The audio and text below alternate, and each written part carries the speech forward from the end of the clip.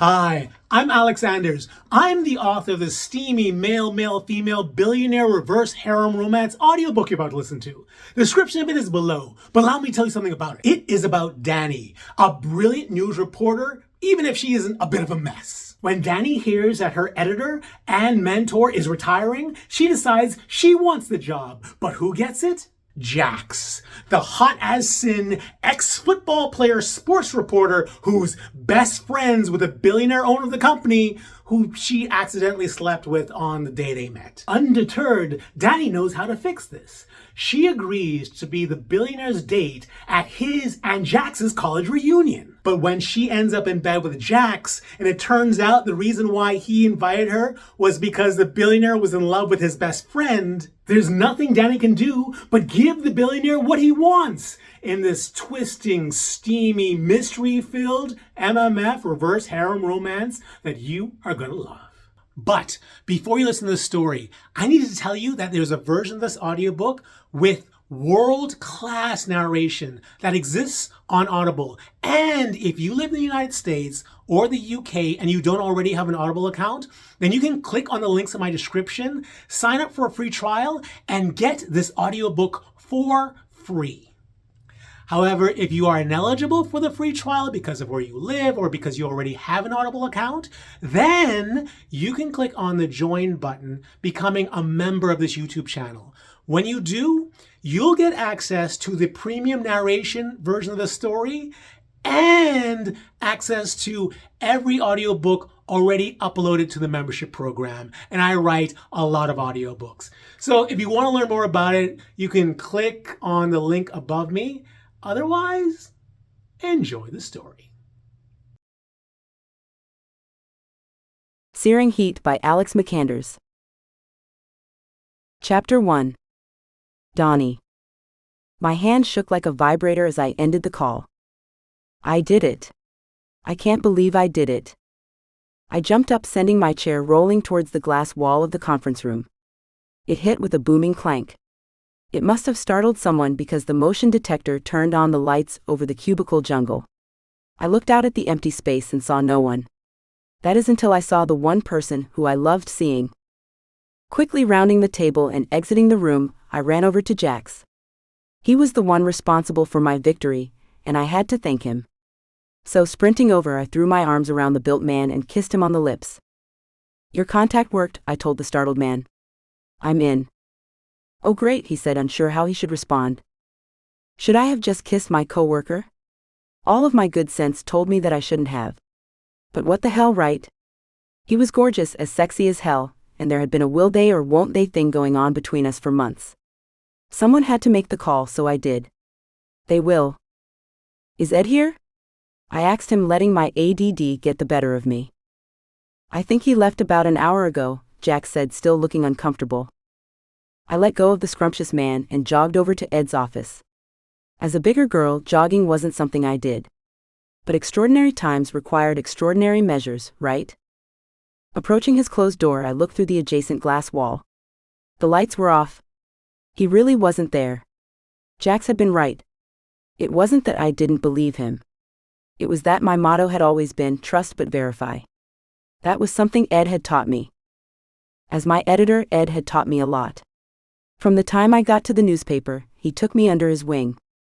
There were a lot of things I didn't know when I got there as a 22-year-old. Hell, what did a girl fresh out of college know about anything? And it was he who taught it to me. When I turned in my first stories, it was he who sat me down and used his famous purple pen to show me all of the things I had done wrong. FYI, I had done everything wrong. And it was Ed who called me into his office and talked to me after I had gotten my heart broken the first, second, and third time. It took me a long time to learn any lesson. Ed was the one who took the time to teach them to me. It was not that I was stupid. Far from it. It was that I'm stubborn. I'm hella stubborn and proud of it. Ed never gave up on me, though. He kept pushing and prodding for me to write better and be a better everything. So now that I was on my way to having the story of the century, he was the one I wanted to tell. I was literally shaking with excitement to tell him. What was I supposed to do with all of my energy with Ed not there? "Jax, I yelled across the empty office. We need to go out to celebrate. Although he heard me, Jax didn't say anything until I was again standing in front of him. I have to finish the Knicks game, he said, pointing to the basketball game playing on his phone. Here, let me sum up the story for you. The Knicks hung in for 3 quarters, until the star of the other team hit a shot and led their team on a run. The Knicks were blown out in the 4th. There, I just saved you 2 hours of your life. Dani, every Knicks fan can tell you that. My readers rely on me to tell them exactly how much they lost by, and why they should maintain a glimmer of hope in the face of such obvious hopelessness. Dani, it's my job. Jax looked at me with complete sincerity, but this was his dry sense of humor. He was actually pretty funny. Most people didn't see it because, he never smiled, he was built like a linebacker and he barely ever spoke. But he spoke to me. That's how I knew he was into me. Or at least that's what I told myself to keep our unspoken romance going. How long is left for the game? There's 2 minutes left on the clock. So counting for fouls. I thought. 30 minutes? Pretty much, he said with as close to a smile as he was going to get. Okay, so here's the deal. You're going to finish the game, plug in the number of points they lost by, and then meet me at Flannery's. You got it? I got it. Since we had never hung out on our own before and he replied a little too quickly, I double-checked. You're not going to leave me at the bar celebrating alone, are you? I'll meet you there, he agreed. Because if I get drunk and go home with some rondo who kills me, you're gonna feel bad about it, I told him, not completely believing him. I'll meet you there. I promise. Okay. Good. Then I'm going to go get my drink on, I said with a smile and a wink. Yeah, I winked at Jax. So what? I was feeling good. After tonight, I was sure there was going to be a Pulitzer Prize in my future. If not, there was certainly a Peabody Award. Ed had more than one. He had a whole shelf of them. And he had 2 before he was 30. I was behind. But with the information I got from Jax's contact tonight, I was sure to catch up. Entering the bathroom before leaving the building, I did what I had to do and then stared in the mirror while washing my hands. Things had been bad for me for a long time. But I had to admit that things were getting better. Anyone who knew me would tell you that I wasn't known for making good decisions. My mother, who wasn't any better than I was, would constantly tell me that I was too impulsive. I hated hearing that as a kid. Ed had it right. I was just passionate. It took me a long time to see that. And once I did, I was able to focus that passion like a laser. That didn't stop the feeling I got when I was so excited that I was shaking, and needed to vent it like Supergirl venting the power of the sun. But that was why Jax was meeting me, wasn't it? He never said much, but he could say volumes with his eyes. Heading to the bar, I thought about the first time I met Jax. It was a year ago, and Ed had introduced him as the new sports reporter. Apparently, he had played professional football for a few years and had had his career cut short by an injury. As far as I could tell, he was still upset about it. And after a little bit of digging, I also learned that he had had a string of short-term relationships. He lived in a brownstone in Brooklyn, and he had had 2 bulldogs, both of which were named Dog. I could also tell you what he fed them, how often he walked them, and the type of women he checked out at the dog park when he took them there. So when I say that his dogs' names were Dog, you can trust me on that. And before you get any ideas about me, let me tell you that I'm an investigative reporter. It's my job to find out the details. If I hadn't found my way to reporting, would I have become a stalker with a string of restraining orders? Maybe. All I can say to that is thank you, Ed. The man taught me how to use my powers for good instead of evil. I seriously don't know who I would have become without him. I mean, other than the person who did the best background checks before dates. And in this particular case, my detailed background check told me that I was definitely Jax's type, and that he hadn't dated anyone in months. That was kind of hard to believe, considering what he looked like. Jax was the type of guy who any woman would sacrifice their best friend to a volcano for. He was just sexy. He had a few tattoos, but not too many. And no matter how much I dug, he continued to have a hint of mystery to him. He was like the birthday gift you had to tear into. There had been so many nights I had laid awake thinking about him, that if my tip ever gets rubbed out of existence, he's going to be to blame. And now he was supposed to be joining me for a celebratory drink? Hell yes. Bring it on. Entering the familiar bar, I looked around. There weren't many regulars there. It had to be because of the time. Right after work, the place would be packed. But most of those people had gone home to their families by now. The only ones left were the sad barflies and the businessmen staying at the nearby hotels. That wasn't all bad. The rotating selection of businessmen added variety. And don't get me wrong. I'm not talking about sleeping with them. They were good to talk to. I had gotten more than one news story out of a late-night encounter at this bar. Come to think about it, I had had some pretty good sex too. Hey, I said I didn't sleep with them. I can assure you that there was never any sleeping. That was a younger me who did stuff like that though. I have matured since then. The only time I saw this place anymore was right after work when I joined my fellow reporters for a drink. And when the lame asses all left to be with their families, I left too. Did it matter that I had nothing waiting for me at home, other than a well-used Netflix subscription? No. But I was a respectable reporter now. Ed taught me that, and it sucked. 2 fingers of doers, I told the bartender ordering a whiskey. You got it, the unfamiliar man replied. I didn't know this bartender. How long had it been since I had been here? Or did he just work the night shift? Either way, he had a way about him that got me going. Looking around the room, I noticed that a number of the guys did. Man, did I miss the old me. There was a time when I would have rounded them up and had them all. Okay, maybe that is a bit of an exaggeration. But I promise you that a fun night would have been had. The truth is that I have never been with 2 guys at once. How hot would that be? Damn, I can only imagine it. That wasn't something that a respectable reporter did though. Again, thanks, Ed. After 30 minutes came and went and my 2 fingers of whiskey turned into 4, I was beginning to see how the night would go. Things had seemed too easy with Jax. What was I expecting, that I would invite him for drinks he would accept and the night would end in sex? Of course that wasn't the way it would go with Jax. Things were never easy with him. He wasn't easy to talk to or get to know. A month ago I sent him a text asking how he was doing, and I'm still waiting for a reply. That man was a locked box, and it was incredibly frustrating. Well, if he thought he was going to ruin my night, he had another thing coming. I mentioned how hot the guys in the bar were tonight. So why would I go home by myself when I still needed to celebrate? The question was, who would be the lucky boy whose night I was going to make? Scanning the room, I saw a lot of great prospects. At least I thought I did. 4 fingers of whiskey was a lot. On one hand, it had shed me of the crazy things Ed put in my head about what was respectable. On the other, what was I saying? Is that Scotch? Someone behind me said. I turned to look. Him I saw. And goddamn. Here's the scary part. There was now a chance that since entering the bar I had died, because I was definitely looking at an angel. A sinfully hot panty-dropping angel. Bartender, give me what she's having, he said in the sexiest British accent ever. As I ogled the gift from the gods, he sat on the stool next to me and faced me. It was like he was waiting for me to speak.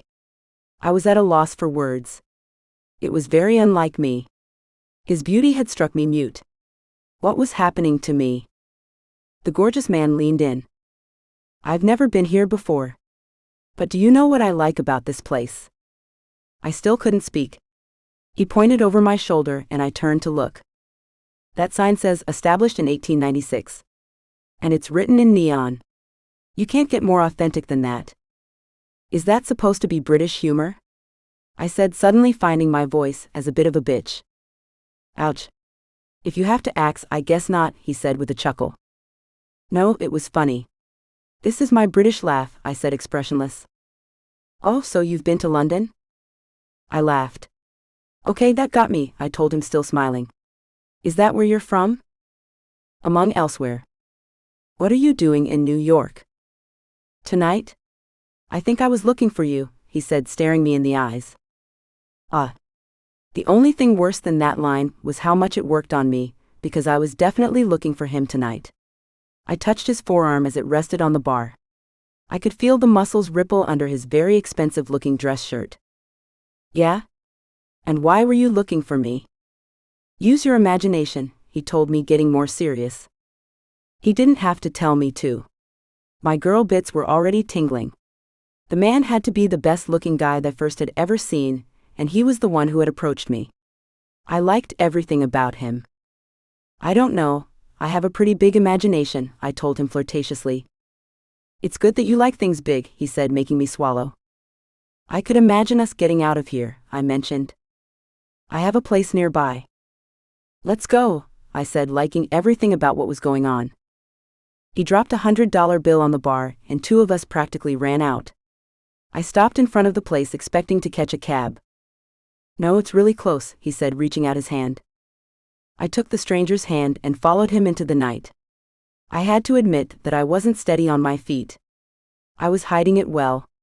There was no way he could tell. The problem was that I could. And every step I took, the shakier things got. Where the hell were we going anyway? And how long had we been walking? 20 minutes? An hour? Screw this, I said when an alleyway appeared. I pushed him in and he didn't resist. He was into it. Immediately he pushed me against a wall and engulfed the side of my face with his hand. I didn't realize his hand was so big. He was also a lot taller than me. What was he, 6 feet 3 inches? The man was huge. And when he owned me by kissing my lips, I gave in to whatever he wanted to do next. Opening my mouth, he slipped in his tongue.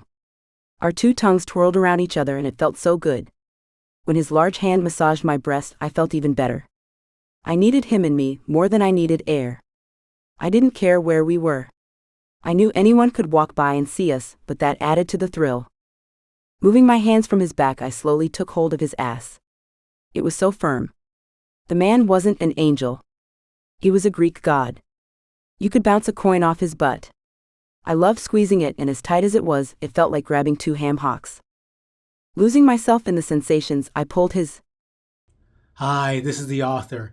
Steamy things are going on in the story right now, but because of the platform you're listening to it on, I can't play it. But if you'd like to listen to those steamy things, you can get a version of this audiobook narrated by me, the author, on Audible, and you can get it for free by clicking on the link in the description below.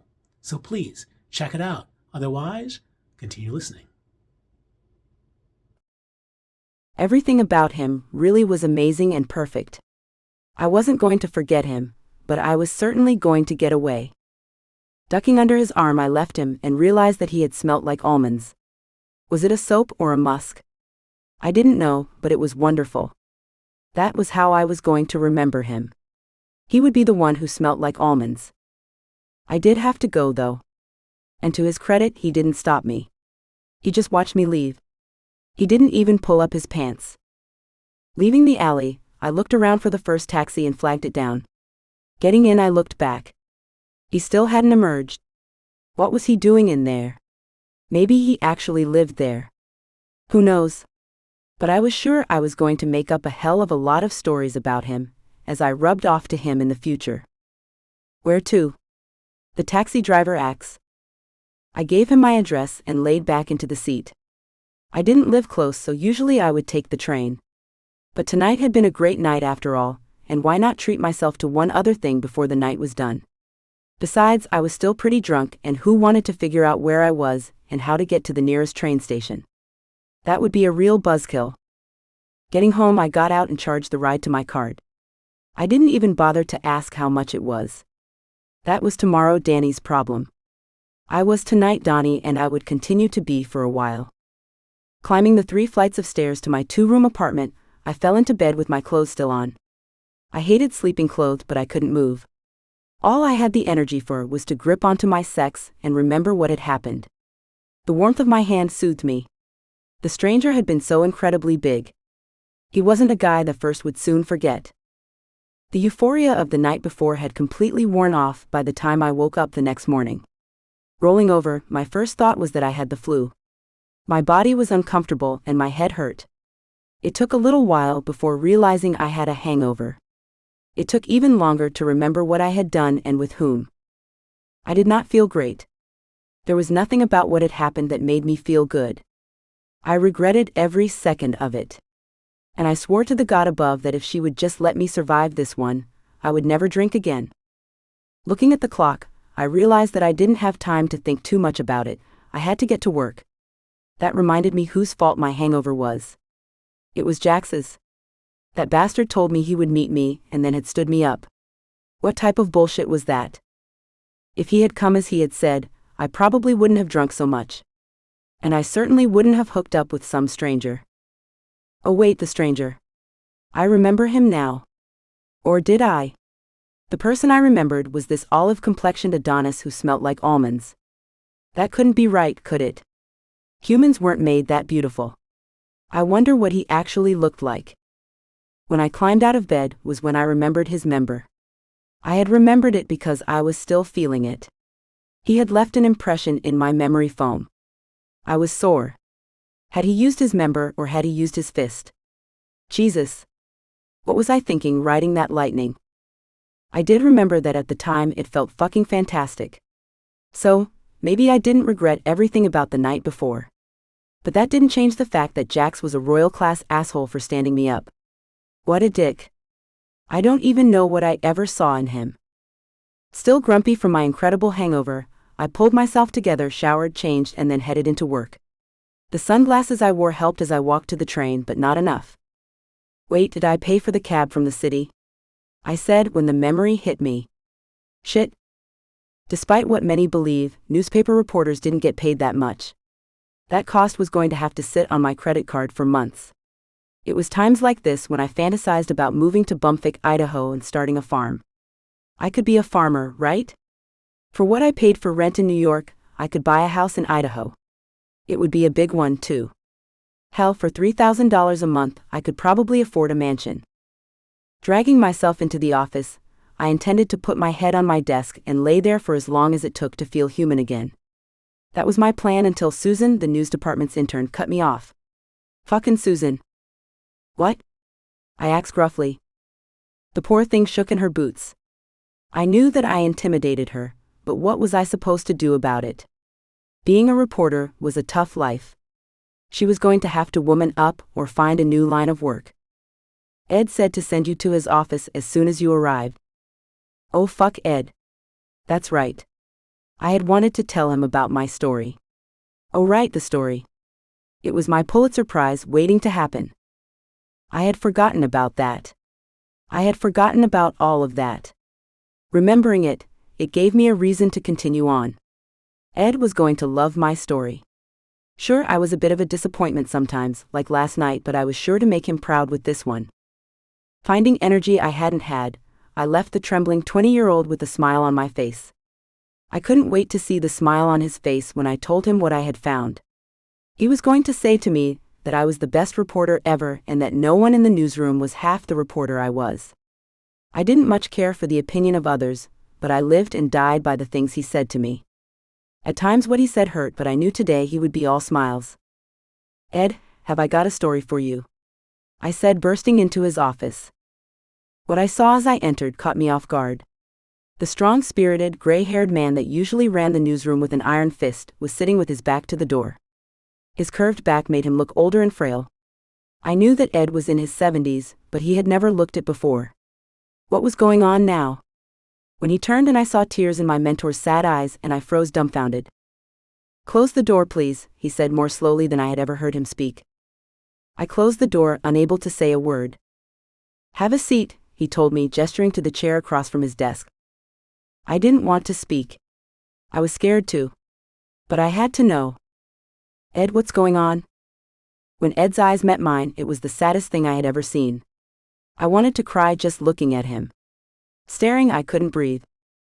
Dani, you know I've never sugar-coated anything with you before. I'm not going to do it now. I found out some news this morning and it isn't good. Oh no. Dani, I'm dying. Oh shit. I thought, stunned. How? I asked as the tears rolled down my cheeks. I've been having headaches. The wife finally convinced me to see a doctor. But it was too late. It's a tumor. Can't they remove it or something? I asked quietly, already knowing the answer. No. It's too big, too far along, in the wrong spot. Choose your reason, he said painfully. Ed. I'm so sorry. Yeah, he said, turning away. But that isn't the reason I called you in here. I did it because with me gone, they're going to need someone new to fill this seat. Why are you thinking about that? That's the last thing you need to be thinking about now, I told him, barely keeping myself together. No. I have to think about it. Dani, I've made a lot of mistakes in my life. One of them was that I spent too much time here. I cared about this paper more than I cared about my kids. No, Ed. You know that's not true. You love your kids. Dani, you don't know what I love, so don't presume to tell me. I'm telling you that during the times in my life when I had to choose between spending time with my family and being here, this was where I chose to be. I see the error of my ways now, but especially now, I have to face the truth. Okay, I conceded, willing to say anything to make him feel better. I viewed this place as my world. More than my own kids, I viewed this newspaper as my legacy. It's a great legacy, Ed. Ed looked at me skeptically. I'm glad you think so because I want you to take over my seat when I'm gone. You want me to have your office? No, Dani, I don't want you to just have my office. Don't be daft. I want you to be editor-in-chief of the paper.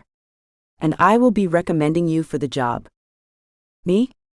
Why me? I asked, stunned. I'm not ready for something like that.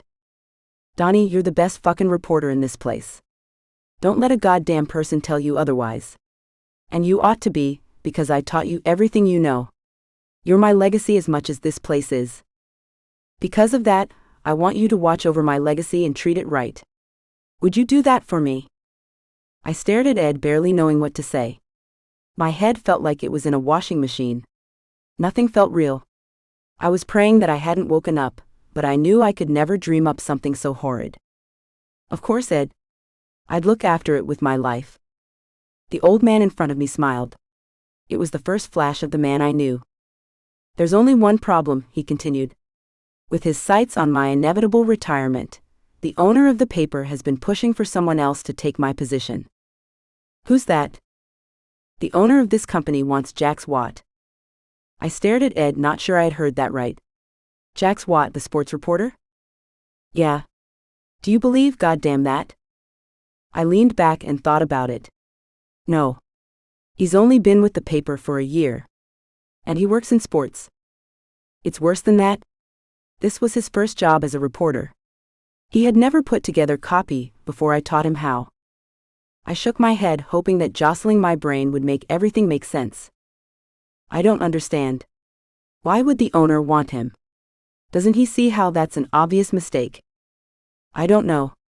My guess is that that privileged son of a bitch doesn't appreciate the news like his father did.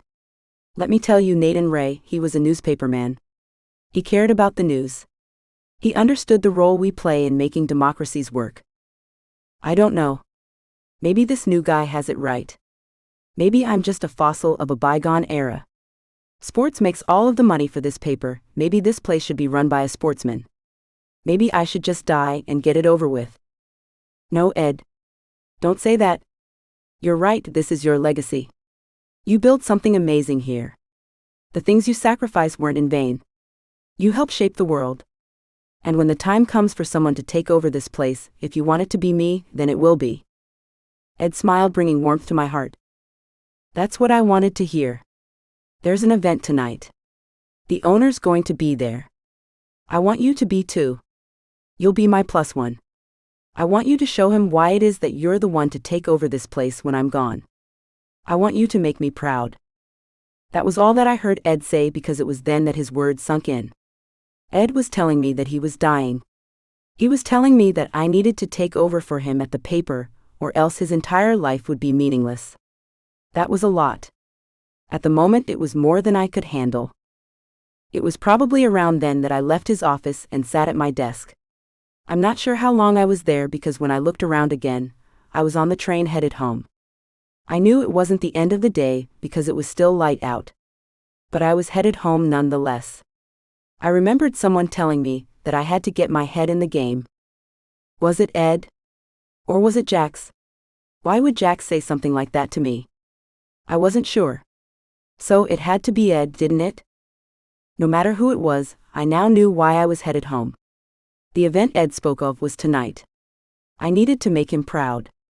I had to impress the owner of the company, so that he could allow me to take over for Ed. How was I going to do that?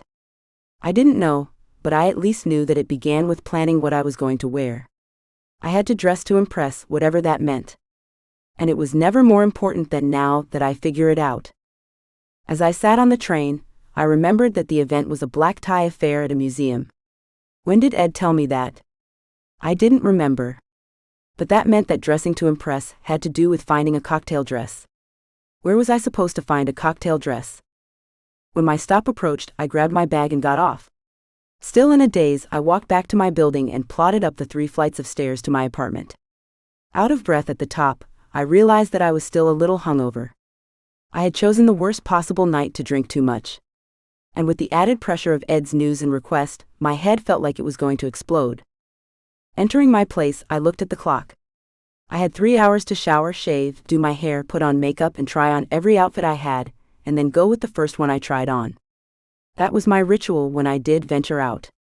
But I wasn't sure it would work this time. I knew my closet. I didn't have anything that could pass for a cocktail dress. I wasn't exactly a black tie event sort of girl.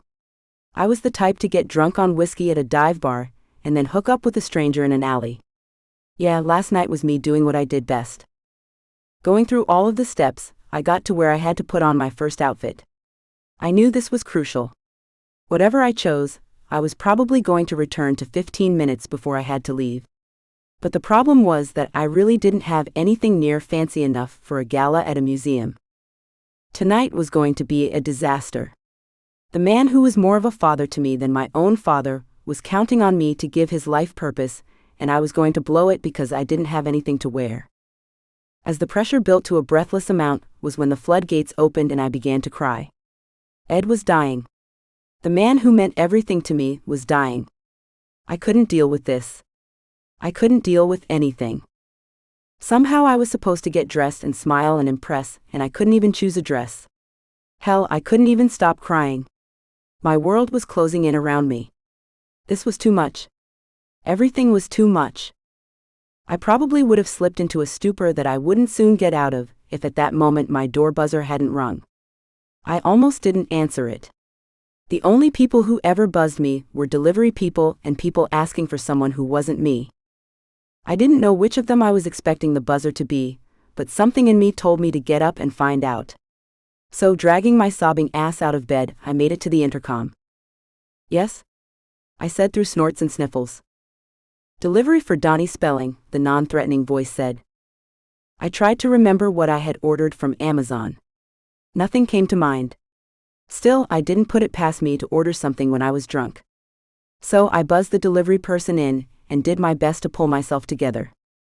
It took a few minutes to get a knock on my door, and when I did, I opened it. It was the delivery person. I didn't recognize the uniform they were wearing, and they were holding a package. I couldn't imagine what could fit in such an oddly shaped box. Sign here, please. I signed wherever he told me, and he handed me what he had. Apparently it was 2 boxes, but still, nothing was ringing a bell. Closing the door behind me, I put the boxes on the counter between my kitchenette and the all-purpose room. I decided to open the long box first. It was a thick box and probably from somewhere really expensive. There was no way I was going to be able to afford whatever this was. And after paying for the taxi home last night, I definitely wasn't going to be able to afford to eat this week. Placing the lid aside and digging through the elegantly folded paper, I saw something that I would never have expected. In the box below me was a black cocktail dress. When did I order that? I was sure I hadn't. The only time could have been before I passed out the night before. And last night there was no way of knowing I would need a cocktail dress, much less matching high heel shoes, which is what I found in the second box. I held up the dress. It was beautiful. It even looked like my size. How? It had to be Ed, right? He was the only one who knew I would be going to this thing tonight. Only I would never have guessed that Ed had such a great sense for fashion. Ed was a lot of wonderful things, but a fashionista wasn't one of them. The man probably wore the same shirt and pants to work for 2 years straight. He was 70-something, and had the number for every New York power player on his phone. Who cared how he dressed? So how was he able to pick something like this out for me? With everything going on in his life right now, How could he even give a thought to me and what I would be wearing tonight? It touched me more than I could express that he would take care of me like this. I began crying again as I held the dress in front of me in the mirror. But now I knew that I really couldn't let him down. I had to pull my ass together and be the best version of myself that I could be.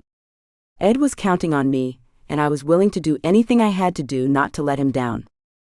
Putting on the dress, I felt more glamorous than I had ever in my life. I could barely recognize the woman looking back at me in the mirror. She was pretty hot. Where had she been my entire life? And when I put my high heels on completing the outfit, I had to admit I felt like a princess. I know that clothes don't matter, and the only thing that matters is the story you can deliver to your editor, but staring at my reflection, I was filled with a confidence I never before felt. I was ready for my meeting with the rich douchebag who was trying to ruin Ed's legacy. I hope he was prepared, because he definitely didn't know what was coming. Taking off the heels and putting on a comfortable pair of sneakers, I stuffed the high heels in a backpack and headed out. I didn't risk sitting on the train and getting gum stuck to my ass. Nothing could go wrong tonight. Tonight was too important. More than anything, I had to be on my best behavior. No whiskey, no inappropriate flirting, and no bad decisions. In other words, this was not the night to be myself. Getting off the train at 86th Street, I walked 3 blocks to 5th Avenue and 4 blocks to the museum's entrance. When I got there, I was overwhelmed by what I saw. I didn't write for the entertainment and leisure department, so I wasn't used to glamour. But that was what I found. There were limousines lined up for blocks in front of the gallery, and at the entrance was a long red carpet covering the stairs. It was hard to see too much beyond that because the camera flashes were too bright. Whatever was going on was a big deal, and somehow I had to pretend like I belonged. My grip on my backpack tightened as I thought about it, and my heart raced as I looked around. As I approached the entrance, someone in a tuxedo grabbed my attention. "Can I help you?" The thick, elegantly dressed bouncer asked. "Yes, I'm supposed to be meeting someone here. Do you know where I'm supposed to go?" The man looked like he didn't believe me. Feeling my balls return, I was about to tear him a new one when I remembered that I was still wearing my sneakers and carrying a backpack. "I'm with the press," I told him, assuming that I was. The man's disbelief faded, and he barely redirected me to a side entrance before he lost interest and looked away. "Thank you," I told him before heading over.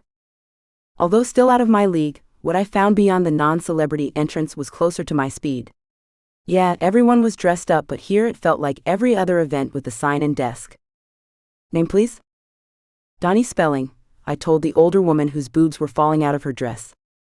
"I don't see it," she informed me. "I'm the +1 of Ed Granger," I said, wondering if I was even on the list. As I came up with a few alternative plans, the woman said, "Ah yes. Ed Granger. You can head that way." "Thank you." She said as I was about to walk away. "What?" I asked her, not liking her uppity tone. Her eyes followed the lines of my body to the floor. "Oh right. My shoes," I said, having again forgotten. "I have them right here," I said, showing her my backpack. "By the way, where can I check this?" "You can check it at the coat check," she told me as if it were obvious. Well, I certainly didn't like her. I tried not to let her get to me though, because tonight wasn't about her. I was here to give Ed's life meaning. Jesus, just thinking about it made me want to collapse under its weight. Heading over to nearby stairs, I sat down and switched out my shoes. As I did, I scanned the room. There were a lot of people circling, but this wasn't where the action was. If Ed was here, he had to be in the main hall. That had to be the room most people were heading in and out of. And the coat check had to be the line with 20 people standing in it. "Fuck that," I mumbled before tossing the backpack over my shoulder and heading in. The inside was impressive. I wasn't much for these ego-stroking events, but it was at a world-class museum. That couldn't be lost on even me. The walls were lined with glimmering white drapes with gold trim, and they were interspersed with the most famous art in the world. The place was breathtaking. I was way out of my league at this thing. But I had to remember that tonight was for Ed. That meant blocking everything else out and doing my job. "Hey Dani, you look beautiful," a familiar voice said from behind me. I turned and spotted someone I never expected to see at this thing. "Jax, what are you doing here?" I asked, momentarily disorientated. What do you mean, what am I doing here? Did I stutter? I didn't think so. So I gave him a look, refusing to repeat myself. He gave me another confused look, and I was over it. Yeah, he was the guy who stood me up the night before, and now he was the guy who was going to be handed the job that I had to get. I didn't have time for his bullshit, no matter how incredibly he filled out his tux. Jesus Christ. The man was walking sex. Have you seen Ed? I asked him, peeling away my attention. Yeah, he's over there, Jax said, pointing across the room. Looking through the horde of beautiful people, I saw the one guy who didn't look like he was trying to fit in. Yep, it was Ed. I was about to head over when Jax stopped me. Are you carrying your backpack? I looked back at Jax, already having forgotten that I was carrying it. You're right, I told him before taking it off and handing it to him. Can you do something with that? I think there was a coat check or something in the lobby. Jax looked at me, exasperated. I didn't back down. The way I saw it, he owed me one. He had stood me up, and I ended up fucking some rondo in an alley because of it. He could spend 20 minutes in a coat check line to make up for it. I'm sure, he said, annoyed. Yeah, get over it, Jax. You'll live, I considered telling him. I didn't though. Because of course tonight wasn't about me. It was about Ed. I was going to do whatever I had to make him proud. Crossing the room, I approached the gray-haired man from behind. Ed? I asked, turning him around. Dani, you're here, he said casually. Looking into his tired eyes, I was reminded of the secret he hid from the world. It made my heart hurt. I had to hold it together. I had to make him proud. I made it, I confirmed with a smile. Thanks in part to this beautiful dress. I held out my arms so he could get a look at his generous gift. He looked at me confused and then scanned me. Yes, he replied flatly. It's very nice. There's someone here I want you to meet. As well as I had been holding things together, I felt things start to slip. This was it. Everything had to go right from this moment on. I couldn't fuck this up or do something stupid. Too much was riding on it. Dani, I want you to meet Heet Ray, the owner of the paper, Ed said. The man in front of him turned around and all of the blood rushed from my face. It's actually pronounced Hit Ray, the man corrected. Oh, sorry about that, Ed said, embarrassed. That's okay, the man said graciously. I need to work on that. I keep forgetting. Again, Dani, this is Heet Ray. He owns our paper. It's nice to meet you, the man said, turning to me and offering his hand. I knew that was the signal for me to do something. I couldn't even breathe. Staring at him, he had to be the most gorgeous man I had ever seen. Yeah, I know I said that before. That's because the man standing in front of me was the same man from the bar. Heet Ray was the rondo with the British accent who I had fucked in an alley.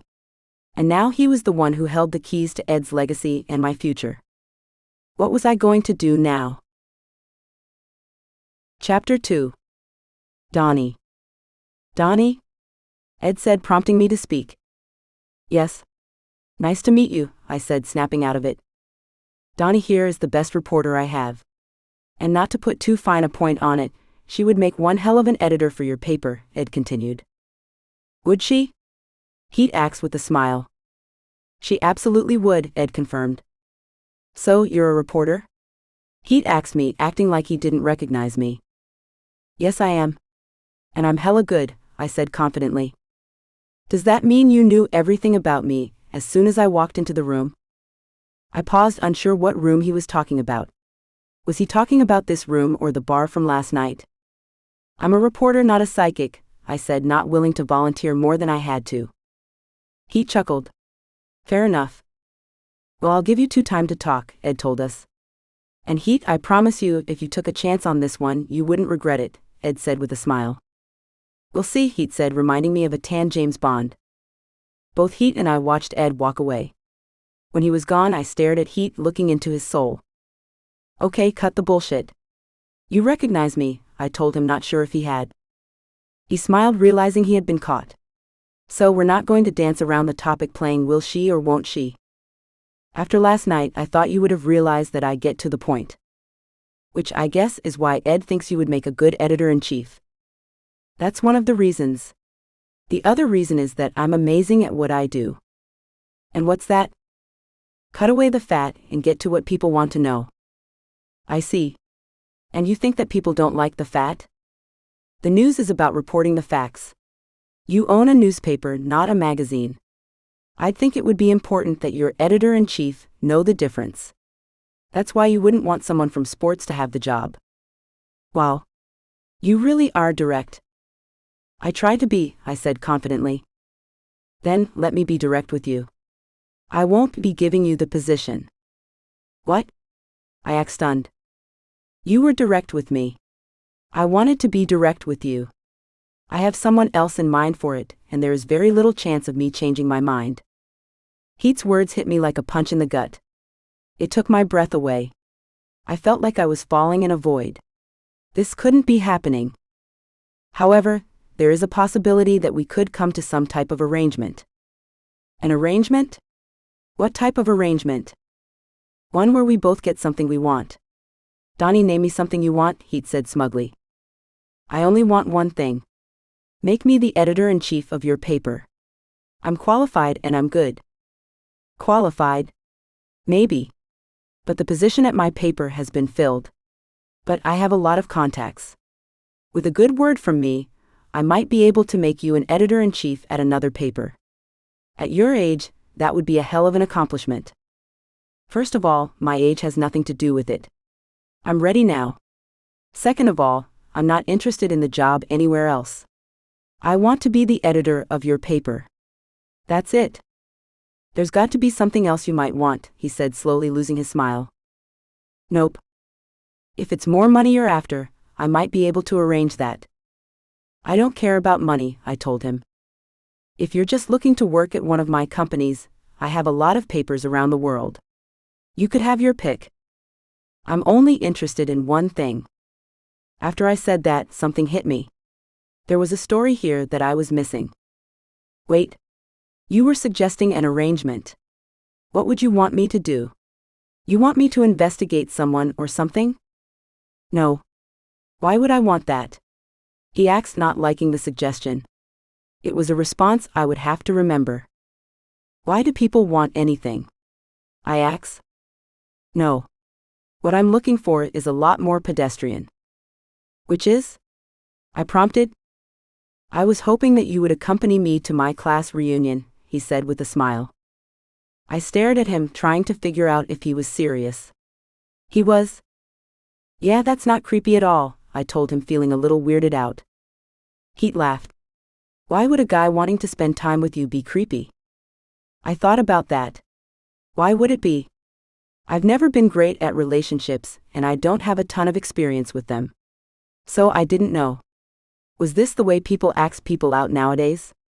Did you fuck someone in an alley, and then invite them to your class reunion? Why me? What do you mean? He asks. I mean, look at you. I'm sure you don't have to bribe someone to get them to go on a date with you. First of all, I wasn't bribing you. Let's get that straight. Second, it wouldn't just be a night. It would be a week-long trip. And it would be in Stanford, California.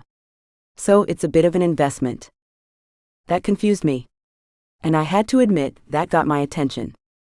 Why me? You're fun. Smart. Beautiful. If I have to go with someone, why not you? Yeah, I don't buy that, I told him, smelling a rat. You don't believe that I think you're beautiful? Why do you think I slept with you? Heet looked around and then leaned in. We did it in an alley. Do you think that's something a guy like me usually does? I don't know. Is it? Heet looked at me impressed. Wow, you are tough. I try not to be swayed by pretty words. I know how easy they are to make up. Fair enough. But that is my proposal. You be my date for my class reunion and I repay you with something you need. I need to be editor-in-chief at the paper.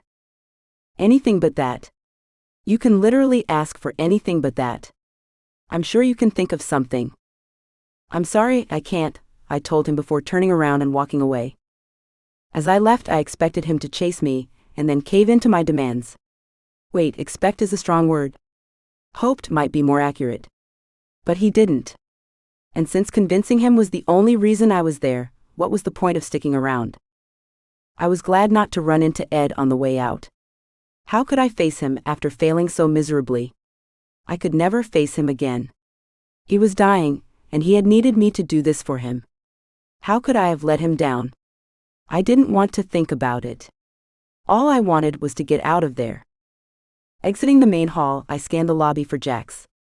The man had my backpack and sneakers. It didn't take long for me to spot him. He was at the front of the coat check line. The attendant was handing back his credit card when I yelled, "Wait, stop." He didn't hear me, so running as fast as I could in 3-inch heels, I met him just as he was getting off of the line. "I need it back," I told him. "Where's the ticket?" "You need it back? Why?" "Where's the ticket?" I insisted. He held up a slip of paper with a frustrated look on his face. I ignored his grumbling and swiped the ticket out of his hand. Cutting to the front of the line, I addressed the attendant. "Sorry, my friend checked in my bag by mistake." "He just did it," I said, pointing behind me at Jax. The annoyed attendant took my ticket and gave me back my bag. I thanked them and looked for somewhere I could change my shoes. "What are you doing?" Jax asked me, trying to get my attention. I was going to reply, but I wasn't about to give him anything else his entitled ass hadn't worked for. "I'm leaving," I told him, deciding to return to the second step of the less traffic stairs. "Why are you going? You just got here. Don't you have that meeting you have to do?" How did he know about the meeting? I hadn't told him, had I? When would I have even had the chance? I had it. It's done? And it was a waste of my time. "Well, you're here. You may as well stick around and drink your money's worth." That got me to look up at Jax. This had to be the most Jax had said in a stretch in ages. What was up with him? Staring at him, I found a vulnerable look on his face. It was almost enough to make me forget that he had stood me up the night before. Or that he was going to be handed the job that I deserved and needed. Well, I don't know about deserving it. But I deserved it more than a jock who wrote his first article a year ago with Ed's help. Giving him a job like that was an insult to the profession. "I think I've done enough drinking for a while. You should have been there last night. Many drinks were had." "You missed it," I told him before getting up and marching out. I felt like such a failure on the way home. I couldn't believe that I wasn't going to be able to do this for Ed. He had done so much for me. I would be nothing if it wasn't for him, and now he was dying and... I wiped the tears off my cheeks, realizing I had become one of the crazy people crying on the subway. I had to pull myself together, or at least pretend that I wasn't a mess. That was what most people were doing, weren't they? No one had their life together, or knew what they were doing, did they? We were all just hanging on by the skin of our teeth, praying that this wasn't the day it all fell apart. It was going to take a lot to make sure that this wasn't my day. I was losing my grip on things pretty quickly. And the only thing I wanted in this moment was to not become one of those people screaming incoherently on a train. Mercifully, my stop arrived before I did anything I would regret. Walking back to my place, I even gained a little perspective. We could only control what we could, right? I had tried. What more could I do than that? My newly acquired wisdom didn't help me from feeling like I had failed the one man I never wanted to. Once I was on my bed, I considered escaping into sleep but remembered what I was wearing. It was the cocktail dress that Ed had gotten for me. I rolled over and looked down at it. It was beautiful. The night had been a total disaster, but it would have gone worse if not for the dress. It was amazing that I had someone in my life that looked after me the way he did. I couldn't believe that he would be gone soon. How was I supposed to process that? The next morning when I rolled into work, I was sober and surprisingly well rested. I was seeing things a little clearer. I was still gutted by everything that had happened, but I wasn't paralyzed by it anymore. I was at my desk thinking about work for the first time in 2 days when Susan, the intern, skittishly approached. "What is it, Susan?" "Ed wants to see you when you get a chance," she said, practically peeing her pants. What was up with her, anyway? How was she expecting to survive a newsroom if she could barely deliver a fucking message from the editor? "Tell him I'll stop in when I can." She didn't walk away. "What do you want, Susan?" "It's just that he made it seem important." Did he say it was important? No. It was more in his tone. Jesus, Susan, okay, fine. Tell him I'll be right in. When she still didn't leave, I spun towards her. What? That got her moving. My God, what was wrong with that girl? For Christ's sake. I killed as much time at my desk as I could, and then got up and made the long walk to the office that would never be mine. I hoped to God that Ed wasn't in there crying again. There was only so much of that I could take. Ed, you wanted to see me? I asked, poking my head in. Yeah, come in, he said more cheerily than I had expected. Have a seat. I entered and took a chair in front of his desk. You know, you should be easier on Susan. She's just an intern, Ed told me without irony. What, are you kidding? That girl doesn't know her tit from her ass. Yeah, she kind of reminds me of you when you first got here, he said with a smile. I was never like that. No, you were worse, he said with a chuckle. At least that girl can write. I had to teach you how to construct a sentence. Have you read the article that got her accepted? It's some impressive stuff. That's the type of talent you're going to want around you when you're sitting in this chair. I didn't say anything to that. Speaking of taking over this chair, how did it go last night? When I came back, you were gone. Heet said you two had a good talk, though. What happened? I stared with Ed with my mouth open. I didn't know what to say. Why had Heet given Ed that impression? Things with Heet had gone as well as they had gone on the Titanic. How was I supposed to break that to him? They went about as well as they could be expected, I guess. Really, that's great. I knew you could do it. You're a charmer just like old Ed here.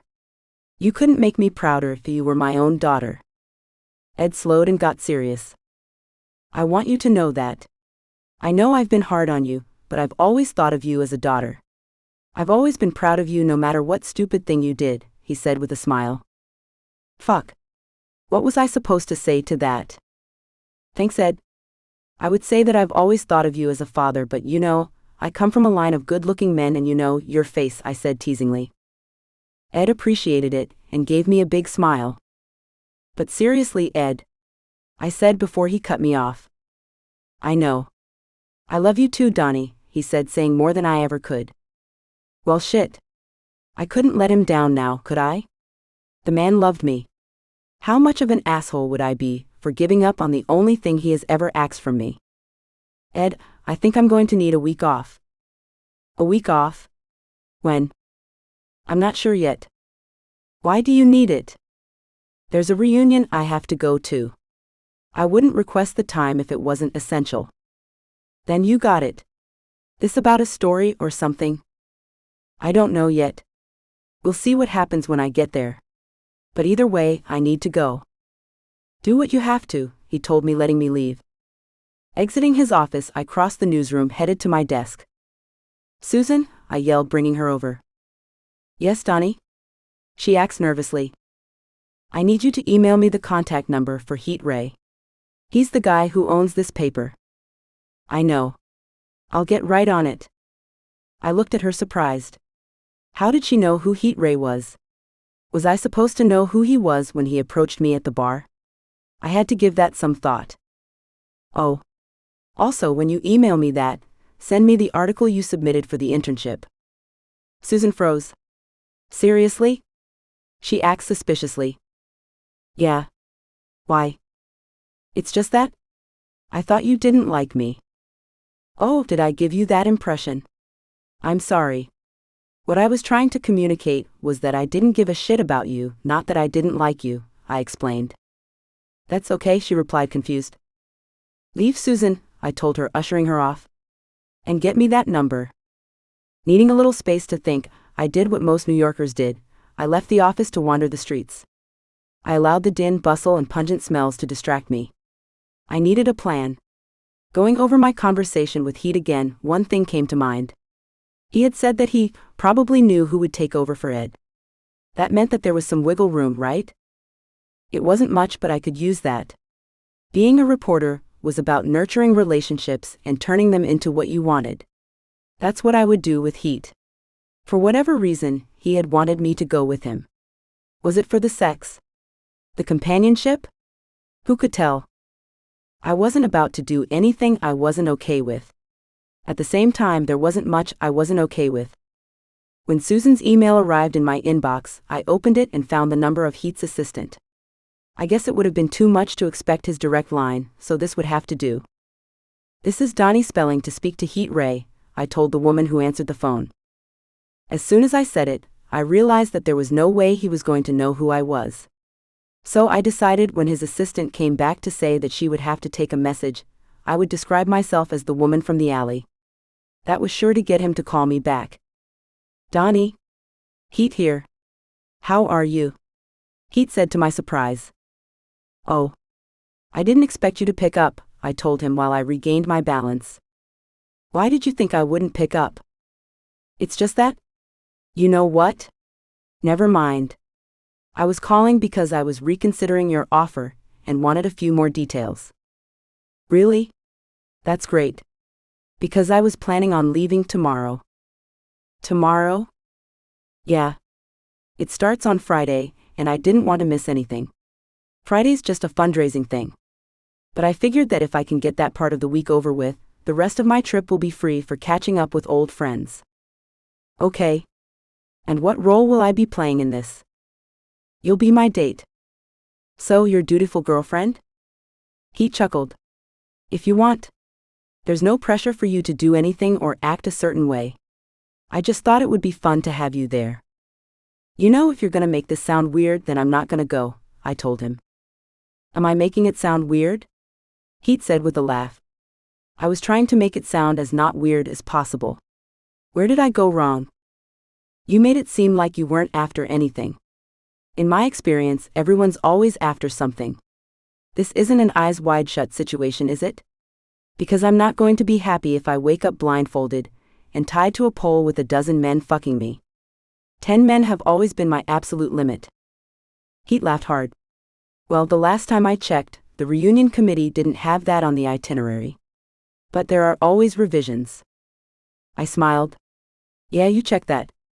Oh, and just so you know, I was kidding about the 10 men. The number's negotiable." "Wow. Okay. Good to know. How about I have my assistant contact you with the details?" "So, are you saying that you are free to go? That's what we've established here, isn't it?" "You're my boss, so I guess you'll tell me when I'm free and when I'm not," I told him, continuing the inappropriate flirting I was famous for. "I can already see that you're gonna be trouble. I love it. And what will you be requesting in exchange for this?" "I don't know. I'm sure something will come up later. It's always good to have friends in high places," I told him. "Fair enough. Be ready tomorrow and I'll have a car pick you up." "Yes, sir." "Anything you say, sir," I said, dripping with as much sex as I could muster. "Wow. You are trouble. I'll see you tomorrow," he said before ending the call. So that went well. Circling the block back to the office, I thought about the situation and came up with a plan.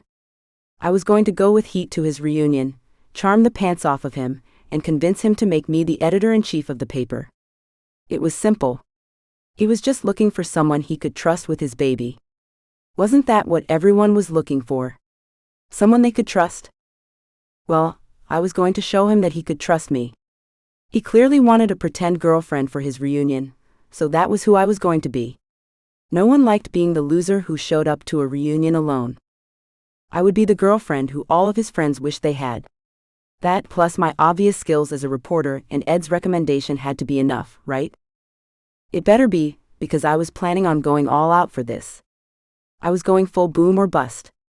Either he was going to make me the editor-in-chief, or he was going to fire me. I didn't see any middle ground. Re-entering the office, I headed to my desk, looking around at the faces. As I did, I got a sinking suspicion. This could be the last time I saw any of them. That didn't feel good. Approaching my desk, I looked for Jax and caught his gaze. Would I ever see him again? It would be a shame if I didn't. Yeah, I was still mad at him, but I knew I wouldn't be forever. Give me a few days and I would be back to picturing him naked and on top of me. Jax was a beautiful man full of mysteries. I still wanted to get to the bottom of what made him tick. Breaking eye contact with him, I stared down at my desk. There were things on it that I knew I could never leave behind. Knowing the likelihood of taking things too far with Heet, I collected my stuff. I wasn't going to empty out my desk or anything. But I at least needed to take the gold-plated pen Ed gave me the first time I got a story on the front page. And if I could only choose one other thing, it was going to be the Jeremy Lin bobblehead Jax gave me. He had given it to me as a joke, after he had asked me to name a player on any New York sports team. His point was that I didn't know anything about sports. I thought I had proven him wrong by coming up with Jeremy Lin's name. He just laughed at me, and later presented me with this gift. I still don't know why he thought it was funny. But the bobblehead was cute, so I kept it. Retrieving the pen and the bobblehead, I took a final look around at the bullpen and then headed out. On the walk to the train, I wondered if I was doing the right thing. Was this the right way to go about any of this? My instincts on anything related to relationships were usually wrong. But even a stopped clock was correct twice a day, right? Ah, screw it. It was too late to back out of it now. Besides, Ed needed me to carry on his legacy. After everything he had done for me, Ed was worth risking it all for. Besides, what was the worst that could happen? I was taking a trip with an incredibly hot, incredibly rich dude who would be paying for everything. At least I assumed he would be paying.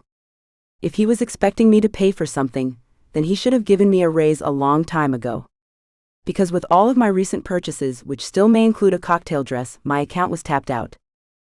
Some of my questions about who would be paying for things were answered when I got Heet's assistant email with our travel plans. We were flying to San Francisco first class. I had never flown first class before. Hell, I hadn't even flown business class. I worked for a newspaper. I had to be grateful they didn't make me hitchhike everywhere. Along with our travel plans came a request for an account he could transfer money into. Apparently, traveling with him came with a wardrobe expectation. If he thought that I was going to get dolled up every night and be his mute eye candy, he was sadly mistaken. I was going to take his money, though. Rent didn't pay itself. And I guess it wouldn't be awful to have more than jeans and sweats in my closet. So okay, fine. I would use some of his money to spruce up my wardrobe. But I wasn't doing it because I had to live up to some stupid caricature of what a woman should be. I was doing it because I wanted to. Let's keep that straight. Getting off the train a stop early, I headed to the closest mall. The rest of my day was then spent deciding how much of the $3,000 he sent me I would spend. After 4 hours, it turned out that I was only going to spend $300 of it. That got me 3 fancier dresses and a few blouses I could match with jeans. That was as far as I was going to go. With all of my packages in hand, I remembered that I didn't have a suitcase to put dresses into. I got that. Then I realized that I also needed shoes, toiletries, and travel snacks, and got that. $500 later, I was headed home stressed the fuck out. Why did people enjoy spending money? I didn't get it. The only thing that got me to relax was remembering that it wasn't my money I was spending. It was either that, or the 3 fingers of whiskey I drank as I packed. Did I mention that I also stocked up on whiskey? Yeah, I got that too. Spending money on frivolous things was fine and all, but I was a responsible adult. I wasn't going to forget about the essentials. Heading to bed early, in a way that could in no way be confused with me passing out, I woke up with a hint of a hangover. What was this? Twice in 3 days or something. I had to keep my eye on that. In either case, I still had 2 hours before Heet was sending his car for me, so I was sure I would be fine by the time it arrived. I was right. Although I wasn't ready to step out the door when I got the call from the driver, I was close. I just needed to zip up my bag, put on my shoes, water the plants, close the windows, and then unzip my bag to double-check that I had remembered everything. I was practically already downstairs. Where's Heet? I asked the driver after I got into the black town car. Mr. Ray will be meeting you at the airport, the driver replied. Okay, I replied, feeling a little bummed. I was kind of looking forward to seeing him. Yeah, I was on a mission, but that didn't mean that Heet and I couldn't have fun along the way. And as my memory foam remembered, he was definitely someone I could have fun with. When the driver dropped me off at the airport, I was expecting to find Heet waiting for me. He wasn't there. Was I supposed to wait for him? Were we meeting somewhere else? Not knowing what I was supposed to do, I reverted to getting shit done. I got my boarding pass and checked in. He could meet me at the boarding gate. Going through security and arriving at the gate, I didn't see him there either. Where was he? Had the whole thing been a joke? Was there never a reunion? Did he arrange all of this to get back at me for asking for Ed's job or something, that bastard? Feeling my emotions run away with me, I decided to take a step back and calm the fuck down. Heet Ray was a billionaire who ran multiple companies. He definitely had better things to do than fuck with my mind. He was going to be there. I just had to sit and be patient. Taking a seat, I sat and was patient. That fucker never showed up. What the hell? I waited until they announced that our rows would be boarding. It was then that I had to make a decision. Should I take my ass home or get on the plane? Maybe he was running late and would still show up. Maybe he had changed his mind and was taking a later flight. Maybe he took an earlier one and forgot to tell me. God, I hated this. See, this is why I never rely on anyone. The only person who has never let me down has been Ed. I couldn't rely on anyone else. Thinking that, I lowered my head. I had my answer. I had to get onto that plane. My trip wasn't about me. I had to remember that. It was about Ed. I was going to fulfill his dying wish. My God, I couldn't believe that Ed was dying. It still didn't feel real. Tears filled my eyes thinking about it. And the whole thing filled me with a new sense of purpose and clarity. It didn't matter what Heet put me through this week, I would endure it. So, if he was going to give me $3,000 for doing nothing, I would suffer through it. And if I had to take a first-class trip across the country for nothing, fuck it, I would endure that too. Getting onto the plane, I found my seat and slipped in. The seats were leather and the softest things I had ever felt. Immediately after sitting, the stewardess came over and asked if I wanted a complimentary alcoholic beverage. Did she have any idea about the horrors I was about to endure? Of course I wanted a complimentary alcoholic beverage. I was about to put on the $150 Beats headphones that everyone in first class had to suffer with when something unexpected happened. Just before the door to the plane closed, someone familiar pushed their way onto the plane and stared right at me. "Dani, you made it?" Heet said as he took the seat next to me. Sure, he looked happy to see me, and I could have let it go with a polite smile, but fuck it. I wasn't a let-it-go sort of girl. Of course I made. Your driver picked me up. The question is, where were you? What do you mean? He asked, feigning confusion. I mean, I was waiting for you for an hour. The least you could have done was let me know you would be late. I know you're worth $1 billion or something. But that doesn't give you permission to treat others like garbage. What are you talking about? I texted you a dozen times. You never replied. You never texted me, I said, batting back his obvious lie. Of course I did. See, he said, taking out his phone and showing them to me. I stared at them confused. That can't be. Because I have my phone right here. I touched my pocket, making sure I still had my phone. I did. It would have been embarrassing if I didn't. I pulled it out. See, I told him, showing him the phone. He looked at it and gave me a cocky smirk back. I didn't like where this was going. I then turned the screen towards me and found it blank. I pressed the power button to wake it up. Nothing happened. I then held down the power button to turn it on. It turned on for a second and then quickly turned off. Having passed out the night before, I had forgotten to plug it in. Sometime after getting into the town car, the phone had died. I mumbled after firmly putting my tail between my legs. Wow. Trouble, Heet said as he smiled and got comfortable. Oh, did you order me a drink? He said before taking the drink the stewardess had brought for me. Thank you so much, he said, charming the woman with his sexy British accent. She looked over at me, not knowing what to do. I shook my head, telling her to let it go, and then ordered another drink for myself. Also, do you have a phone charger? Heet said to the stewardess. Of course, she replied before scurrying away. I stared at Heet as he sat smugly sipping my drink. I don't get it. I was looking for you the entire time. Where were you? I asked him. In the lounge where I texted you to meet me. And you didn't think to come out to look for me? I thought about it. But then my scheduled time with the masseur came up, so, he said with a shrug. I figured with all of my texts you'd find me. Seeing how much he was enjoying this, I wondered if this was worth it. Sure, a lot was at stake, but he was really enjoying this. Also, he said, turning a little more serious, I wasn't sure if you were ignoring my texts because you had changed your mind. Changed my mind? I asked, surprised by his flash of vulnerability. No. Why would I change my mind? I don't know. Maybe you decided that this was all too weird and went to Florida instead. First of all, ain't nothing gonna drag me back to Florida, long story. Second of all, I said I was coming, so of course I was going to be here. I might drink too much, forget to charge my phone, and hook up with strangers in alleys, but I always do what I say. I can be trusted. I can always be trusted, I told him, nailing the landing. Heet's smile that followed was genuine and brilliant. My words had clearly touched him. It was the first time I was seeing behind his charm mask. Was there more to him than his jaw-dropping, sexy exterior? There seemed like it, but the access didn't last long.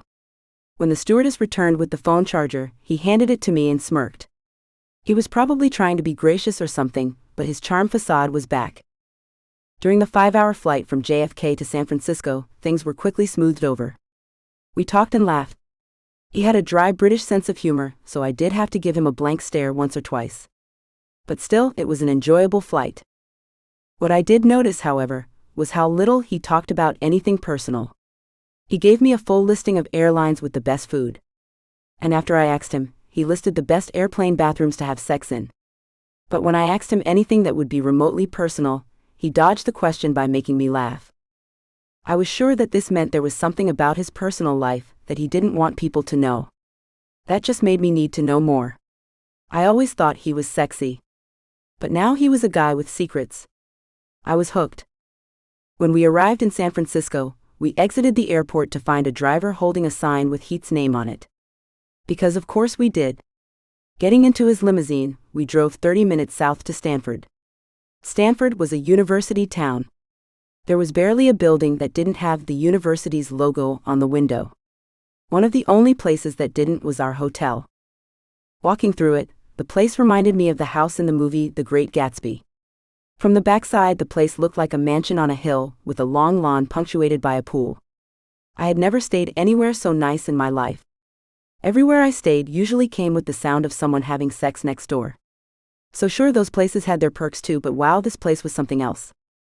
What I became very curious about as we checked in was how Heet was planning to handle the sleeping arrangements. He hadn't talked about it. Was he going to assume that I would share his bed? How was he expecting me to reply if he did it without asking? I really wanted to know. With the bellhop leading us to our room, I watched Heet out of the corner of my eye. He had his usual half smile. As the bellhop approached the door, I looked straight at him. He didn't look back. What was he thinking? What was his plan for the week? What? He eventually turned to me and asked. Nothing, I replied. Are we just going to stand here, or are we going in? Right this way, the bellhop said before tapping the keycard and ushering us inside. I let Heet lead the way. Turning from the entranceway to the bedroom, I saw it. There were 2 beds. I have to admit, I was a little disappointed. Maybe I didn't know what Heet was after for the weekend. Could it really be that he just wanted someone fun to hang out with and nothing more? I thought about it, and decided it would be a bummer if that was the case. And if it was, that would make Heet a whole lot less interesting. What do you think? Heet asked me once we were alone. About what? The room? The hotel? It's nice, I said, trying to hide my disappointment. Okay, because you don't look like you think it's nice. You trying to impress me? Do I need to impress you? Heet asked with a cocky smile. If you need to ask the question. If I need to ask the question, what? I decided to let him figure that one out. The room is very nice. The hotel is very nice, I conceded. Wow, tough crowd, he replied, disappointed. It's very nice. What do you want me to say? Nothing. I guess you've said it all, he said, leaving me confused. So, I have the fundraiser this evening. Will you be joining me? Is there anything else to do in this town? Unless you're planning on crashing a kegger at a fraternity house, then no. Then I'll be joining you at the fundraiser, I told him, forcing a smile. Excellent, he said, surprisingly happy about it. What do you say we rest up, get a bite to eat, and head over early? I have a better idea. Why don't you rest up and grab a snack while I lay out by the pool? This was a test to find out if he really wanted to spend time with me. Sounds like a plan, he said, unfazed by my suggestion. Great, I told him, realizing that he really hadn't invited me to get to know me better. There was definitely something else going on here. Although I hadn't really wanted to, I changed into something comfortable and went down to the pool. I hadn't thought to bring a bathing suit because, well, I didn't have one. I could have bought one on my mega shopping spree, but who took vacations that involved lounging by the pool? Vacations were for going home and fighting with your parents about everyone's poor life decisions and nothing else. Even though I had planned to do it, I had to admit that doing nothing but lying next to the pool was nice. I thought I would be bored out of my skull, but I wasn't. It gave me time to think and relax. Much of what I thought about was the mystery behind Heet inviting me. I'm sure there were better things to think about, but why not focus on the mystery at hand? When I had had as much of the sun as I could stand, I went back to my room. I was a little exhausted. This time I really did need to rest up. I even took a nap. That's right. I took a nap in the middle of the day, and it wasn't because I was hungover. Who was this lady of leisure that I had become? I didn't recognize her at all. Dani, you awake? Heet asked, waking me up. Had I fallen back asleep? What the hell was going on with me? Of course, I told him quickly, trying to clear my mind. Good. You should probably get ready if we are going to get to the fundraiser on time. Startled, I rolled over and looked at the clock. Heet had talked about heading over early. At this stage, the most we could hope for was being on time. Quickly getting up and grabbing one of my new dresses, I got dressed and led the way out the door. I had prepared myself for whatever God-forsakenly boring event would follow. But I was at least hoping for some insight into the mystery man I was with. What I found when we arrived was not that. Apparently, we had come to sit in the pew of a church and listen to the president of the university speak. Already bored as we approached the building, I watched Heet to see if there was anyone there he recognized. When we entered without him acknowledging anyone, I decided there was not. Taking a seat, I was about to let myself go brain dead for the next 2 hours when something truly unexpected happened. Dani? I heard someone say. The voice was familiar and the last one I expected to hear. Taking a second to process it, I turned, stunned by who it was. Jax, what are you doing here? I said to him as he slipped onto the pew beside me. What am I doing here? I went to school here. What are you doing here? He said, his face glowing as he spoke. Heet invited me, I told Jax, gesturing to the man beside me. Heet? He said, slowly looking away from me and locking eyes with his boss. Jax's jaw dropped. He looked stunned. By what? I then turned to Heet and understood. The look on his face was pure satisfaction. I had never seen a smugger look in my life. These two more than knew each other. They were somehow competitors. And as unlikely as it seemed, I was clearly the game. What the fuck? Chapter 3. Dani. You two know each other, I said, stating the obvious. Jax was the one to pull himself together to confirm it. Yeah. We were in the same graduating class. I didn't know that, I admitted, unsure how I had missed it. Heet whispered, yeah, we've known each other for a long time. As he said it, his face changed. His smugness was gone, there was now something else going through his mind. What was going on between these two, and how was I in the middle of it? Jax was the first to disengage from the conversation, and turn his attention towards the presenter. Heet followed his lead. Although the two were facing forward, it was clear that their minds were somewhere else. My guess was that Jax was trying to figure out why I was there. But what was Heet thinking of? I had no clue. Dani, can I have a word with you later? Jax whispered, snapping me out of my mental spiral. Yeah, sure. Heet is probably gonna meet with the president of the university when the presentation's over. Can you come and find me? I'll be outside. Of course, I told him before he got up and left. Okay, I was fully engaged. What did he have to say to me? Did it have to do with why I was here? Why did he need to tell me this now? My skin was crawling, wanting to get out to speak to Jax. He had told me when to find him, though. One thing that Ed had always taught me: when you were meeting with an informant and they gave you instructions, you followed it to the letter. I had never wanted a presentation to end so much in my life. But the man kept going on and on. First, it was about the success of Stanford's graduates. Then it was about the monuments the school built in honor of its own greatness. Then it was about how the challenges of the future would require more of their donors' money. And then finally, it was about the events over the next week and how they were going to be asked for donations at every turn. No wonder Heet wanted to get this part of the trip over with. When everybody clapped and got up, Heet leaned over to me. I need to go and take care of this. Okay. I'm gonna go get some air. Did you see where Jax went? Heet asked me hesitantly. He's probably here somewhere, I told him, deliberately not answering his question. Anyway, you know where I'll be. If you don't come back, I'll come out looking for you. Sounds good, I told him before the two of us went our separate ways. Looking back to make sure Heet wasn't behind me, I followed the crowd through the exit. Outside, most of the people scattered. The ones that didn't stood around, delighted to see each other. When I made eye contact with Jax, I learned that he wasn't one of them. Hey, I said with a polite smile. Hey.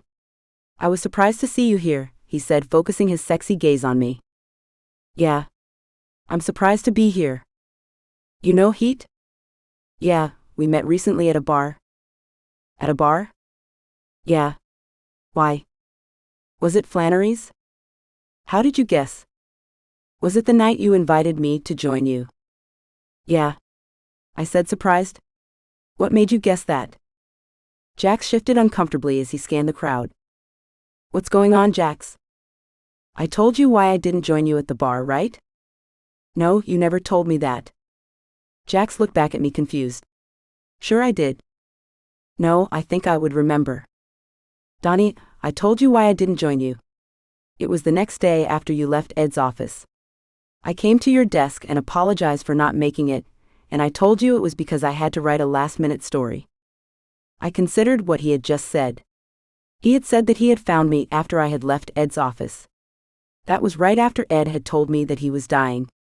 Everything after that was a blur until I was on the train, headed home. I guess he could have mentioned it to me, but I seriously don't remember it. I wondered if there was anything else that he mentioned. I had a lot on my mind that day. I remember. You looked like it. I stared at Jax, trying to figure out how much he knew about Ed's condition. It didn't look like he knew anything. Anyway, tell me again what you said. That's it. I told you that I wasn't able to make it because I had to write a last-minute article. Okay. So what's your point? My point is that I didn't bother to mention who gave me the last-minute assignment because I didn't think it was relevant. Who gave you the assignment? Jax gave me a resigned look. Your date. Heet? Jax tightened his lips in confirmation. Okay. What does that have to do with me meeting him at Flannery's? I had told him that I was going there to meet you.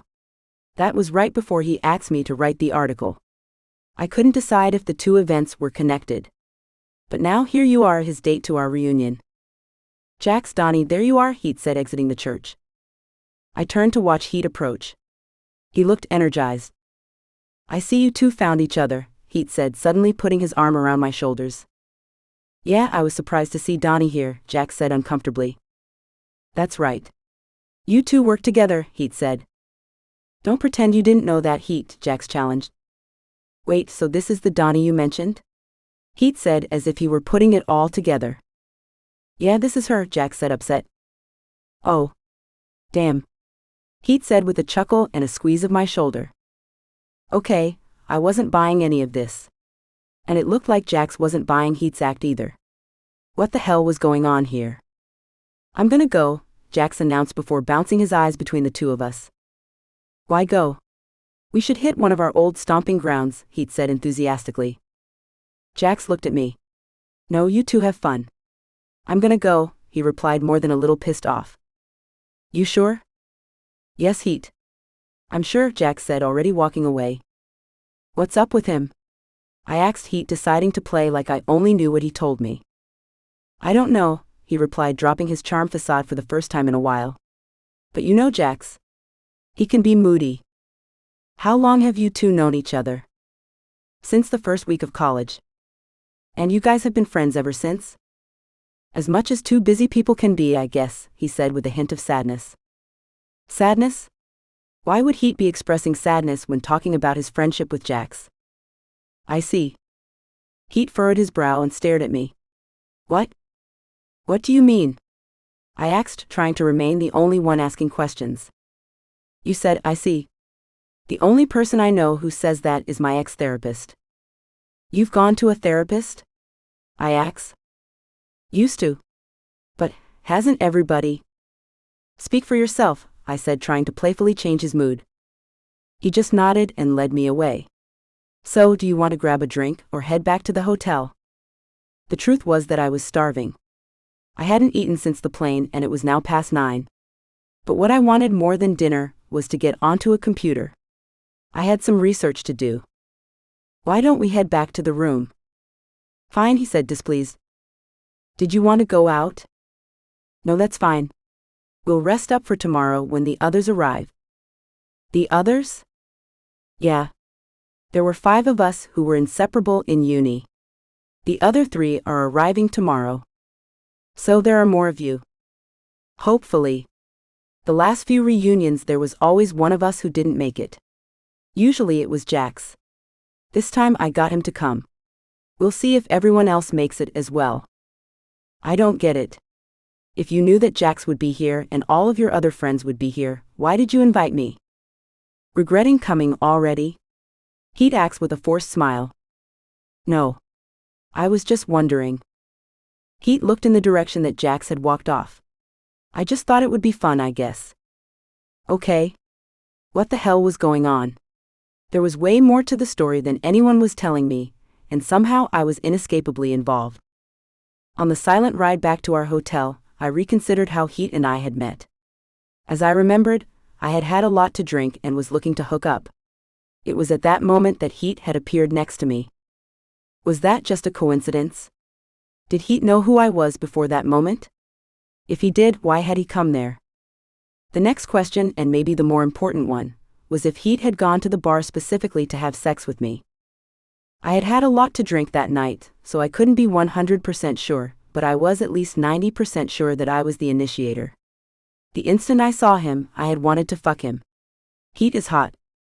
Objectively speaking, he is the hottest guy I've ever seen. Jax might be the sexiest with his jock build, tattoos and mystery. But Heet is swimsuit model good looking. And I'm talking about Speedos. No. I'm pretty sure that I made things happen between us. I was certainly the one to push him into the alley. I was in full cheetah mode that night. But the question is, would he have initiated something if I hadn't? And did he have an ulterior motive for being there? You coming? Heet asked me as I stopped in the lobby. You go ahead. I think I'm gonna grab a snack or something. I'm feeling kind of hungry. I'll come with you. No. I'm just gonna grab something from the vending machine. I'll meet you in the room. If you want to sit down for dinner, I could probably get a little something as well. No. I'm just gonna grab a snack. I'll meet you back in the room. You go ahead. Seeing that I was standing my ground, Heet resigned with a sigh and walked off. He wasn't happy, but oh well. I had a lot of things I needed to look up, and all of it was about him.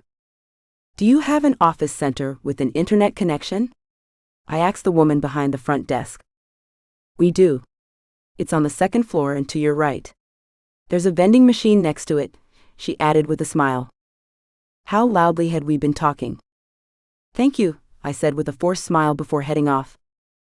Heading to the 2nd floor, I considered what I would be looking for. What I needed to know was who Heet was and how he and Jax were connected. Stopping at the vending machine before heading to work, I grabbed a bag of chips and a sweet bun. With enough food to last me an hour, I entered the cubicle-filled room and grabbed a computer. Popping open the chips, I powered up. My first search was Heet Ray and a lot came up. Heet Ray was 33 years old and born to an Indian father and German beauty queen mother. His father purchased a small newspaper in India when he was 26 years old, and turned it into a multinational media empire by the time he died 5 years ago. It was then that Heet inherited it, and has been running the empire ever since. Before inheriting the company, there wasn't a lot written about Heet. That made sense since his father controlled several news outlets, including a few gossip papers. But what was online painted Heet as a rich kid playboy driving fast cars and sleeping with beautiful women. What was weird about that was that all of the photos felt artificial. I was familiar with what it looked like when someone was looking to get caught doing something. Heet's photos looked like that. Why would that be though? Was he trying to stick it to his father, of which there wasn't a single smiling photo? Or was there something else going on? I next looked up Jax. As a professional football player, there was a lot more written about him. Jax was a star high school player who got a football scholarship to Stanford. There his team made it to their divisional championships all 3 years.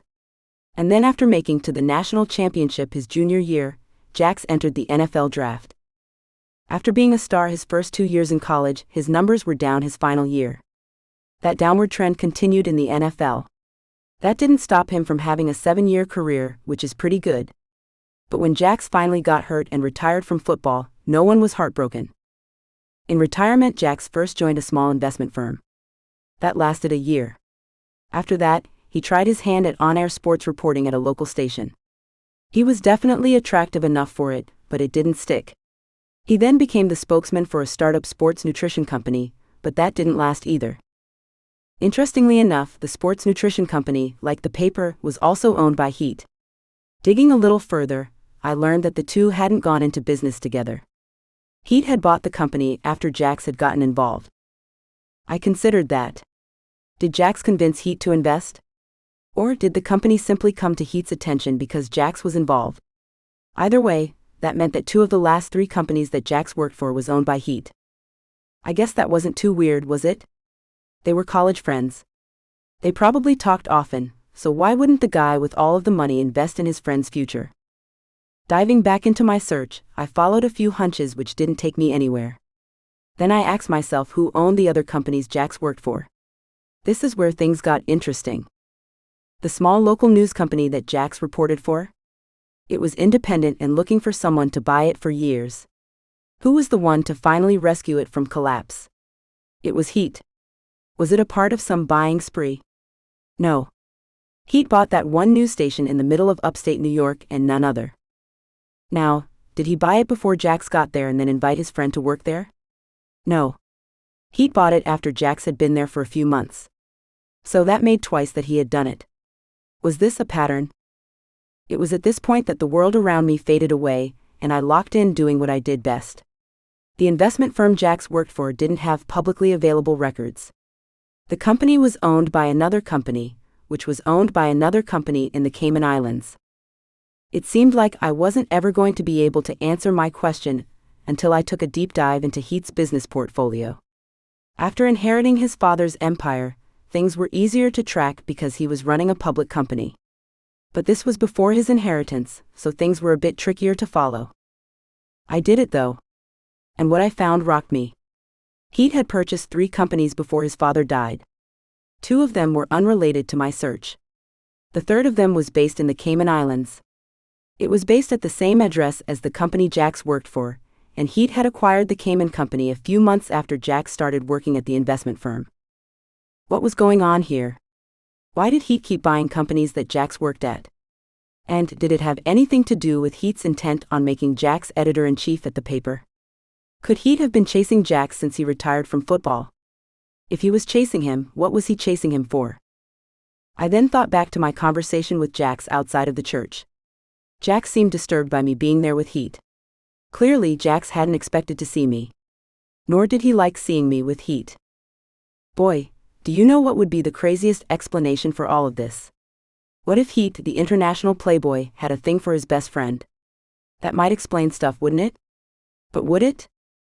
That would mean that for years, Heet has been doing everything he could to be close to him, including buying the companies that Jax worked for. That would definitely explain why Heet was so intent on making a sports reporter, with a year of experience, the editor-in-chief of a newspaper.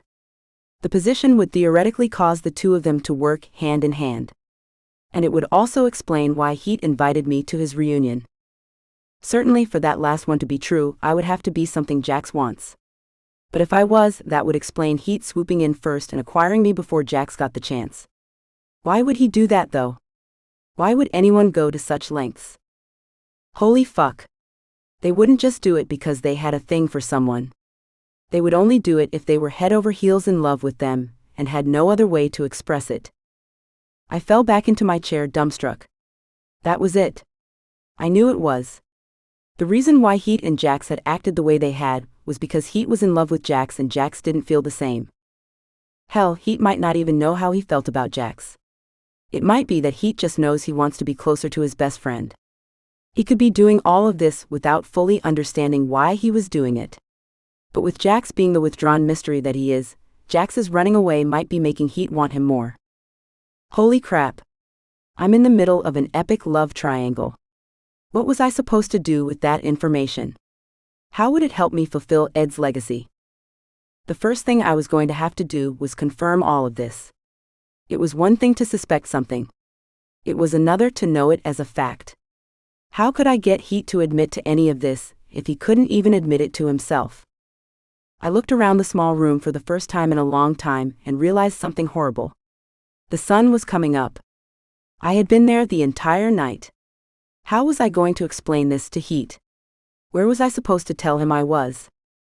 Collecting my things and scrabbling out of the office center, I hurried to my room. Heet was asleep. I would like to say that I was still energized by my discovery, but I was exhausted. I didn't even have the strength to change into nightclothes. All I could do was strip down and crawl into my bed. I fell asleep almost instantly, and when I next opened my eyes it was with Heet staring down at me. What? I grumbled, still dog-tired. I asked if you wanted to join Jax and me for lunch. It took a few seconds to register where I was and what Heet had asked me. I was in a hotel in Stanford, California. I had come for a week for Heet's reunion, and the previous night I had learned that the man who had asked me to join him was in love with Jax, his best friend. As soon as the thought entered my mind, I was fully awake. Today was about finding out if my suspicion was true. Heet was about to join Jax for lunch. What better opportunity would I get to watch the two of them interact than that? Yeah, I'll come, I said, feeling as if I had just gotten a shot of caffeine. Then you better get ready. We're supposed to meet in 30 minutes. Right, I said, quickly pulling myself out of bed. The first thing I realized as I sat on the edge of my bed was that I was topless and Heet was staring at me. I had not planned this. I had forgotten what I wasn't wearing, and in my excitement to see the two of them together, I hadn't thought to check. I looked at Heet, who gave me one of his brilliant smiles, and chuckled. I had to admit to being intrigued by this. If he was in love with his male best friend, what did that say about the two of us? We had had sex after all, and the sex had been fucking hot. Could he pretend to be attracted to me that completely? Heet had been brick hard when he had entered me. That would be hard to fake. See anything you like? I asked, trying to answer a few questions. At least two, he replied, turning on his British charm. I stared at him in amazement. If I wanted to, would he fuck me right here and now? That would tell me something about what I was doing here, wouldn't it? Reminded again about how hot he was, I considered it. It would be a great way of waking up. But what got me harder was the idea of seeing Heet and Jax together. I needed to know how the two of them would interact. Aren't you sweet? I told him before getting up. Believe me, the only thing sweet about this is that fine ass, he told me as I crossed to the bathroom. Realizing that my wandering panties had exposed my ass cheek, I readjusted it and playfully looked back. He really did seem to be up for a quickie if I wanted it. What was that saying about my theory on the two of them? I needed to know more about this. And that meant that we couldn't miss our lunch with Jax. Quickly showering and getting ready, I exited the bathroom wrapped in a towel. I didn't look at Heet because we didn't need the distraction. And once I got dressed and was set to go, I looked around the room and found Heet sitting on the leather chair in the corner of the room like an emperor. Did he think I was putting on a show for him? Well, maybe I was. You ready? Yes, but shouldn't we meet Jax instead? He asked with a cocky grin. I looked down at his crotch and considered it. God, was it tempting. Oh well. If you insist, I said, grabbing my stuff and heading out. So where did you go last night? He asked me on the way to lunch. I ended up having to do a little work. Wouldn't it have been midnight on the East Coast? I thought about it. It would have been. Crap. Well, the news never sleeps. Yes, of course, he said, dropping the topic. Pulling up to the restaurant, we spotted Jax immediately. He was sitting at a table on the porch. Watching him as he watched us enter, I got the feeling we were late. Sorry about that, I told Jax, not wanting it to affect how he would treat Heet. Ed texted me about a story I had to file. I ended up sleeping in. That Ed sounds like a slave driver, Heet retorted. Maybe it's time to get some new blood in there, he said, looking at Jax. Ed's a pretty good editor. I would think it would be good to keep him, Jax replied. Maybe, but I get the feeling his time at the paper is coming to an end. He's not young. The place will need new blood eventually. Yeah, but I don't know how much better you're going to get than him. I don't know. Maybe it's time for the paper to take a new direction. Our most profitable division online is sports. There's a lot of things we can do with that. It is. Jax said, surprised. It is. And I can envision taking what we already do well and expanding on it. That was about all I could take. I think what the paper does well is news. We're one of the most respected papers in the nation. And it's not local sports that makes us that. It's national news, I explained. Which also cost a fortune. This isn't the 90s anymore. News is broken on Twitter. Some insider with a blog will scoop any reporter. If you want to stay alive, you adjust with the times. I did not like what Heet was saying. What I hated the most was that he was making sense. When Ed first told me about the rich kid who was thinking about putting a buddy in charge, I thought we were dealing with a clueless idiot. Heet wasn't that. And convincing him to make me editor-in-chief was going to be a lot harder than I thought. Let's not talk about work, I told them. Why don't the two of you tell me how you met? How we met? Heet asked, looking at Jax with a twinkle in his eye. I had to remember that twinkle.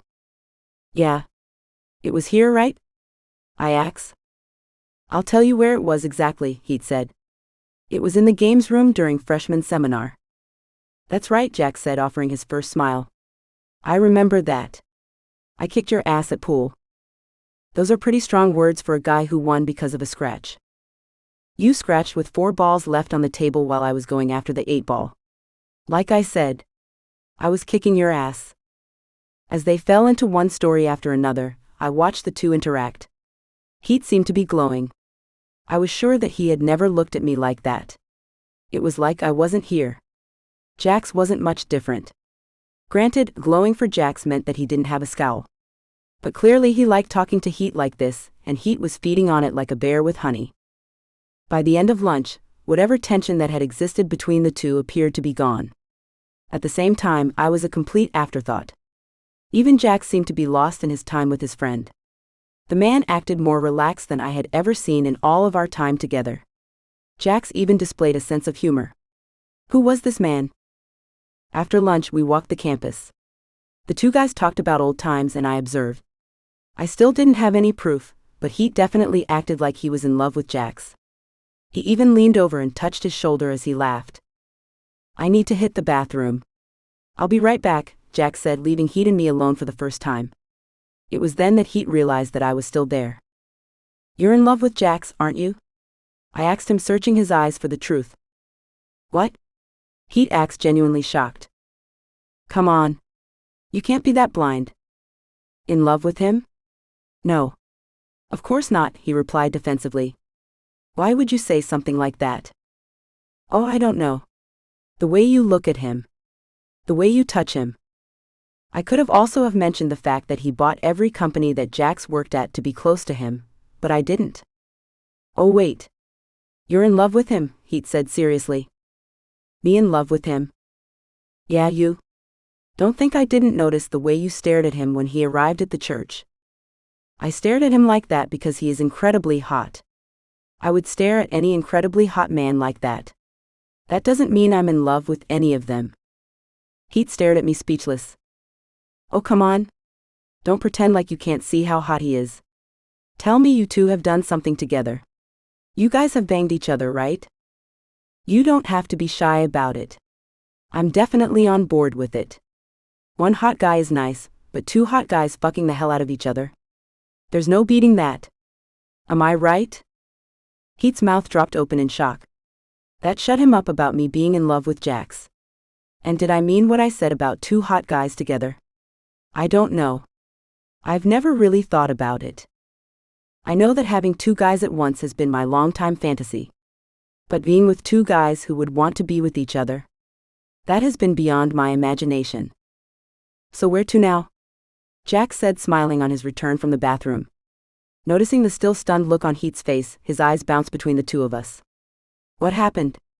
What did I miss? Ah. Heet mumbled at a true loss for words. I just told him that I could never sleep with someone who went to Stanford, I said, covering for Heet. Jax laughed. Why not? It's the school. It's all of the pretentiousness. Everything about it is fake. I mean, Stanford is supposedly an Ivy League school, yet where's the ivy? Does ivy even grow in California? Probably not. So yeah. Fake? Jax laughed again. Well, first off, your entire premise is wrong because Stanford isn't an Ivy League school. What? I asked, genuinely surprised. I thought it was. A lot of people think that. Is it one of the top schools? Yes. Does it belong to an actual club called the Ivy League? No. So there you go. Let the sex begin, he said with surprising flirtation. Oh. Then I stand corrected. What do you two have planned for tonight? I was about to interlock my arms in theirs when Heet shifted away from me. I felt foolish abandoning the gesture, so I locked my arms within Jax's and pretended I didn't notice what Heet had done. I think it's the formal opening tonight, Heet said, breaking his silence. Heet's good mood was gone. My assertion had clearly rattled him. It made me wonder if he had ever considered his feelings for Jax. Is that what we're doing? I asked Jax playfully. Seems like it, Jax said, checking with Heet. Then it sounds like a plan, I said, loving the feel of Jax's strong arm. He truly was scorching hot. The rest of the day continued with Jax and me carrying the conversation, while Heet sulked. It was hard to believe that he was so startled by what I said. Before that, I thought that nothing could penetrate his charming veneer. Clearly, I was wrong. I wasn't sure what I should do about it, so I did nothing. Was it heartless to leave him to stew? Maybe. But if he was in love with Jax, that meant that he had invited me to the reunion in some weird pissing contest with Jax. Apparently, I don't like being peed on. Who knew? It was around 5 p.m. when we decided to adjourn our post-lunch walk and go back to our rooms to get ready for the evening's events. After Heet didn't say a word the entire ride back to the hotel, I knew I had to say something. What though? Anything I said was as likely to make things worse as to make them better. With our room door closed behind us, I turned to Heet and let whatever was in my head come out. What? I asked him with an attitude. What? He replied, confused. Are you gonna be mad at me for the rest of the trip? I'm not mad at you.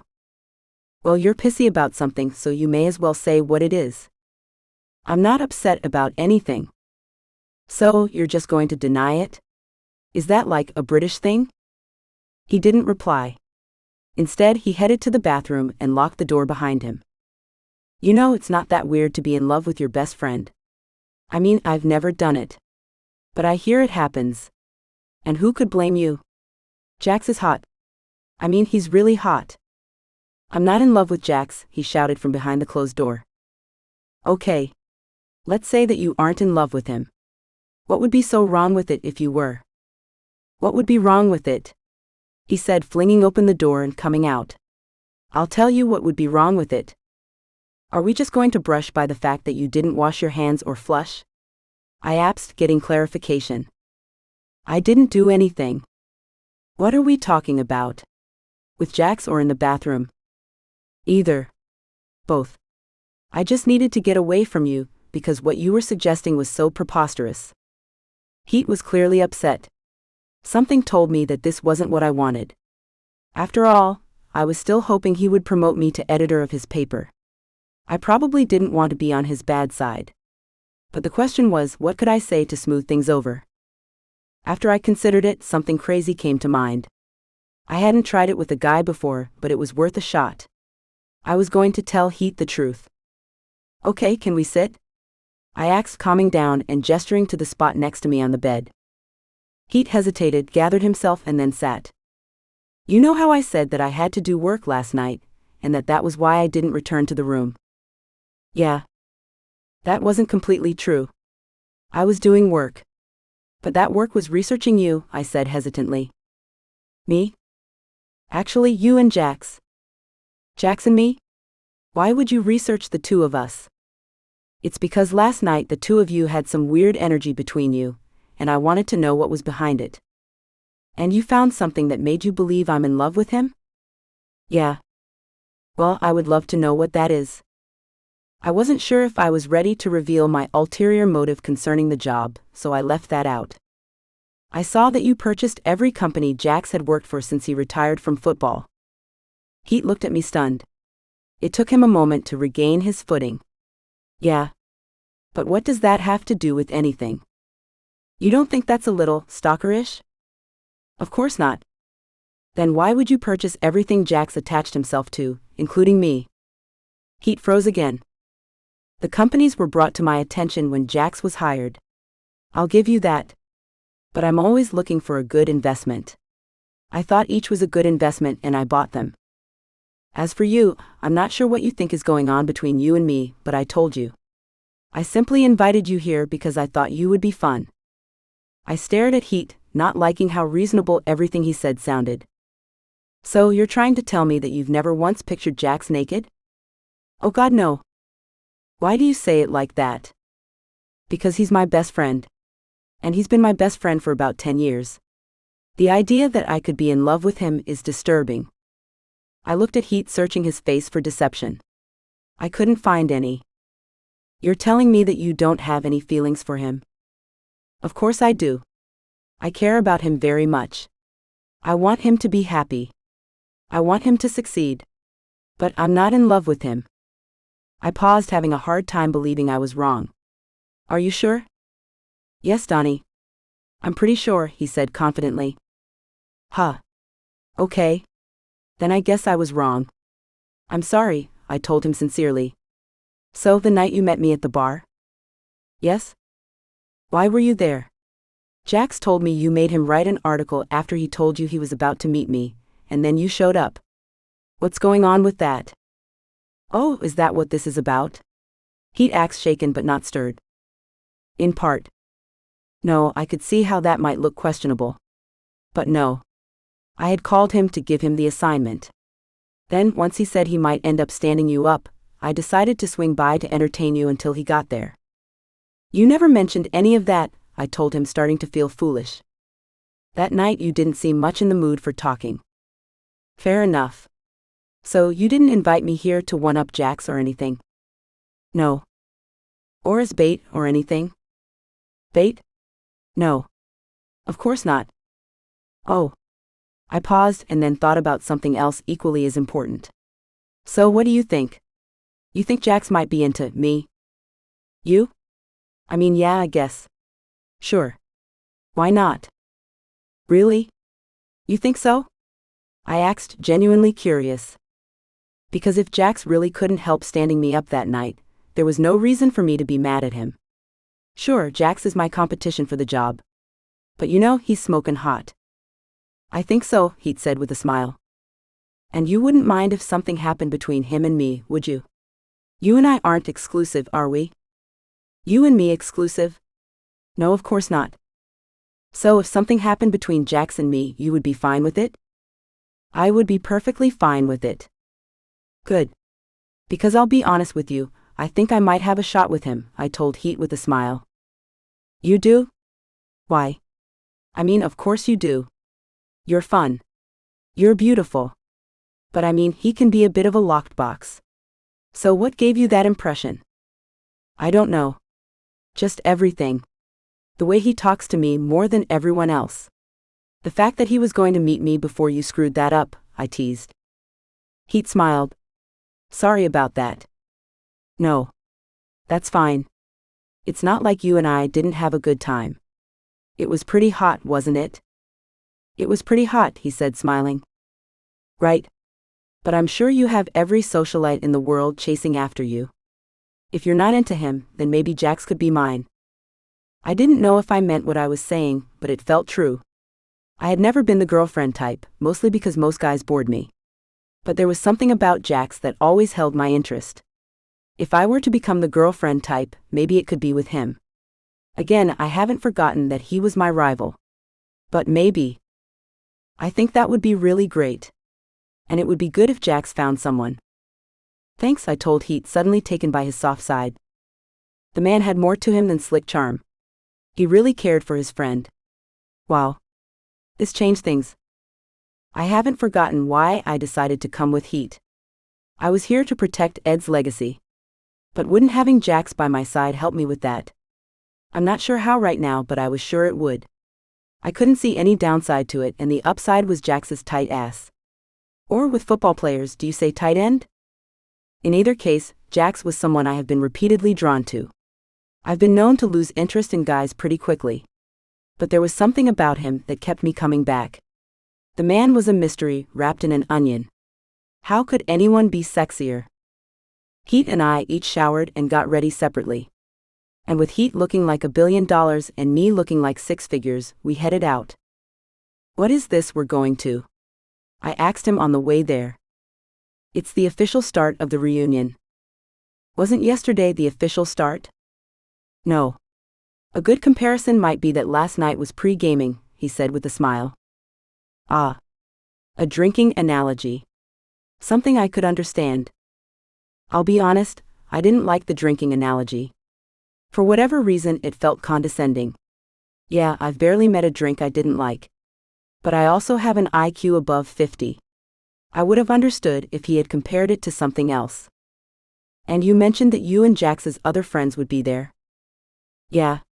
Chris and Steve will be there. They usually come. And I think Tom's planning on coming as well. Anything I should know about them? Always the journalist, aren't you? Not always. Well, sadly, Chris and Steve aren't nearly as interesting as Jax or I am. Chris is now the executive manager of a logistics company. And Steve is the CFO of a large accounting firm. Wow. They sound like a bundle of fun, I joked. Do you now see why I wanted you to come along? Actually, yeah. I'm starting to. What about your other friend? What was his name? Tom. What does he do? Tom does investments, Heet said flatly. That's it? Does he invest in a particular industry or something? Don't know. He never says. Maybe you can try asking him tonight. In 10 years, I've never been able to get more than that out of him. Another mystery, huh? Another? Heet acts. It's not like you or Jax are open books either. Heet turned away and considered it. I guess, he said, lost in thought. As we pulled up to the hall, I was done thinking about Heet and what was going through his mind. My thoughts were entirely focused on Jax. Where was he? Was he here already? A few hours ago we were walking arm in arm. He was showing me a side to him, which I couldn't even have imagined a few days ago. Was that going to continue tonight? If so, where would it lead? Following Heet from the taxi into the hall, I was amazed at what I saw. How much money did this school have? It wasn't exactly like the gala where I had had my meeting with Heet, but it was similar. Take away the celebrities and paparazzi and it was close. The steeple roof above was 30 feet high. The walls were masked by statues, paintings, and gold lame curtains. And the people attending wore tuxedos and cocktail dresses that cost more than I would make in a month. With a quintet playing classical music, Heet and I crossed the room. I was happy when his first stop was the bar. Whiskey straight up, I told the bartender. I'm sorry, we don't have any whiskey. We have gin, vodka, tequila, rum, wine, and beer. So, everything but whiskey? I said with a smile. I thought this was supposed to be a fancy event, I teased. Okay. Well, make me something strong. Heet looked at me. What? I asked, not liking what his look was implying. Nothing. Give me a gin and water over ice. I stared at Heet, judging his choice. What? He said self-consciously. Nothing, I replied, feeling I had appropriately gotten him back. Getting our drinks, the two of us circled the sparsely populated room. The only one I cared about being there was Jax, and it didn't seem like he was. I was disappointed, but was sure he wasn't going to blow me off again. "Chris?" Heet said, addressing an unimpressive man with the receding hairline and glasses. "Dani, this is Chris. We attended Stanford together." "Nice to meet you," I told him before allowing my attention to be drawn away. "Where's your wife?" I heard Heet ask. "Staying with kids," the unimpressive man said. "Excellent. You ready to have some fun this weekend?" "You don't know how much?" Chris replied. "Steve?" Heet said next. I turned back again. Steve was as uptight looking as Chris was unimpressive. I was falling asleep just thinking about being dragged into a conversation with them. "Will you excuse me?" I told the group, needing to get away. Wandering the room trying to find anyone else I could talk to, I stopped in front of the quintet. There were 3 violinists, a cellist, and a guy playing a stand-up bass. They were good. I'm assuming. I wasn't exactly a connoisseur of classical music, but they were better than I would have been. "I didn't guess that you were a patron of the arts," a familiar voice said, bringing a smile to my face. "Doesn't a patron mean that you give them money or something?" I said, turning to face Jax. "Ah, damn, did he look good." "Is that what it means?" "I just assumed it meant that you like them," he said with a smile. "Maybe it does. I don't know," I said with a chuckle. "Your friends are here," I said, gesturing towards Heet. Jax looked. "Yeah. It's been a lot of years since they were my friends." "Then who are they?" "They're people I used to know." "You mean back in the old days before you became a famous football player?" I teased. "Yep, before I had adoring fans hanging on my every word." "Wait, I'm sorry, which of us is famous again?" "Well, it sure as hell ain't me," I said with a laugh. "You're more famous than I am. People can't wait to read your stuff. They look for you by name. What I write could be written by 2 monkeys with a laptop." "Come on, you deserve more credit than that. It would take at least 3 monkeys to write what you do. Grammar is hard." Jax laughed. "Wow. Rough. Don't play if you can't take the hit. That's something a football player would say, right?" "Hey," I retired. "Good point," I said, loving our banter. "So, you're really not going to go over there?" "In a minute. Wasn't seeing them the whole reason you came to the reunion?" "No," he said dismissively. "The whole reason I came to the reunion was you." "What? Did he really just say that?" He had to be kidding, right? "Yeah, right," I challenged him. "No. I'm being serious.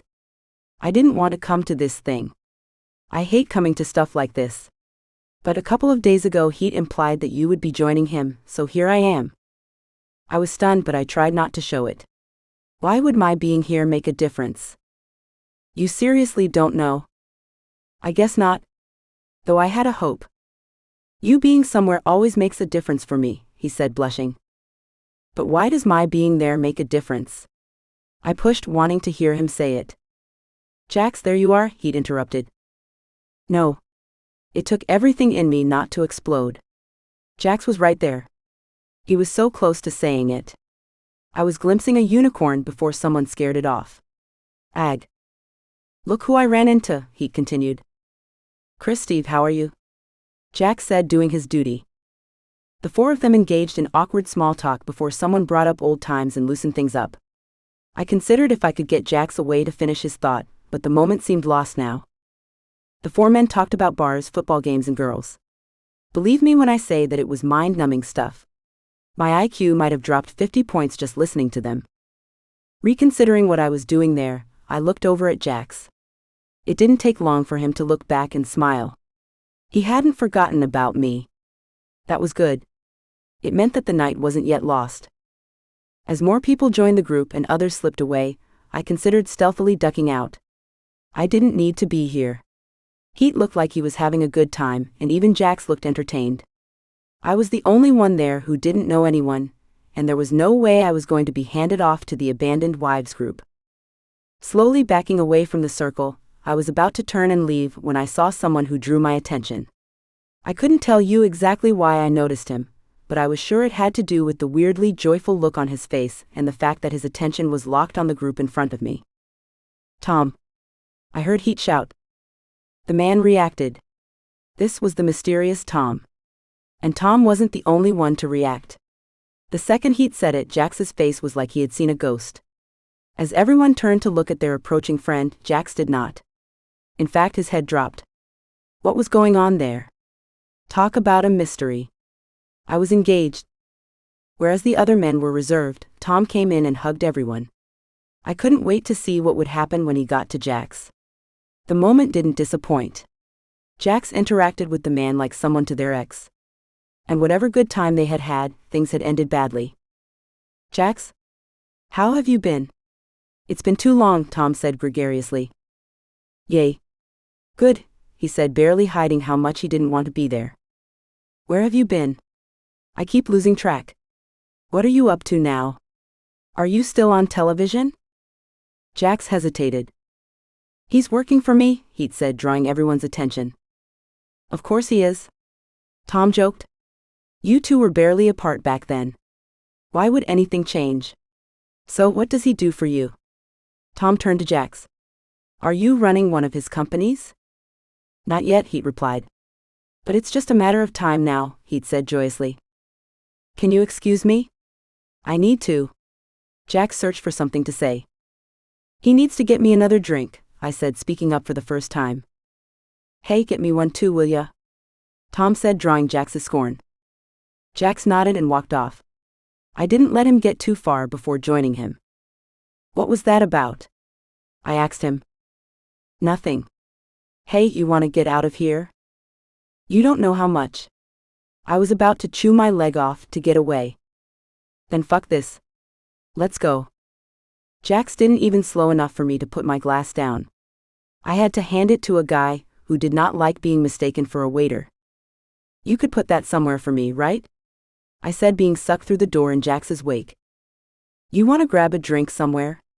he said, continuing to the waiting taxis. I considered reminding him that the drinks we were leaving were free. But I thought better of it. "Of course. You know I never turn down a drink. What do you think?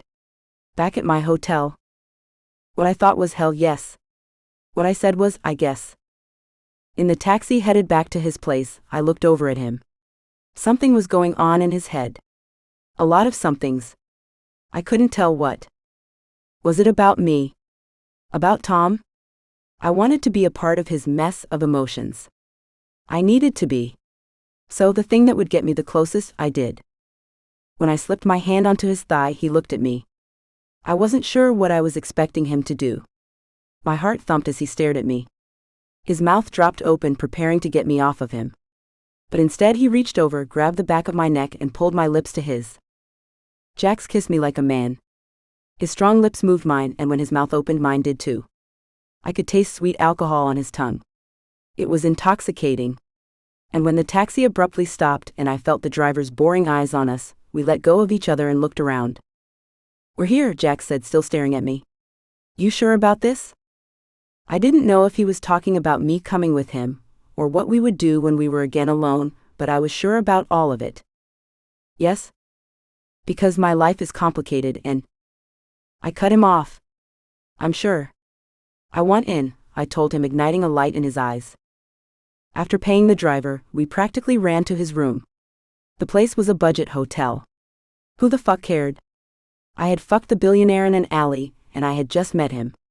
Jax had had my attention from the moment he stepped off the elevator and into my life. I would have wanted to be with him, even if he was sleeping on a waterbed. With the door closed behind us, Jax turned to look at me. God, was he sexy. He was staring at me like he knew exactly what he wanted. Peering into my eyes, he approached me like prey. As he moved, he took off his jacket and unbuttoned his shirt. What he revealed made the flesh between my legs twitch. Jax's rippling chest was covered in tattoos. It was like a glimpse into his mind. The images were all of the things he thought but never said. But he didn't reveal that to me to let me in. He did it to get naked. When his shirt was on the ground, he next unbuttoned his pants. I watched his every move. Even with his pants on, I could see a bulge below his waist.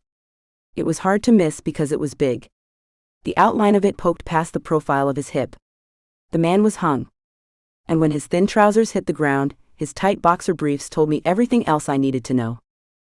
Hovering inches from me, he didn't touch me. I could feel his body heat. It melted me.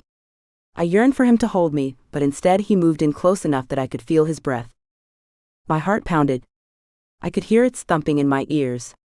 I could barely breathe. So when he wrapped one arm around me, and with the other grabbed my hair, I was his for anything he wanted to do. This second time when he took hold of me, he was an animal. Gripping me as he did, he controlled me. Pulling back my hair, he perched my lips.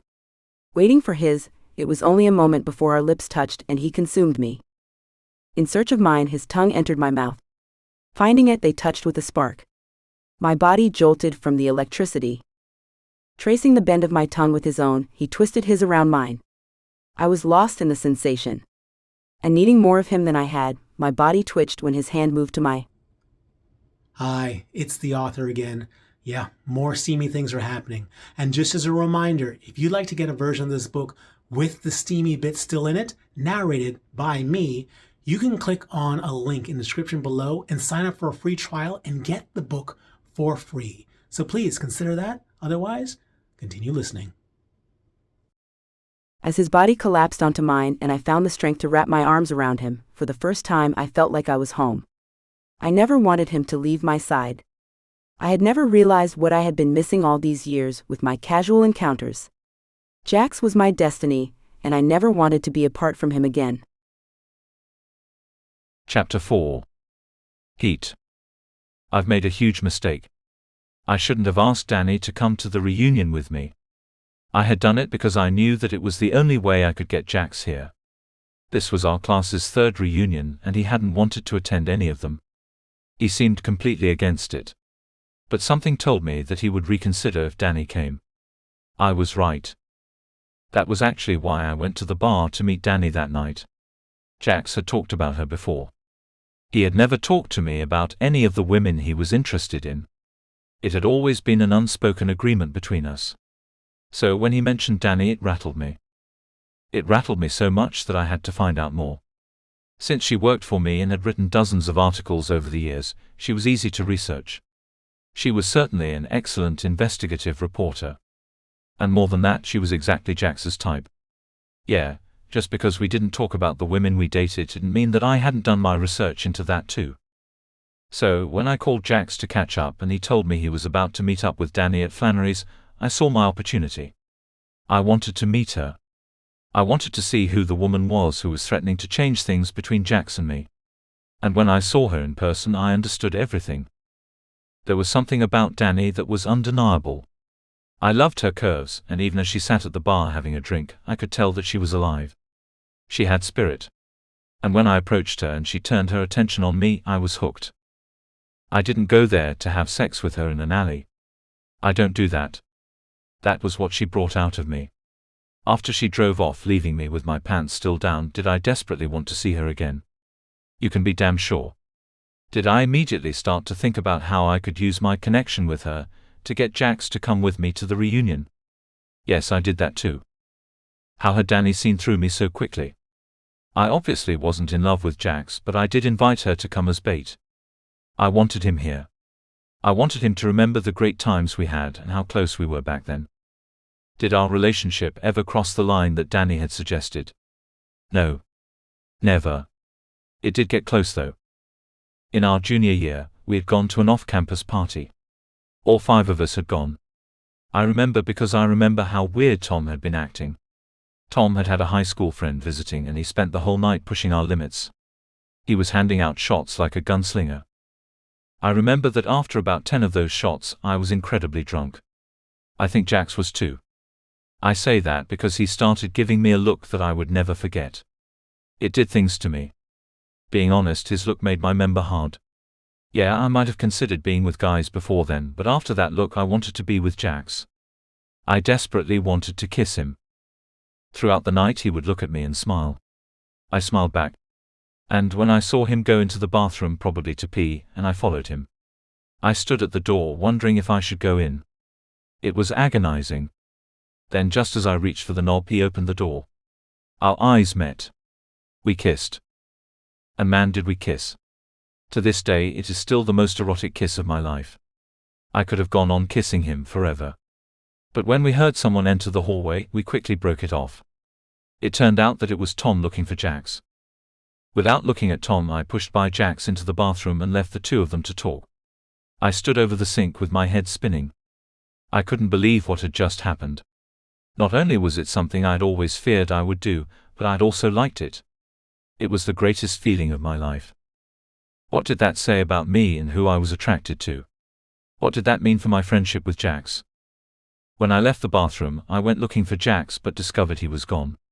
Steve said that Jax had left with Tom and his friend. I wasn't sure what that meant, but the next day when I saw Jax, I figured it out. Jax wasn't always the locked box that he is today. Before that night, he had been very open. Hell, he had been the one staring at me. How much more open about things could a guy get? The next day, though, everything was different. It was days before he would even return my texts. And when he did, he was so much colder. Eventually, when I again saw him in person, he was still distant. He was acting like nothing had happened between us. Which was fine. I wasn't about to make a whole big gay thing about it. But what hurt more was how much he withdrew from me after that. It was after the night that we kissed that he became the locked box. I even asked him if things were still good between us. He said they were, and that he was just focusing on the NFL draft. That was news to me because everyone who knew better had told him he should wait to declare after his senior year. Everyone said that each year his stats were improving, and with one more year he would get a big payday. Whereas before that night he seemed to be listening, after that night he stopped. He said he wanted out of there. Was all of this because we kissed? He said that it wasn't, but of course it was. What else could it be? One day everything is fine and things between us are great. We kiss, and then the next thing you know, he's Mr. Brooding Man getting tattoos while trying to get as far away from me as possible. What other explanation could there be? If I didn't do everything I could to keep him in my life, I'm sure he would have disappeared long ago for good. I was the one who called and texted. I flew around the country to meet him after his games. And after he retired, I even bought the companies he worked at. Dani was right. I was doing everything I could to keep him in my life. And watching him leave this evening with Dani in tow, I decided that there was no way I was going to let him slip away from me again. Will you guys excuse me? I told the group. Where are you going? I just got here, Tom said with a big smile. I'll be back, I just need to check on something, I said, not wanting to get into it. Exiting the hall, a minute after they did, I got outside and scanned the area. There were a few people standing around having a smoke. Neither Jax nor Dani was one of them. Where could they have gone? Knowing Jax, they'd gone out for a drink. In college, Jax was famous for leaving parties where the drinks were free to go to a bar where they weren't. It never made any sense, but that was him. And the bars we most often went to were on University Avenue and Ramona Street. If he left the event to grab a drink, that was where he would be headed. Although we always went there because we could walk, tonight I took a taxi. Just drop me off at the first bar, I told the driver. It turned out that the strip hadn't changed. 10 years on, it was just as I remembered it being. The first place I checked was the tap room.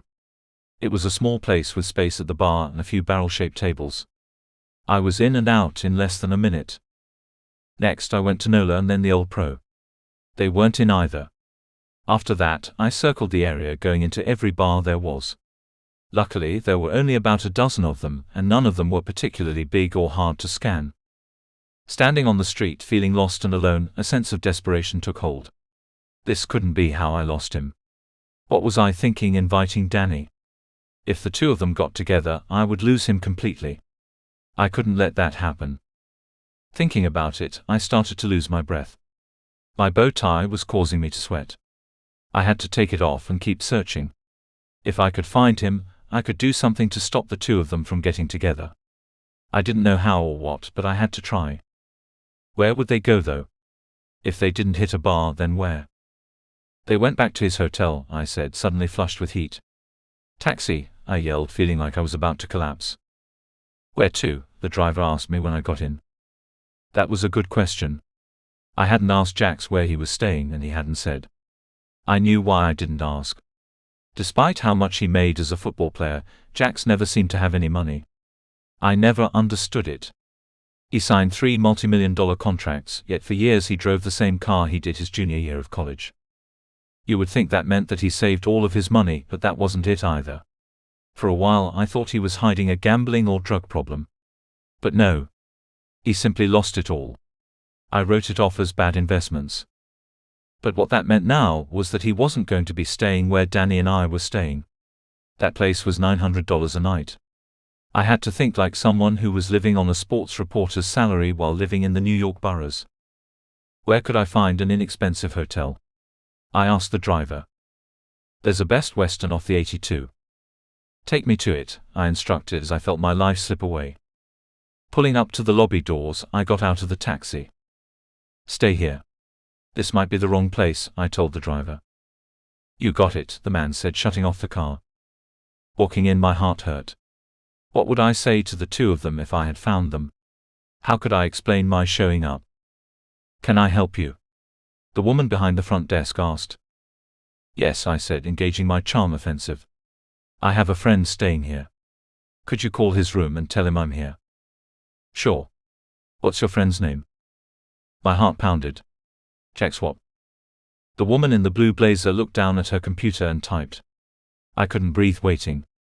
After a few strokes she looked up at me. I'm not finding a Jax Watt on our guest list. Are you sure he's staying here? There's another Best Western about a mile down 82. Is there really? I asked, not sure how much I should push. Yeah, she said with a smile. Who knows why they would put 2 Best Westerns so close to each other? People get them confused all the time. I bet they do, I said, masking my disappointment. Thank you for your help. I'll check there. Leaving the lobby, I felt the full weight of what I was doing.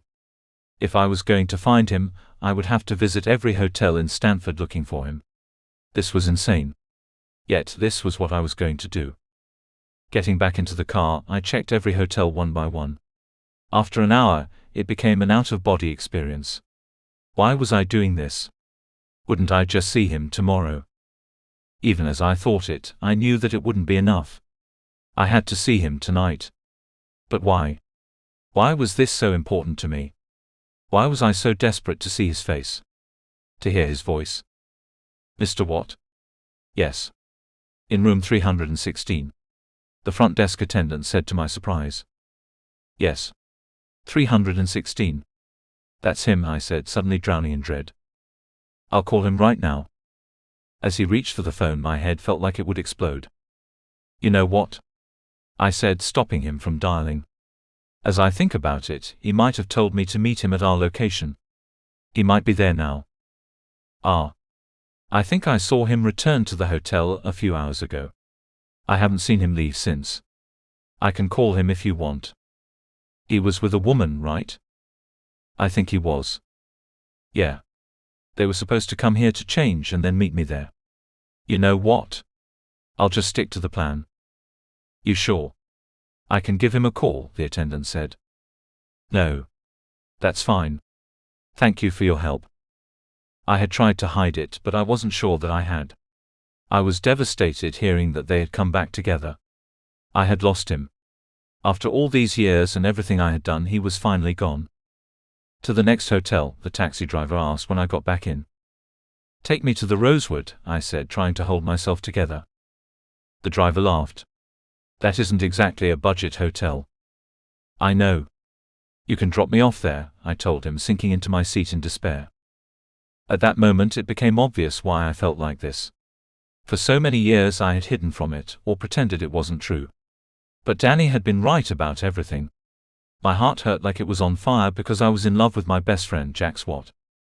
Tears rolled down my cheeks realizing it. Why hadn't I realized it before? And what was I supposed to do now that I had lost him to the only woman in the world who I could have? Chapter 5. Dani. Lying in Jax's strong arms as his little spoon, there was nowhere else I would have wanted to be. My mind was still swirling from what we had done. It was better than I had imagined it would be. He was powerful and dominating. He knew what he wanted and he took it. And in that moment, all I could think was that I wanted more. Observing the silence, I considered how bad it would be if I broke it. Jax was a guy who barely spoke.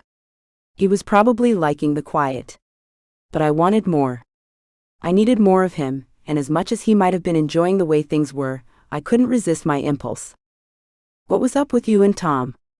I asked, abruptly returning us both to real life. There was a long pause before Jax answered.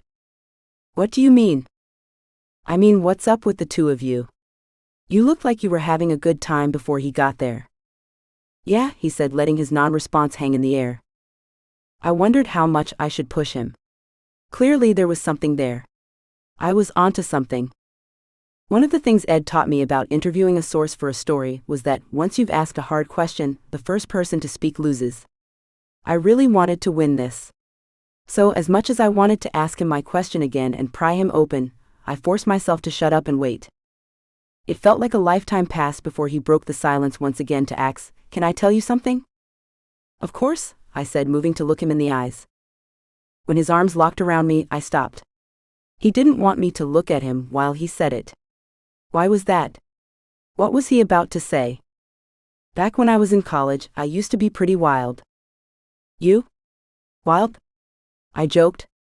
"You're like the calmest guy the first know," I told him. "Yeah, I was," he replied seriously. "Okay. I guess I was the usual frat guy. I mean, I took football seriously, but I also had a lot of fun." "Okay. There was this party I once went to with Heet and the guys you met tonight. I had had a shit ton to drink. I could barely remember half of what happened that night.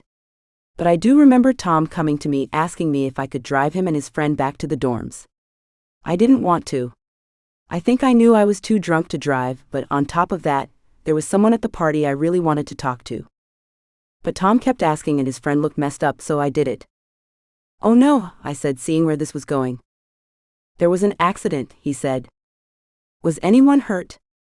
"Yeah," he said quietly. "Was it you?" "I was fine." "Then Tom?" "No. He was fine too." We both paused before Jax continued. "What I still don't understand is why Tom lunged at the wheel. Afterward he told me that I was headed for a car, but I don't remember that. I don't remember there being anyone else on the road."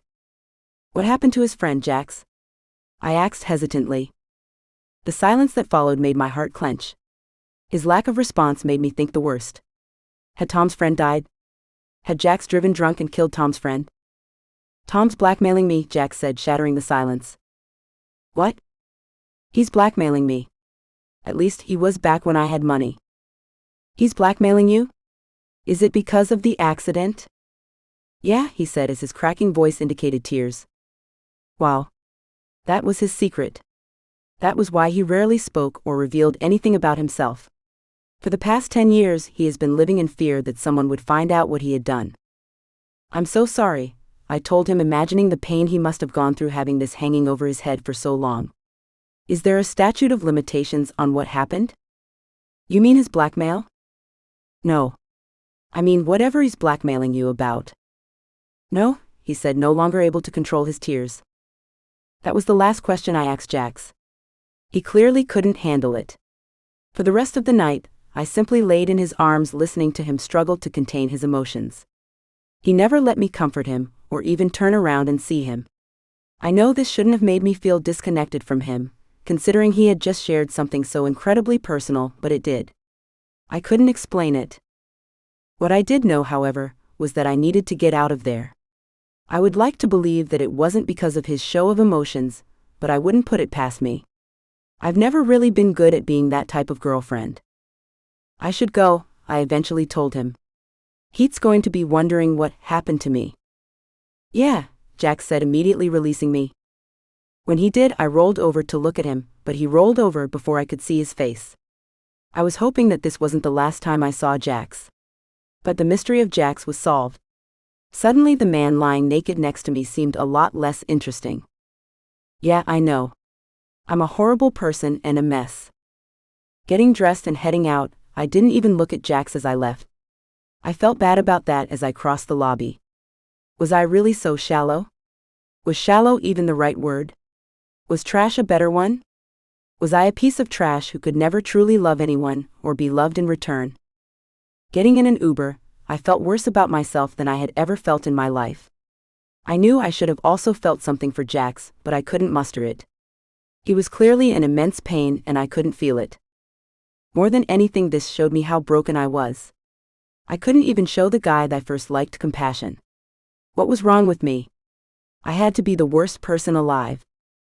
Arriving back to my room, I found Heet still awake. He was still dressed as he sat up watching TV.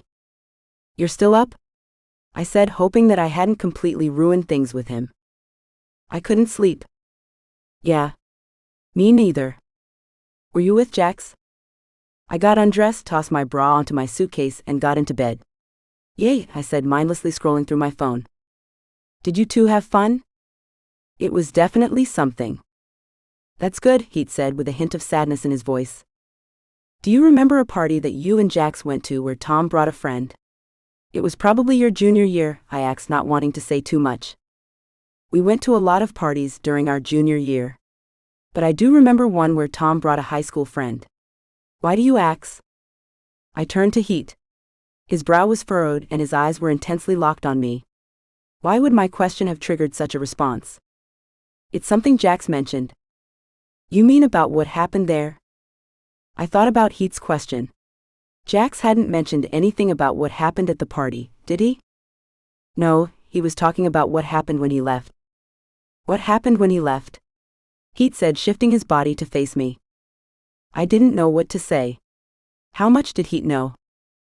Didn't something happen with his car when he was driving home? Did it? I don't remember that. I stared at Heet, fighting to hide my surprise. If Jax was in an accident that had hurt someone, how could Heet not remember something about it? "You don't remember anything about an accident, or anything?" Heet turned away in thought. I didn't really see him for a while afterward. He was acting kind of weird. But I don't remember there being anything wrong with his car. In fact, he drove that same car for years afterward. "Really?" I asked, very confused. I thought about Jax's story again. How could Jax and Heet's story both be true? "Do you think his car was in the shop during the time you didn't see him?" I asked. "I mean, it could have been. But what does that have to do with anything?" What did that have to do with anything? Was I just trying to find another mystery, or was there something fighting its way to my consciousness?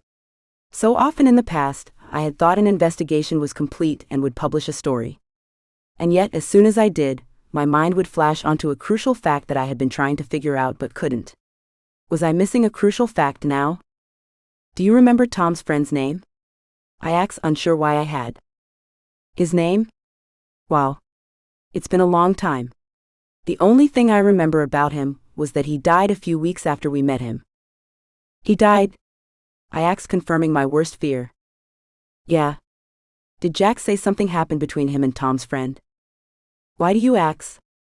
"I don't know. I just remember Jax acting weird about it when Tom told us. Come to think of it, Tom was acting pretty weird too." "How was Tom acting?"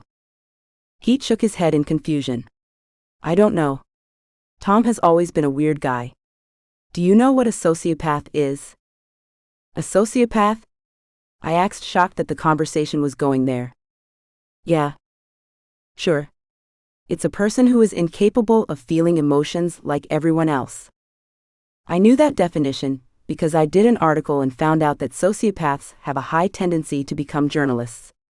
I thought I could be one. I'm not, by the way. "Yeah." Tom was always 1 degree off from the rest of the room. And when he told us about his friend's death, it was almost like he was bragging about it. He was kind of flaunting the information. And when I looked over at Jax to confirm how weird Tom was being, I found Jax staring at Tom like Jax had seen a ghost. "Did Jax do anything unusual after that?" "Yeah. But I don't know how unusual it was. He declared for the draft. What made it weird was that a few weeks earlier he had told me that he was staying for his senior year." "Ryan Green?" "What?" "That was his friend's name. I don't know why I remembered that. But that's what it was. I think he reminded me of a kid I knew in elementary school whose name was also Ryan. Anyway, that's what his name was." I immediately typed Ryan Green into Google. The usual amount of results came up. I scanned the first few pages and then searched for Ryan Green death. When nothing helpful came up, I did the math and added the year and then state. Still nothing. What is Tom's last name? I asked Heet, unsure how much time had passed since asking him my last question. Willard. Why do you ask? I'm not sure, I told him honestly. It didn't take long before I was on Facebook staring at an image of the man I had met a few hours earlier. It was time for a deep dive. I looked at every one of his publicly available pictures and every one of his posts. I couldn't find any mention of Ryan Green, even during the months surrounding his death. What I did find was the name of his high school and the Facebook pages of a few of his high school friends. What did Ryan look like? I asked Heet, still looking at my phone. When he didn't respond, I looked over my shoulder at him. He had fallen asleep. I could have let his sleep. Checking the clock, I saw it was 3 a.m. I could have. Heet, I said softly. Heet, I said, startling him awake. What? He asked groggily. What did Ryan look like? What? Ryan Green. You said he looked like a childhood friend. Describe what he looked like. I don't know. Can we talk about this in the morning? I don't think so. I won't be able to sleep until I finish this. Just tell me what he looks like and you can go back to sleep. Heet rolled over. The man looked frustrated, but that was beside the point. I was in the zone and he had something I needed. A little shorter than Tom, I guess. Dark straight hair. Almost Asian looking but white. He kind of had rounded shoulders. I think he did sports or something, but he reminded me of Igor from that cartoon. Igor? What cartoon? The one with the singing. The one with the singing. I typed Igor singing cartoon into Google. I couldn't be sure which cartoon he was talking about, but I did get what he was trying to explain. I then looked through all the pictures of Tom's high school friends. It took a while, but I did find someone. The guy was in a picture standing next to Tom, and he had a real pull-the-lever vibe. What was most interesting, though, was that his name wasn't Ryan. It was Wayne. That didn't sound like Ryan. But in every other way, he fit Heet's description. Is this him? I asked Heet, waking him up again. When Heet didn't move, I slipped out of bed and put my phone in front of Heet's face. Heet, is this him? With me talking a foot in front of him, he couldn't ignore me. Heet groaned disapproval. This is my last question, Heet. Afterward, I'll let you sleep. Is this him? Is this Ryan Green? Heet looked up at my face and then down at my naked breasts. Getting an eyeful, he again closed his eyes and tried to go back to sleep. Nope. Just one last question. Is this Ryan Green? Forced to wake back up, he squinted his eyes and refocused on the image on my phone.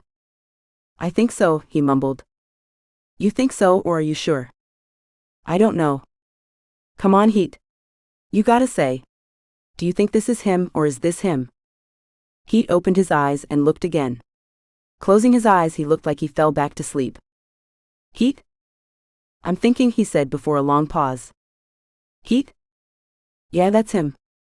You sure you're not just saying that because you want me to let you go back to sleep? I'm sure that's him. The guy from the singing cartoon. I looked at the image again. I had found him. Ryan Green was actually named Wayne Smith. As far as I could tell, he was in the same year as Tom, but he didn't graduate with him. What happened to him? What was he doing between when the picture was taken and when he came to Stanford calling himself Ryan Green? The next question was obvious. Was Wayne Smith dead?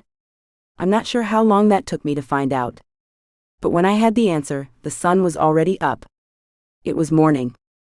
And what I had found out from my night of research was that the man that Jax had been being blackmailed about was alive and going by the name Wayne Smith while living in the California desert. Without thinking, I got dressed, threw a few items of clothing into my carry-on bag and left the room. I knew who he was and where he lived. I could even guess where he worked. I was going to meet him and ask him a few questions. After all, how often do you get the opportunity to talk to the dead? Taking an Uber to the airport, I booked a hopper flight from San Francisco to Los Angeles. It cost $50, and I handed the ticket booker my credit card like the card could explode. I was sure I had no space on it, but bigger miracles have happened, right? Didn't Ryan Green come back from the dead? What's having a little luck with my credit card compared to that? When the charge went through and I was headed to my flight, I knew that all of this was meant to be. The gods were looking down on me with this one, and those ladies liked what they saw. Sleeping for the first time during the flight, I was awoken when the flight touched ground.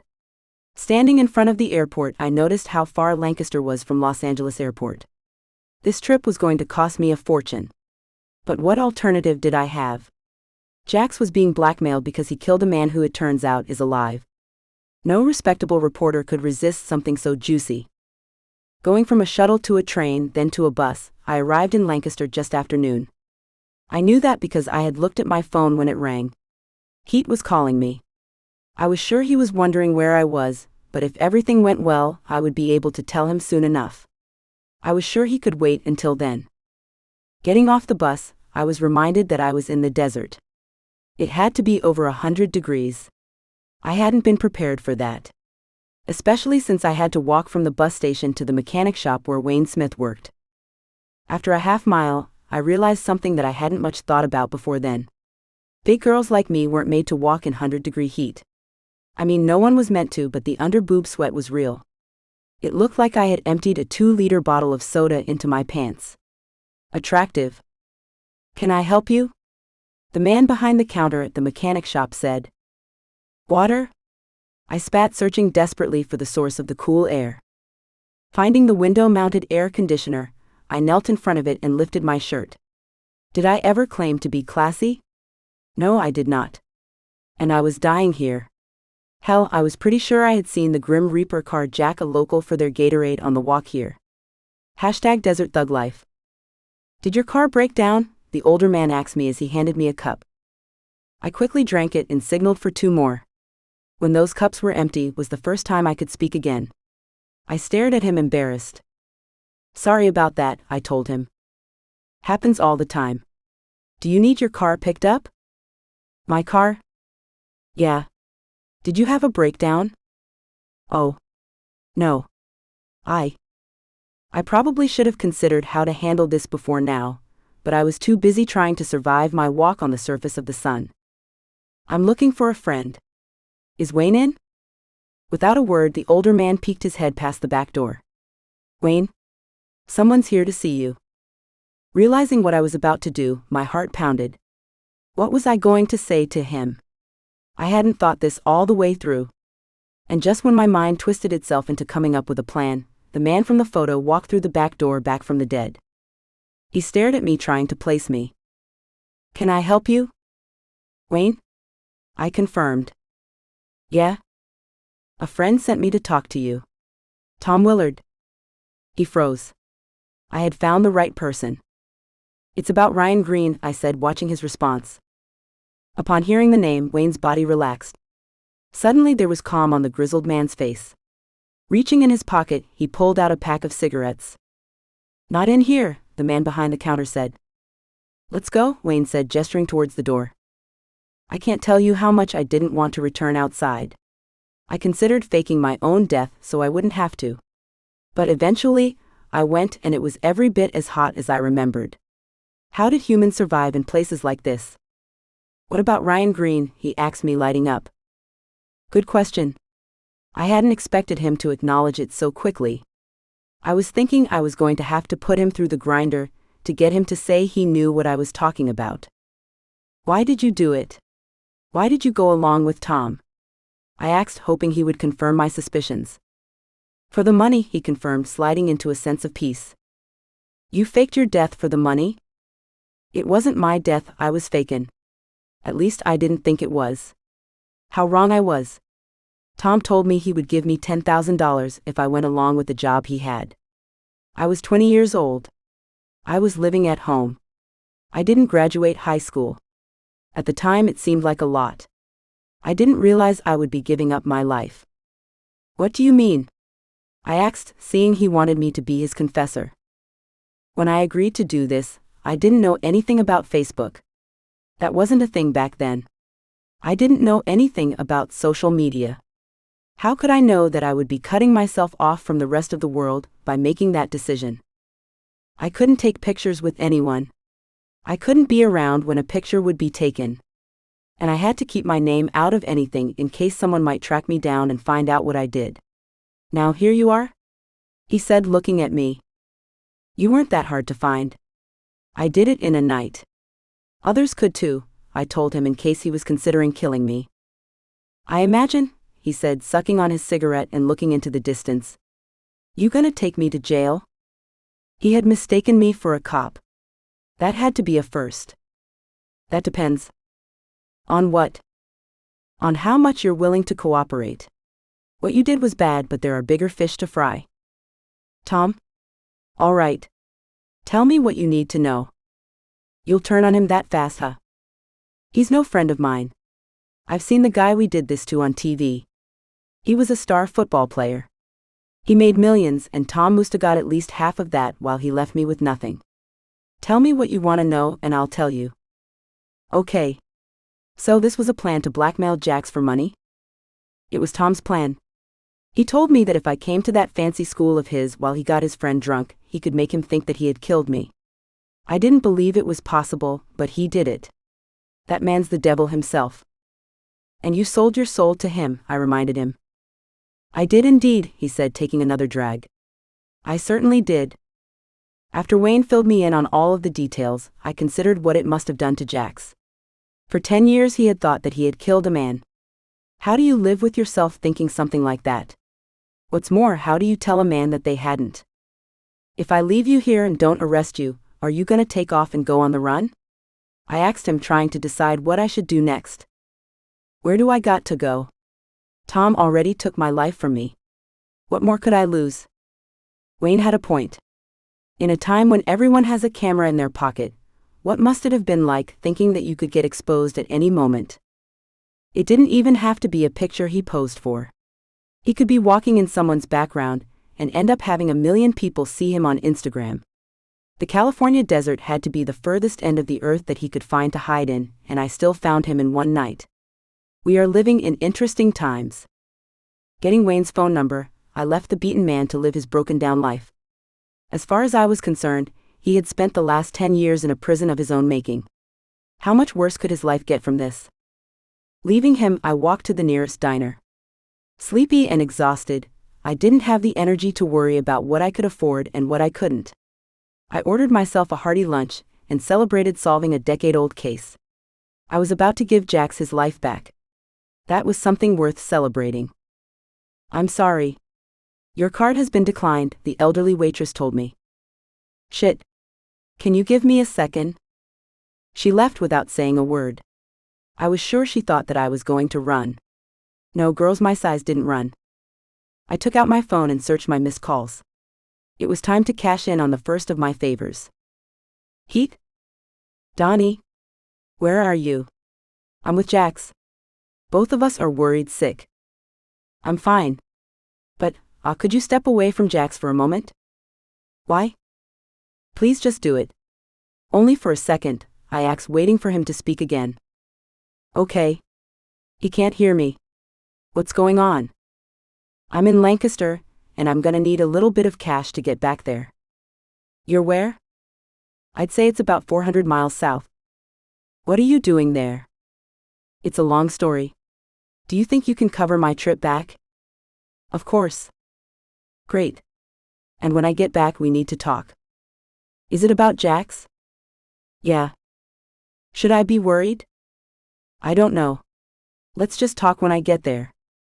After contacting my billionaire benefactor, things became a lot easier.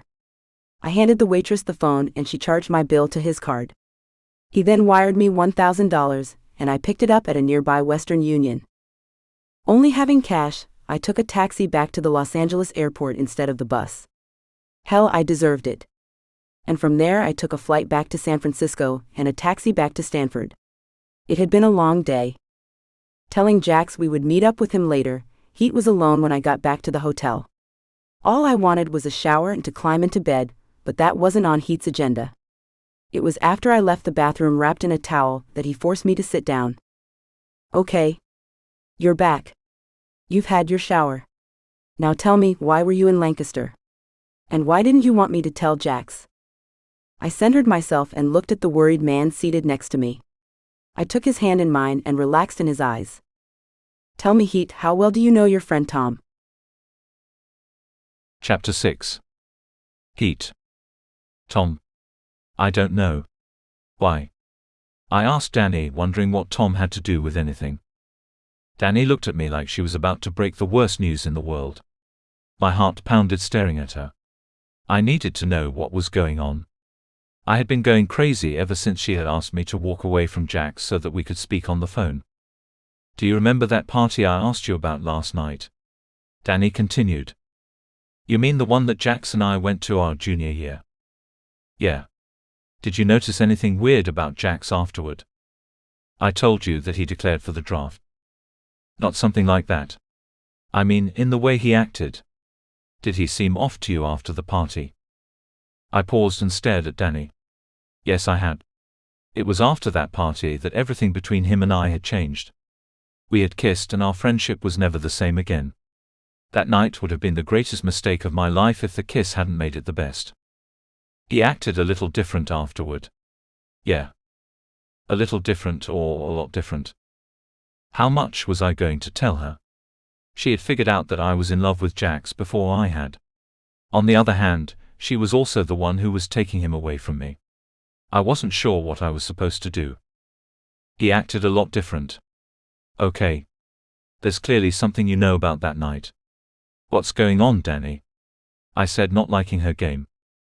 Dani centered herself. You remember Ryan Green? Yeah. Well, his name is actually Wayne Smith and he's not dead. He was why I was in Lancaster. I went to see him. I twisted what Dani had said around in my mind, trying to make it make sense. He's not dead? No. So why did Tom say that he was? Because Tom was blackmailing Jax. I stared at Dani blankly. Wait, what? When I asked you about Tom, you said that he reminded you of a sociopath. I think you were right. After talking to Wayne, I think I know what happened. Weeks before that night, Tom went to his old classmate Wayne, who was struggling in life, and offered him a chance to make some quick money. Tom's plan was to fill Jax with drinks and then get him behind the wheel with Wayne in the car. He then would get Jax into an accident and claim that the accident killed Wayne. Tom would then offer to take care of Wayne's body and make the situation go away. After the plan worked, Tom blackmailed Jax with the information and held it over him. You said that Jax drove the same car for years. Hadn't he signed an NFL contract? Maybe the reason he drove that car was that he couldn't afford one because Tom was draining him dry. I stared at Dani, stunned. I had a hard time believing any of this. My mouth formed words but nothing came out. How do you know this? I eventually said. Wayne told me. Why did he tell you? I think it was because I asked. Apparently the deal wasn't as good for him as it was for Tom. My mind danced, considering it all. Could this be true? Was the reason why things hadn't been the same after that night because Jax had a secret that was eating him alive? How could he have been carrying the weight of someone's death by himself for so long? What must his life have been like? What might have happened between Jax and me if Tom hadn't ruined Jax's life? Could he and I have been together? Did Tom destroy my life as much as Jax's? I got up and walked to the door. Where are you going? To find Tom. I need to know if this is true. No, we need to confirm this with Jax. No. I need to find Tom. I'll get him to tell me exactly what happened that night. And if he doesn't, I'll beat it out of him. Wait, no. You're not thinking straight. We need to go to Jax. We need to confirm it with him, and then we need to report him to the police. I could hear her words, but I couldn't process what she was saying. I was blind with rage. I didn't have to confirm it with Jax. What Dani had described was the truth. What she said made so many things make sense. How much Jax changed after that night, his declaring for the draft early, the way he always shied away from the camera, the fact that he signed a multi-million-dollar contract but never had any money, the fact that after retirement Jax tried to hide away in obscurity. This was all Tom's fault, and I was going to get Tom to admit to it. Don't do it, Heet, Dani said as I put on my shoes. No. You're right. That is exactly what happened with Jax, and something needs to be done about it. Dani dropped her towel and rushed to get dressed. If you're gonna confront him, you need me there.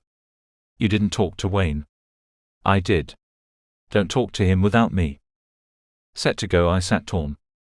There was a cauldron bubbling within me, and it was about to boil over. If Dani was there, would she stop me from doing what I had to do? And what was it I was going to do? Tom was the person who had destroyed the life of the man I loved. What did he deserve for that?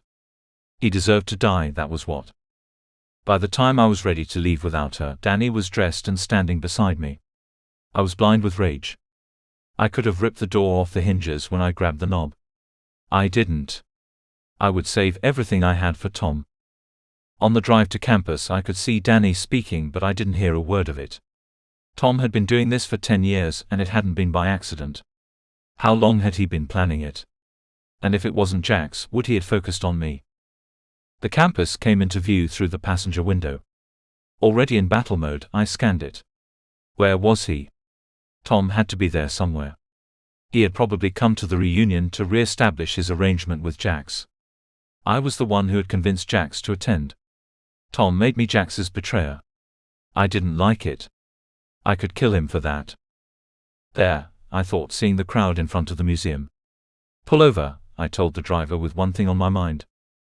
As I marched towards the crowd, I could hear Dani saying something. It didn't matter what she said, it wasn't going to change anything. I knew what I had to do. I had to make Tom pay for what he did to Jax. I didn't care where that led. The moment I spotted Tom, my skin burned. He was talking to the group from the night before. He was smiling and laughing. I hated him with a white-hot fury. And when I was 50 feet in front of him, he turned towards me. Staring at me, his smile didn't last long. This was the moment. What would his reaction be when he saw me? I was crackling with anger. There was no mistaking that. Tom could either act like he didn't know what was going on, or he could acknowledge what he did with a look. 40 feet away, and then 30 feet. Tom spotted me, but his smile didn't budge. Certainly he could see that I had found him out. Couldn't he see that he was going to have to defend himself? 20 feet away, and then 10. He was right there. He was almost close enough for me to grab him. Was I going to wrap my hand around the throat of a defenseless man? I was. I was going to throttle him with him never knowing what he did. At least that was what I thought would happen. But when I was close enough to lunge, when I was close enough to him to feel his heavy breaths from a laugh, Tom's casual demeanor dropped and something else washed over his face. A look of evil appeared. This wasn't something I had expected. Seeing the real Tom for perhaps the first time, he looked demonic and bloodthirsty. I hadn't been wrong. Everything Dani had said about him was true. For the first time in his life, Tom had been revealed for who he was, and it was going to be the last thing he would ever experience. "I know, you bastard," I said, throwing my weight forward and grabbing his collar. To my surprise, that was when Tom threw the first punch. His fist grazed my chin and caught me under my collarbone. It startled me, but I didn't stop. Tipping my head to prevent another blow, I picked up speed as I pushed him back. Bodies parted the way, opening a path to the table with the punch bowl. With my full weight behind me, I rammed him into the edge, toppling it over with us on top of it. The struggle between us was intense. I can't tell you who landed the most blows, but I had received a few of them. None of them hurt. I was too focused for that. I had to destroy him like he had destroyed our lives. Rolling on the ground with him wasn't enough. So when I stopped with my knees bridging his chest, I looked down into his soulless eyes and did what I came to do. With him unable to move, I reeled back my fist and let it fly. I caught him once in the face and then twice. It didn't feel as good as I thought, but it did its job. The face underneath me got redder and redder with every blow. It was what I planned. What I hadn't expected, though, was what he did next. As I kneeled on top of him, pummeling his face into mush, he smiled. When it first happened, I was sure I hadn't seen it right. It was then that I hit him harder. It didn't change anything. His blood-stained teeth continued to show. What was wrong with him? Was he completely insane? When someone was as crazy as him, did they feel pain? It didn't seem like it. I kept striking him harder and harder, hoping he would understand what he did. His smile never left him. I would have kept beating on him until his death if a group of men did suddenly tear me off of him. "Let me go," I screamed, going out of my mind. "You don't know what he did. You don't know what he's capable of." Everything became a blur after that. As 3 men held me down, I watched a battered Tom get up and act the victim. "Why'd he do that?" someone I didn't recognize asked Tom. "I don't know. He was always unstable," he told them. You son of a bitch. I yelled. Don't think you're going to get away with this. I know what you did and you're gonna fry for it, I screamed as everyone looked on. It was around then that campus police arrived, quickly followed by the cops. I couldn't yet form full sentences to defend myself, but Dani did what she could to explain.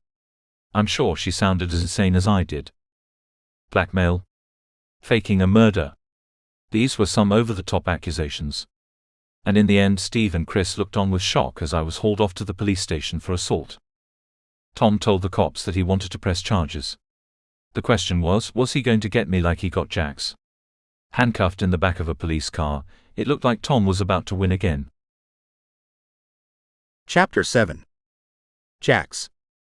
Staring at $30 worth of mini-fridge rum bottles, one thing became clear. I should not have come to this reunion. I don't know what I was thinking. For the last 10 years, I had been hiding from one person. I declared for the draft early to escape him. I faked an injury and retired from football to get away from him. And then I traveled to the middle of nowhere, USA, to stay as far away from him as possible. So, why on earth did I then decide to come to the place I was most likely to run into him? Tom Willard had made my adulthood a living hell. At one point after the accident, I did consider him a savior.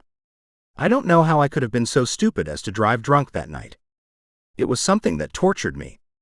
11 years later, I still wake up screaming as I recall the crash. I took another human's life.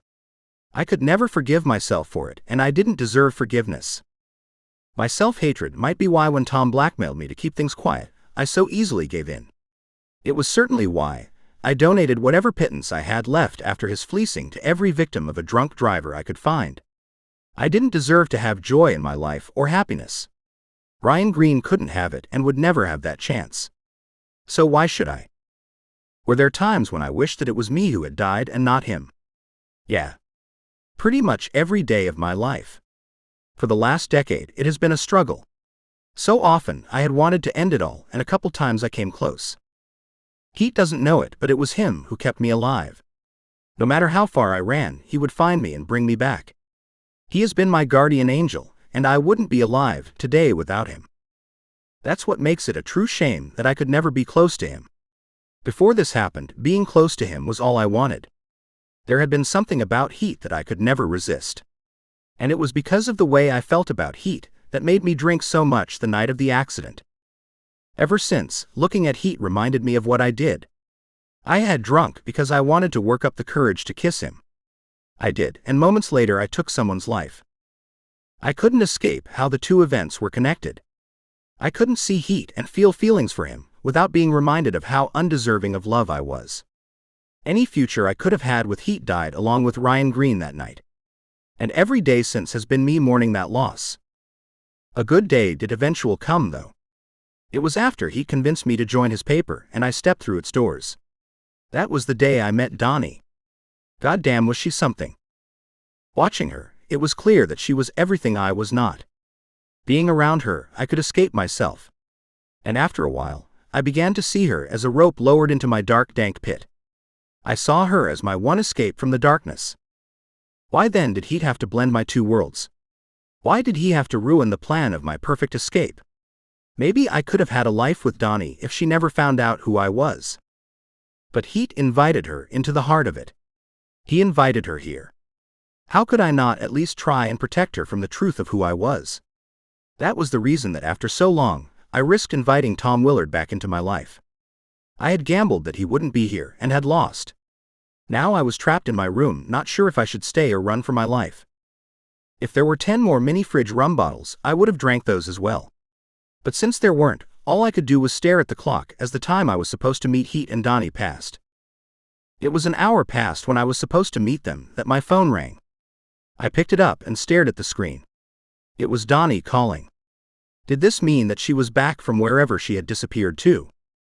As much as I wanted to sink into oblivion, I also wanted desperately to know where she stood with us. I knew that her getting even a glimpse at my secret meant that things between us would fall apart. My heart hurt hoping that that wasn't true. When you are forced to keep everyone at arm's length, the loneliness is crippling. Should I pick up the phone? I had to. If there was even a chance that I could be with her, I had to take it, didn't I? Or was this her telling me that she had found out what I had done and could never be with me? Either way, I had to know. "Hey," I said, trying to express enthusiasm but failing. "Jax, I need you to come to the police station." The worry in her voice was a bucket of ice-cold water poured down my back. I shot up, fully sober. "What's wrong? What's going on?" "It's Heet. He's been arrested." "Why?" I asked, confused. "I'll explain when you get here. Just come, please. Hurry." Before I could ask another question, Dani had ended the call. I stared at the phone, stunned. That didn't last long. In moments, I was getting dressed and rushing out. She didn't have to give me the address. The Stanford police station was the place that haunted my dreams after the accident. It was the place I feared the most. Hopping into a rideshare, I rushed over and arrived in minutes. The facade of the building appeared in front of me, 20 times larger than it was. I was dwarfed by its intimidation, but for Heet, I went in. My heart pounded as I opened the door. I knew that there was a chance that once inside, my past crimes would be revealed and I would never leave again. That couldn't stop me, though. I was here for Heet. He had been there for me so many times. And if my being there for him meant finally paying for my crime, I would. "Jax, you're here," Dani said, running over and throwing her arms around me. Her embrace was intoxicating, but it wasn't enough to make me forget where I was. "Dani, you have to tell me what's going on." Dani pulled away and looked up into my eyes. "Heet got arrested." "For what?" "He got into a fight with Tom." Hearing his name, every hair on the back of my neck stood on end. The itching that followed burned. "Why?" I asked, with my heart now booming in my ears. "Because he found out what Tom did to you," she said, making my terror complete. "To me? What do you mean?" "Jax, you have to tell them that he's been blackmailing you." Flushed with heat, my forehead dripped with sweat. She knew, and she wanted me to admit to my crime. I hadn't expected this. Dani was the one person I had prayed would never be tainted by this part of my world. Now, here she was asking me to remove the walls that kept me from imprisonment. "I can't," I told her, failing myself as much as I was Heet. "You have to. They are trying to get Tom to press charges. They need to know what he did to you, otherwise Tom will win." "Is he here?" I asked, feeling my world crash down around me. "Who?" "Tom." "Maybe. The last time I saw him, he was being bandaged up." "Jax, you have to tell them what he did to you. Heet needs you to." Looking around for who was listening, I clutched Dani's shoulders and pulled her aside. "You don't understand, Dani. He was blackmailing me because he has something on me. I hurt somebody." "Brian Green." "I know." I stared at Dani, shocked. "How do you know that name?" "He told me." "But Jax, that wasn't his name. It was Wayne Smith. Also, you didn't kill him in the accident. It was just what Tom made you believe to blackmail you. Jax, you didn't hurt anyone. No one died in the accident. Wayne Smith is fine." A lot of things flooded my mind listening to Dani's words. My head felt like a 2-inch hole at the base of a dam. So much was fighting to get out that it hurt. "Brian's alive." I forced myself to ask.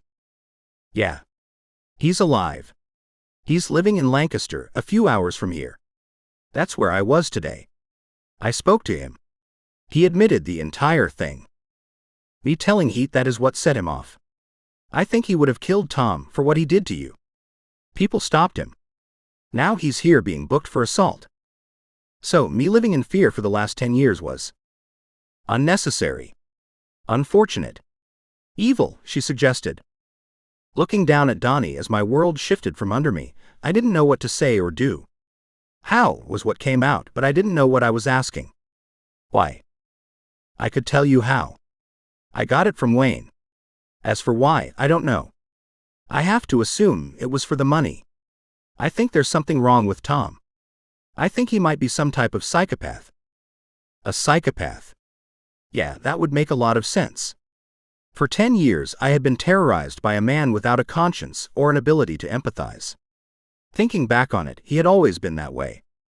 I no longer had to rely on Dani's word to see the truth of it. I could feel it in my gut. Tom had destroyed my life to get my money. I shouldn't have driven that night, but I hadn't killed anyone. I hadn't killed anyone. Tears rolled down my cheeks as I felt the weight of 10 years of horror lift from my shoulders. I didn't know how she had found this out, but Dani had freed me. I was free. Who do you want me to tell? Seeing my tears, Dani took my hand. My instinct was to pull away. It was a knee-jerk response out of fear of being discovered. When it dawned on me that there was nothing more to discover, I squeezed her hand back. You need to tell the woman behind the counter. That's been who I've been talking to. Still feeling dazed, Dani led me to the sturdy-looking woman behind the desk. Can I help you? She asked, looking at my tears confused. Yeah, I told her. I would like to report that I am being blackmailed, I said before taking my first deep breaths in years. What followed after that was 3 hours of answering questions and filling out forms. Standing by my side, Dani explained how she had talked to the ghost from my nightmares and even got him on the phone. He sounded different than I remembered. But enough of a resemblance was there that I recognized him. I wasn't dreaming. It was all real. In one day, Dani had relieved me of 10 years of pain. She was the most amazing person I had ever met. The other person I immediately saw differently was Heet. As he approached us exiting his jail cell, a halo glowed around him. I couldn't explain it. My best guess was that after a decade of fermenting, the cork that had held back my feelings for him had been removed. My insides tingled watching him approach. He had to be the best-looking guy in the world. Thank you, I said to him after he wrapped his arms around me. Thank you for everything. I'm so sorry, he told me as he again looked me in the eyes. You didn't know. I should have told you. I should have told someone. Well, it's a good thing you told her, Heet said, looking back at Dani. I smiled. Yeah, she's amazing. Staring at her for a moment, my eyes danced back and forth between the two. I was standing with the most important people in my life. Dani because she had rescued me from hell. And Heet because he had rescued me from myself. I couldn't decide who I loved more. Should we get out of here? I think we've been here long enough, Heet said, sliding his arm around my shoulder. As he did, I felt something unexpected. My member got hard. It was like the last 10 years hadn't happened because this response was the reason I had kissed him all those nights ago. With the police promising to bring Tom in for questioning and Heet promising not to leave the state for the next few days, the three of us left the police station and got into a cab. Anyone hungry? It's amazing how beating the pulp out of someone could work up an appetite, Heet joked. How about Vina Enoteca? Does that place still exist? I asked, having a flashback to better times. I think I saw it last night, Heet admitted. Do you remember that place? I asked, laughing. I remember that, Bill, Heet replied with a laugh. What? Dani asked, wanting to join in. Heet answered. It was your birthday, wasn't it? Yeah. I was turning 21, and Heet and the guys decided to kidnap me. But instead of taking me to Chuck E. Cheese or something, which I would have been perfectly fine with, they took me to Vina Enoteca. Only the best for the best, Heet added with a chuckle. Yeah, right, I said dismissively. Anyway, we get there and there's 5 of us. And we're college students who only just now got the right to drink, so we're ordering drinks left and right. The food's being brought out like we're emperors. Then at the end of the night, the bill comes. It was $2,000, Heet concluded. What? Dani exclaimed. Yep, $2,000. And keep in mind that this was before I got my inheritance. So, spending $2,000 on dinner wasn't exactly something I should have been doing. That's insane, Dani said, dumbfounded. That's almost my rent for a month now. What was this, 10 years ago? Heet looked at me nostalgically. Pretty much. But you know what? I would do it all again. Only the best for the best. Maybe my previous mini-fridge binge was finally taking effect, but Heet's words really moved me. I had an overwhelming urge to wrap my arms around him. With Dani seated between us in the cab and not knowing how he felt about me, I instead reached over Dani, took hold of his face and kissed him on the cheek. My member immediately re-stiffened. I had meant it to be a playful, exaggerated gesture. But I couldn't hide what was behind it. In truth, I wanted Heet to hold me. I wanted more than that from him, but that was all I could imagine while my feelings for him resurfaced. Brief images of the two of us flashed in my mind's eye as I stared at him longingly. In most of those images, neither of us were dressed. Over dinner, Heet and I did most of the talking. I felt like I was talking nonstop. "I've never seen you like this," Dani said. "I like it. See, this is the Jax that I knew. Where has he been?" I chuckled. "Locked away hiding from the truth." "You mean, hiding from a lie," Dani corrected. I thought about it. "Yeah, from a lie," I corrected. I was beginning to realize that I was going to have to readjust a lot of my thinking. My entire image of myself had been shaped around a traumatic event that never really happened. There was a lot that was going to have to be unwound. "Look at your hands," I said, noticing Heet's bruised knuckles for the first time. "Yeah. I don't know how many people know this, but the human skull is pretty hard," Heet joked. "I have been called hard-headed by a coach or two," I joked. "He jokes," Dani exclaimed. "Who is this guy?" "I don't know, Jax." "Who are you?" Heet asked before his gaze lingered in my eyes. I didn't know why he was looking at me like that, but it made me hard again. "I don't know," I told them honestly. "I guess I'll have to figure that out," I said, giving them both a flirtatious smile. The silence drew out as they both looked at me in surprise. I couldn't tell if they liked what was going on, but as good as I was feeling, I couldn't stop it if I had tried. "What do you guys think about getting drinks?" Heet asked with a glint in his eye. "Yes," Dani replied with bubbling tension. "Sounds good to me," I said, hoping he was suggesting more than that. "We could find somewhere around here," Heet mentioned. "We could," I agreed half-heartedly. "Or our hotel has a bar," Heet floated. "That one." Dani snapped again. I probably shouldn't have, but that time I had to laugh. She was acting like she could strip us down and have sex with us both. I'm not saying that that was what she was thinking. I mean, did women even fantasize about having two guys at once? I know that having two people at once was something I never considered. If I were to consider it, however, I would want it to be with the two of them. That would be a no-brainer for me. Who wouldn't want to have a threesome with the two hottest people on the planet? About to head back to their place, the question was, would they be into it? On the ride back to their hotel, I kept peeking over at the two of them. When they caught me looking, I reflexively looked away. I didn't know why I did. Maybe it was the intensity of the moment. I was quickly losing myself to the idea of having them at the same time, and having either of them look me in the eyes caused my heart to pound so hard it hurt. "Do you mind if we stop at the room first?" Heet said as we pulled up to the Rosewood Hotel. "It turns out I have blood on me." I looked over intrigued, finding red speckles on his shirt. "Yeah, you do? Is that yours?" Heet examined his battered knuckles. "I don't think so. But you should see the other guy." I didn't reply. I couldn't say anything. God, did I find this version of Heet sexy. He had beat the shit out of the man who had stolen 10 years of my life from me. I could have fucked Heet in the car with Dani and the driver watching. How much did you tip your driver for something like that? Following the two of them back to their room, I wondered what would happen when we were again alone. I knew what I wanted to happen, but would it? Neither one was looking back at me. Were we really just going there so that Heet could change his shirt?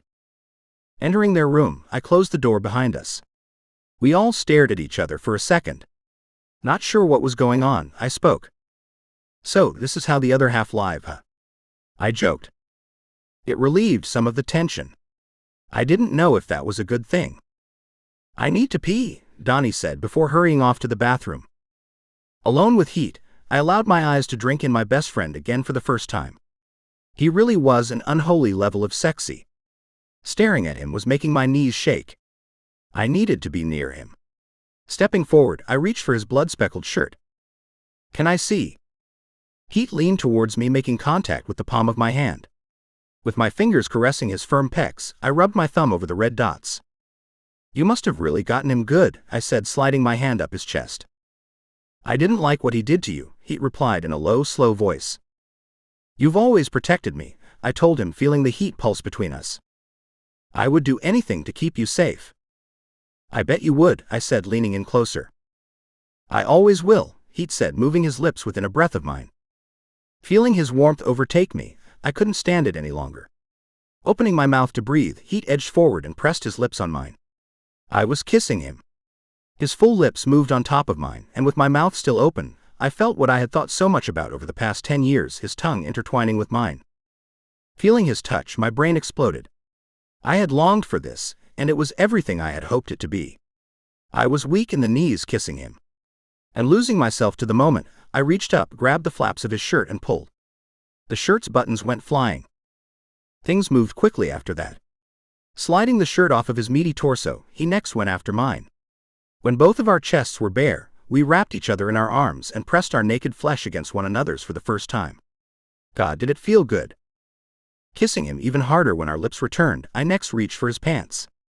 I didn't know if he would want this, but I did. He would have to stop me if he didn't. When his hands grabbed my wrist, that was what happened. Surprised and desperate to continue, I pulled from his lips and looked into his eyes. He wasn't looking at me. He was focused on something behind me.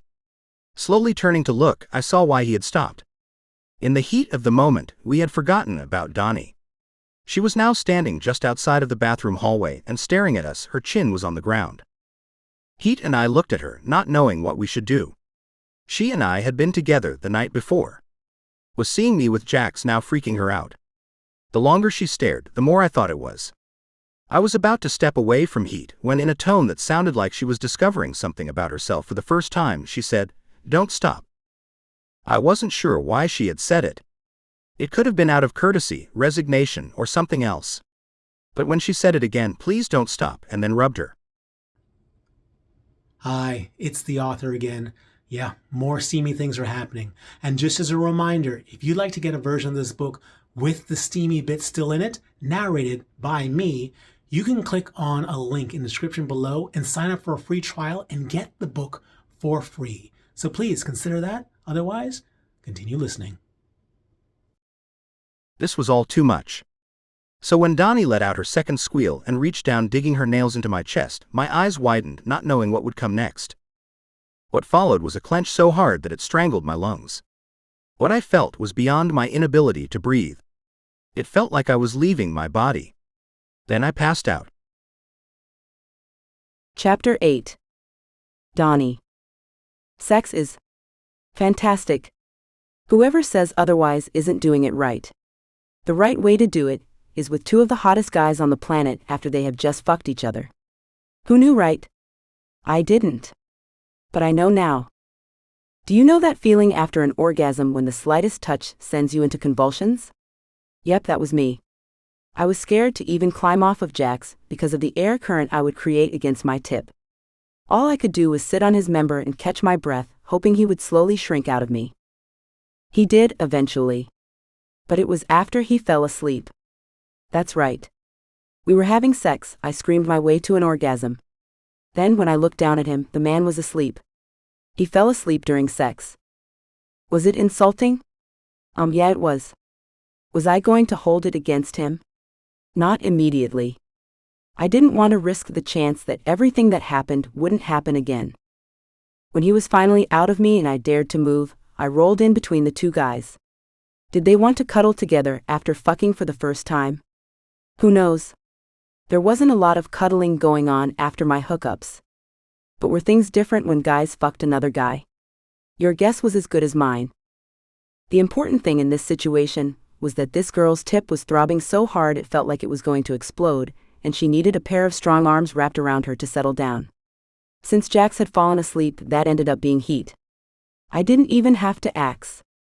As soon as I pushed my way in between them, he embraced me. Granted, I spasmed after he touched me, and he had to back off. But eventually I could be touched again, and he held me in his arms. That was where I joined Jax asleep. This whole scene was very much not like me, but you know what? I kind of liked it. The next morning when I woke up, things between the three of us were different in a good way. Both of the guys were up before me. I think they got up, took a shower, and rejoined me in bed. Was their shower together? I didn't know. "Morning," Heet said to me cheerily. I groaned groggily. "Did you have fun last night?" he asked me. As soon as he did, last night's activities flashed through my mind, bringing a smile to my face. "Aha," I replied. "Us too," he said before looking past me at Jax, who took the opportunity to wrap his arms around me and kiss me on my shoulder. "I like this." What should we do today? Heet asks us. Show me around campus, I told him. He chuckled. Thinking about attending? Maybe. This place could probably use some class. I've heard it has really gone downhill in the last few years, Heet said with fake earnestness. Tell me about it. Did you know there was a fight on campus last night? Could you even imagine? I said with pretend shock. Okay, Heet said, getting out of bed and putting an end to our game. I don't think he liked my joke, which didn't stop me from continuing. I mean, there were actually 2 guys fighting on campus, I said, watching him cross the room towards the bathroom. Where did they think they were, a country bar? Indeed. You should get dressed, Heet said before disappearing behind the door. I had to admit that I enjoyed teasing the man who acted so smooth water wouldn't stick to him. You might want to lay off that topic, Jax said while still cozying up to me. Why? He knows I'm joking. Yeah, but his father had this thing about the way people saw him and his family, so he was always on Heet's back about the way Heet presented himself in public. But he was protecting you. I asked, confused. I know, and I love him for it. But still. It's hard to get your father's words out of your head. I rolled over in his arms to look him in the eyes. Do you still have your father's voice in your head? Jax gave a cynical chuckle. What do you think? What do you think your father would think about what you did with Heet last night? Jax stared at me blankly.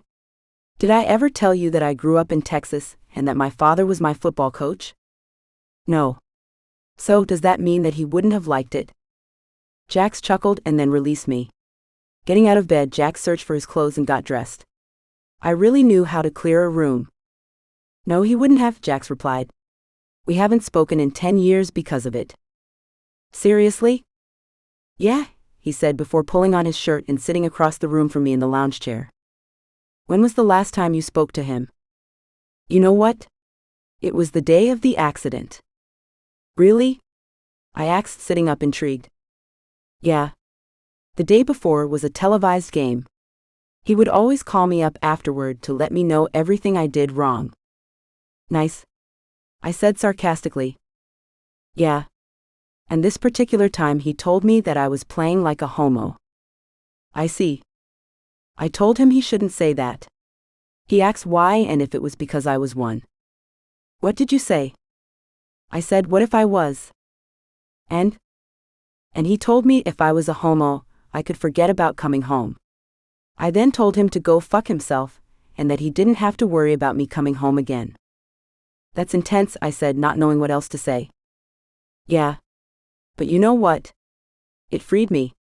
I mean, I still had to worry about my teammates and the NFL scouts finding out, but there was this weight lifted from my shoulders. I was always so concerned about what my father thought. With football. With who I dated. With everything. But for the first time, I didn't have to. That's really nice, I said with a smile. Yeah. It was because of that I kissed Heet that night. Wait, you two kissed? It was just that once. How come? Because of the accident. Along with being a football family in Texas, my parents were religious. And just after I kissed a guy for the first time, I got into an accident that killed someone. With the upbringing I had, it was hard not to think that the two were related. Wow. But you get that they aren't related now, right? You know that fucking him last night isn't going to lead to the world exploding or anything? Jax smiled. The day is young. I guess. And if it does, I want you to know that from where I was sitting, it was totally worth it. Jax laughed. Yeah. I'd say that it was. When Heet finally stopped hiding out in the bathroom, I took my turn and got ready for our day. Our first stop after leaving our hotel was Jax's so he could change. If you want, you could check out and stay with us in our room, Heet suggested. You may as well, I added, hoping he would. Jax smiled at the suggestion. We'll see, he said before changing and joining us for breakfast. For the rest of the day, the three of us strolled around the school as they gave me the grand tour. I learned a lot about what it was like being the big man on campus. I don't even think they knew what they were saying. Their stories just happened to involve them doing a lot of crazy shit, and then getting away with it. Wait. You guys put a slip and slide in the hall of your dorm and threw a party? Did your dorm have carpets? I asked. Well, They had carpets. Then for a while afterward they didn't have carpets. And then they had carpets again, Heet replied. So you didn't get in trouble for that at all? I confirmed. Heet and Jax looked at each other like it was foolish for me to ask. No, Heet confirmed. Wow. I mean, it's not like the school lost out by having us there. Jax here went on to play for the NFL. Do you know how much having a player play in the NFL helps recruitment for their football program? Heet said. Jax continued. Which leads to a better team, which leads to more donations from the alumni. Did you know that a university's football success is one of the biggest factors in alumni donations? And hell, do you know how much money they have gotten from me over the years? Heet jumped in. Way more than enough to pay for that carpet. Probably more like paying for that carpet 1,000 times over. So you act surprised that nothing happened to us for that stunt. But consider how well that decision worked out for them in the long run. Heet said smugly. I'll say it again. Wow. I said, realizing how much I wouldn't have liked them back then. Come on. Are you saying that you never did anything stupid as a kid? Heet asks. I do stupid things as an adult. I'm not saying that. It's just that righteousness you have about getting away with it. Both men shrugged. It's not like who we were didn't come with its downsides, Jax reminded me. For example, did you know that a guy once had his friend fake his death so that he could blackmail me out of all of my football money? Ouch. Okay, maybe it was a little soon to be calling the guys out on their privilege. Perhaps that was more of a second date activity. So, have you decided what you're going to do about that? I asked him, having felt the mood dampen. What is there to do? Maybe there's a way you can get some of it back, I told him. I doubt it. Knowing him, it's probably all gone by now.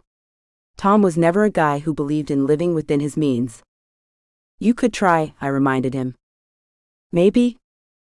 We'll see what the police say, Heet added. I'm sure there's something we can do. There's no way I'm going to let you let this go. I got you, Jax. Anything we have to do to make this right, we'll do it. Heet reached across the table and put his hand on Jax's. He stared into Jax's eyes like he thought the sun rose and set around him. I was sure that no one would ever look at me like that. That made me wonder what my role would be in whatever was developing between us. I knew what I wanted it to be. I wanted the two guys to look at me like Heet looked at Jax. I wasn't sure that was realistic, though. Who was I in comparison to their 10-year angst-ridden gay romance? Not much. There was no complaining about the sex we had that night, or even the following morning. My God, these guys were hot. And the great thing was that I wasn't getting tired of them. I've never had much of an attention span when it came to men. One night was pretty much all I could stand. But the secret ended up being that one guy wasn't enough. This whole time I needed two of them. Why hadn't anyone ever told me that this was possible? This had to be what my dad meant when he said that I was hanging with the wrong crowd. I thought he was referring to the amount of pot and shoplifting they did. But no, it was their lack of sexual partners. I guess fathers do know best. Who knew? It was after our trip to wine country on our third day as a couple that the three of us were asked to return to the police station. We were in no condition to go that night. It was wine country after all. So we went in the next morning. You're free to go, the sergeant told Heet. Tom isn't going to press charges?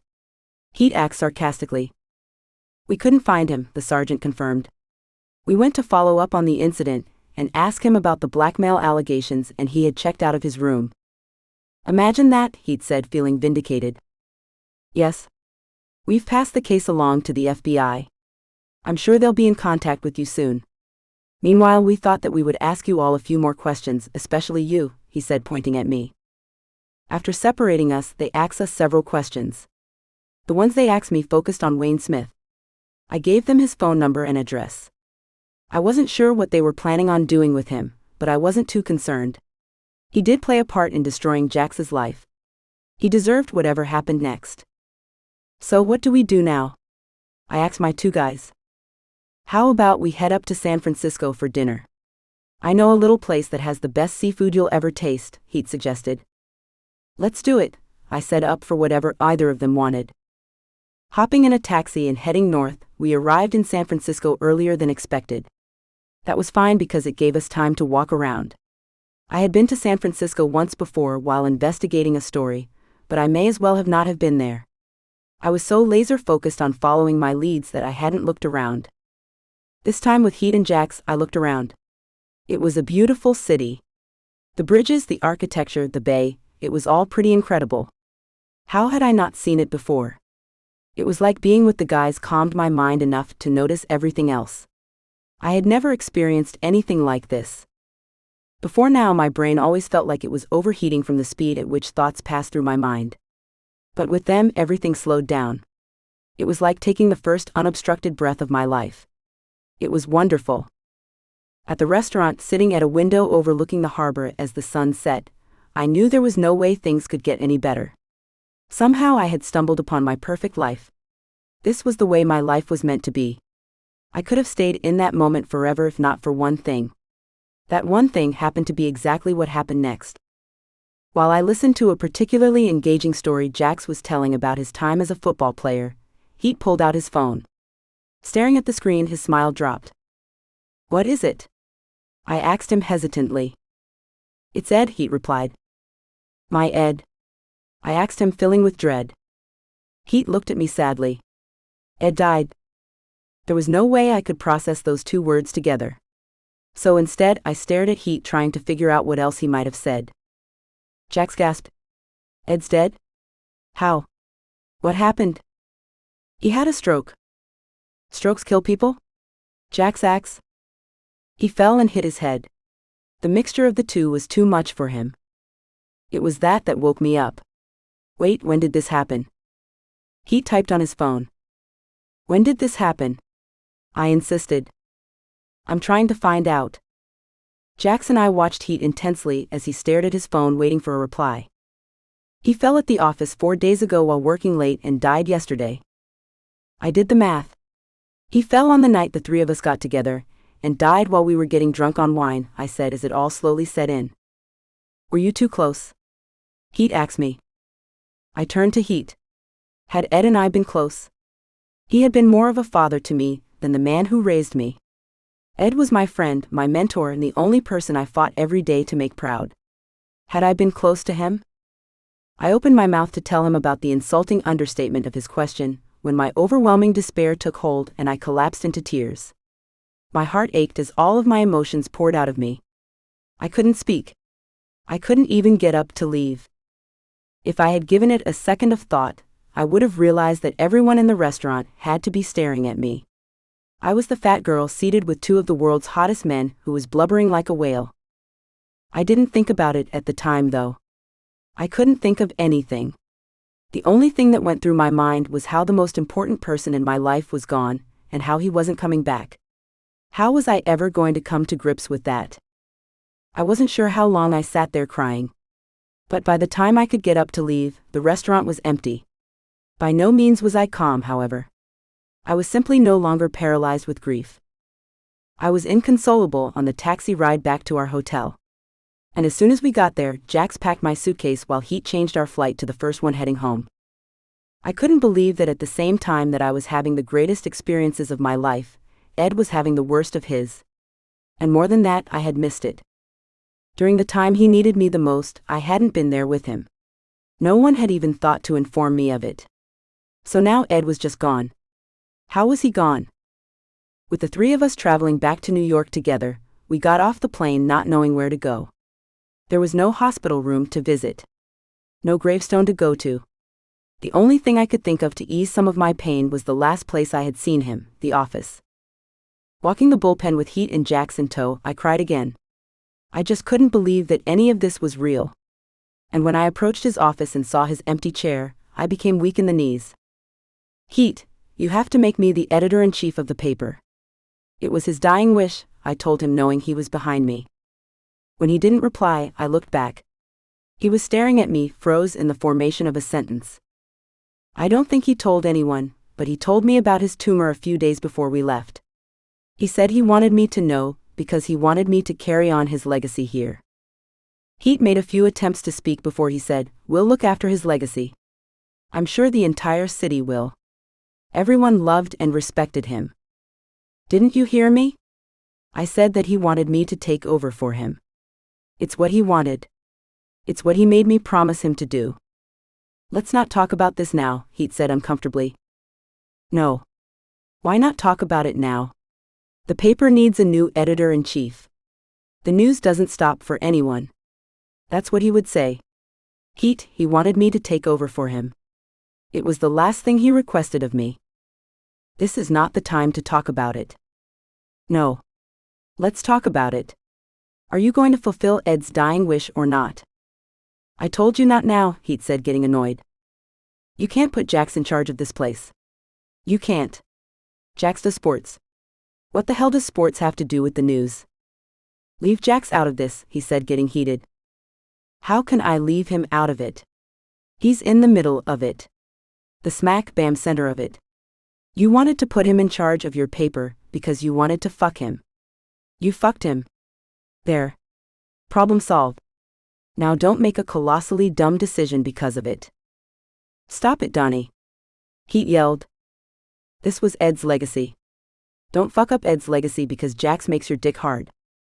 Shut up. Heet screamed. You want to know why you will never be editor-in-chief here?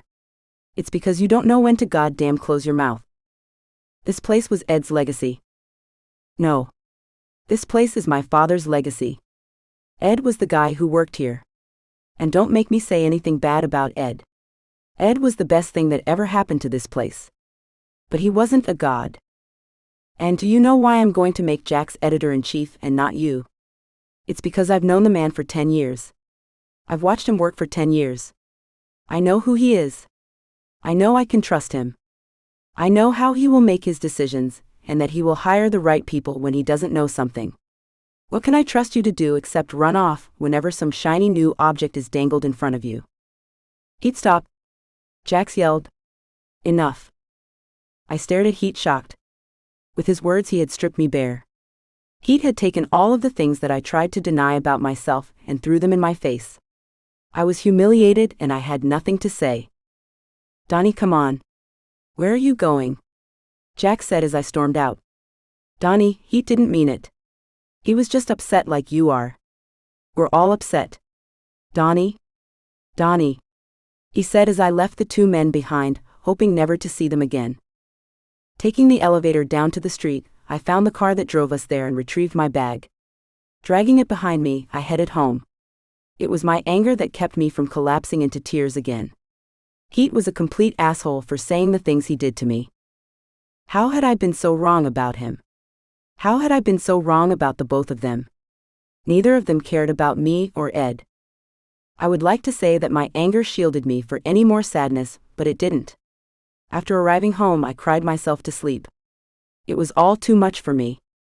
The loss, the betrayal, the loneliness, it was more than I could stand. The only things that got me out of bed for the next week were the delivery man and the call of nature. I was still having a hard time dealing with it all. Hell, I was having a hard time breathing. I simply didn't understand how I was supposed to go on without Ed. I certainly couldn't go back into the office knowing he would be there, and that I had failed him. So I guess it was a good thing that after what I said to Heet, I probably wouldn't be allowed back. I did hear from Jax in the days after storming out of the office though. The first time was when he called me. I didn't pick up. Next was in a series of texts. Their theme was him trying to find out if I was alright. No, you dipshit, I wasn't alright. I had lost the most important person in the world to me. How was anyone supposed to be alright after that? Having not replied to any of his other texts, I did feel an urge to reply to his last one. Ed's funeral is tomorrow. Heet and I will be attending. Did you want to come with us? Wow. Ed's funeral. How was I supposed to get through that alone? I didn't know if I could, but I was certainly going to try. I wanted nothing to with Heet, and was still pissed at Jax for even considering the job that I deserved. Okay, I didn't know if I actually deserved the job. But Ed certainly thought I did. Who knew more about the newspaper world than Ed did? Ed definitely knew more than Heet did. So why didn't Heet trust Ed? Why didn't he trust me? No matter the anger and despair spiral Jax's text set off, I was glad that he sent it. If not for it, I would never have known when Ed's funeral was. No matter how devastated I was, I had to be there. If I couldn't fulfill his dying wish, I could at least pay my last respects. It took me the full 24 hours in between to psych myself up for getting dressed and leaving my apartment for the first time, but I did it. Still in a daze, I walked to the train station and boarded the train to White Plains, New York. Why the funeral was being held there, I didn't know.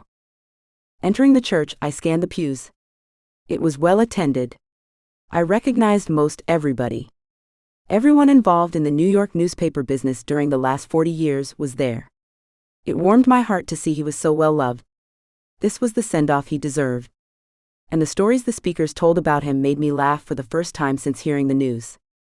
It turned out that the funeral was as good as something like that could be. It didn't do much to ease my pain, but did offer me some closure. Maybe that helped. Because finally, when I spotted Heet and Jax in the audience, I didn't feel the need to pounce on Heet like a lioness and rip out his throat. Baby steps, you know.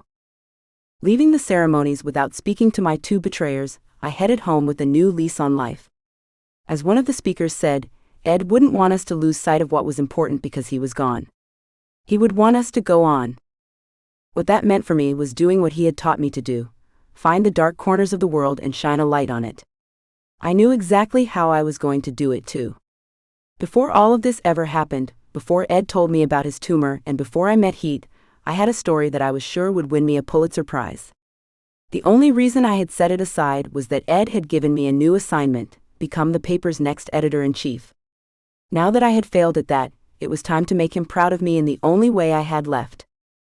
What I had learned in my months leading up to that moment was that something was going on in New York City that no one was going to believe. Through a chance encounter and a lot of research, I had learned that there was a school down the street from my office consisting entirely of genetically engineered children. It was the craziest thing I had ever heard of, and I was going to expose the sordid mess to the world. I was going to bring the whole organization down, and if I did it right, a lot of people were going to go to jail for crimes against humanity. Chapter 9. Heet. A question my friends like to jokingly ask me is what it feels like to have everything.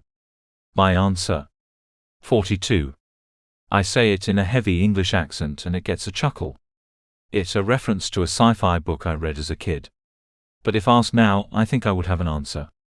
Apparently it feels very good. From the first night that we were together, Jax and I have barely been apart. Not only is the sex fantastic, but I simply love being around him. He's like a puppy rediscovering the world after years of abuse. The man had a sense of humor. I knew he had one before that night 10 years ago. But I thought it was long lost. Helping him find himself has been the most fulfilling experience of my life. Everything he learns brings the two of us closer together. And I never want to be apart from Jax again. As for what happened between Dani and me that night at the office, I'm at a loss. I had been upfront with her from the beginning. When she told me that she wanted to be considered for the job, I made it clear to her that it wasn't going to happen. I was upfront about it going to someone else and my unwillingness to change my mind on the topic. Do I regret saying everything I did once the two of us got into a yelling match? Yes, I do. Everything I said was true, but none of it needed to be said. I felt like she was attacking Jax and I reacted instinctually. At the same time, I believe that Dani is one hell of an investigative reporter. I mean, she uncovered the blackmail scheme against Jax in one night. She's incredible. But I'm sure that even she can see that she's a little impulsive. That quality is what makes her the best that I've ever seen at digging up the facts. It also makes her incredibly fun to be with. But when it comes to managing 20 equally impulsive reporters, it's a recipe for getting sued into bankruptcy. Ed was great at his job, and I would never take anything away from him when it comes to that. But he made mistakes. Ed wanted Dani to take over for him when he retired. That would have been a mistake. And the fact that he would put that type of pressure on her after telling her that he was dying. That nears cruelty, doesn't it? Especially knowing how many ways things could go bad with her in charge.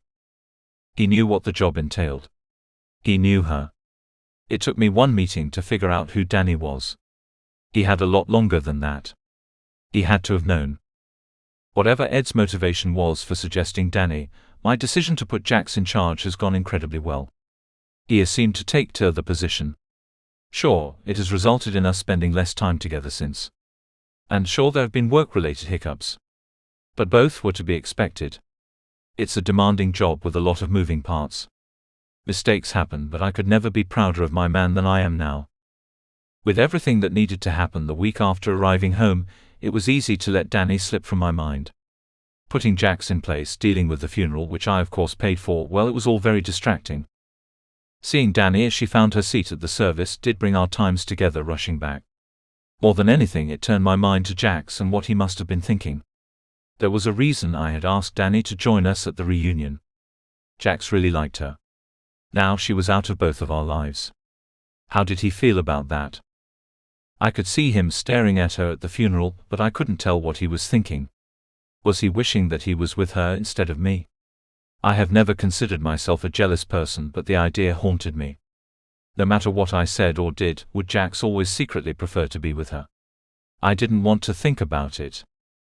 It was about a week after the funeral, as things were settling down, that I received a phone call I never expected to get. Talk about a blast from the past. Staring at my phone, I wondered if my caller ID had gotten it right. Intrigued, I knew that there was only one way to find out. "Hello?" I asked curiously. "Heet. Hey, this is Vandal Scott. How are you?" "Vandal?" I confirmed, still not believing who it was. "I'm good. How long has it been?" "Too long. I think the last time we saw each other was about 2 years ago. It was at that event in Prague, wasn't it?" I thought back to the party he was referring to. That had been the last time I had seen him. But what dominated my thoughts most was the first time we had met. The best way to describe Vandal Scott would be as what would happen if Thor and James Bond had a baby who was born with a silver spoon in his mouth. He was someone who I will never forget, because the first time I saw him was while I was day drinking at the bar in my building. I had just moved in and was still mourning my father's death. At the time, I wasn't making the best decisions, and from the moment he entered the bar, I was getting a distinctly sexual vibe from him. Wanting to escape my life and being a little drunk, I considered having sex with him. I had barely considered doing anything with a man other than Jax, but Vandal was irresistible. It didn't happen, but to this day I know that it could have. So now, whenever I see or think of him, I think of him as the only other guy in the world I would have wanted to have sex with. Vandal did something to me. I couldn't deny it. Would I ever do anything to mess things up with Jax? Never. Not in a million years. But Vandal Scott. Yeah, he was something special. Yes, I think it was Prague, I told him, refocusing. I thought so. And didn't I promise you a dinner at the time? I thought back to the night of the party. He had promised me that. And although I get a lot of casual suggestions about grabbing dinner, I remembered his because I was excited by the prospect. I was still thinking that he would be my first experience with a guy. I never heard from him, though. That is, until now. Was Vandal trying to pick up where things left off? I believe you did, I told him, titillated by the prospect. Well, I would like to make that up to you. Do you still live in my building? I'm in the same place. Good. Then I would love to invite you over to dinner. You can meet my family, Vandal said, throwing cold water on whatever thought I had. Again, there was no way I was going to do anything that would ruin things with Jax. But the idea that Vandal was interested in having something with me was more than a little flattering. Your family? Sure. I didn't mean for that to make me sound disappointed. It was just that as I said it, I wondered if I should ask if Jax could come along. He and I hadn't yet done anything as a couple.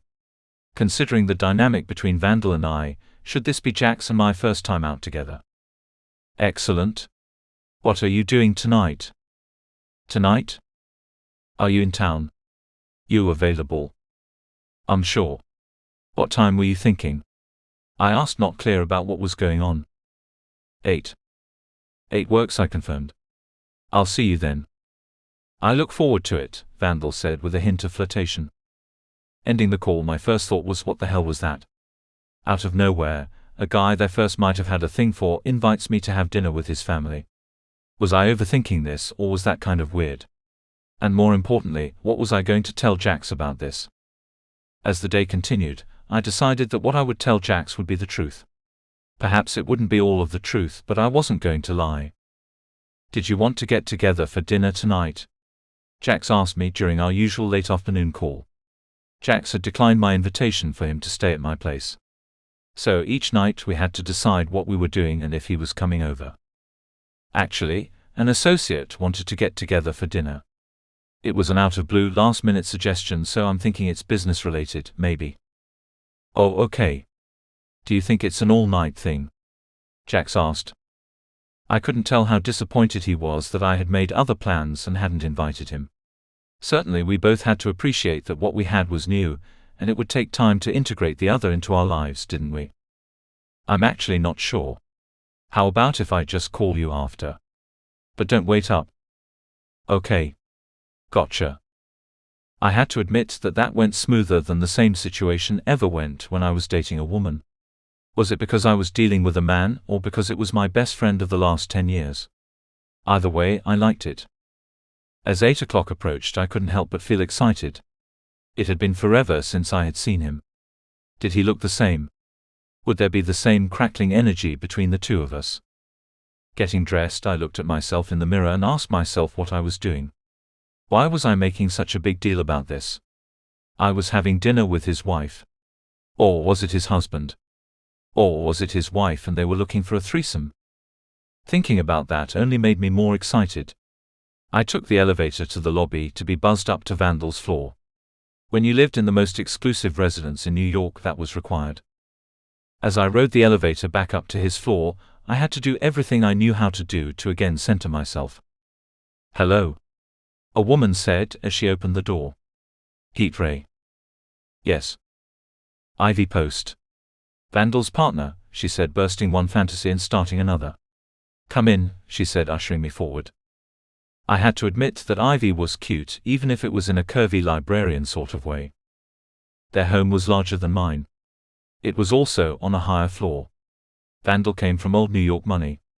The sprawling space reflected that, even if it was softened by a woman's touch.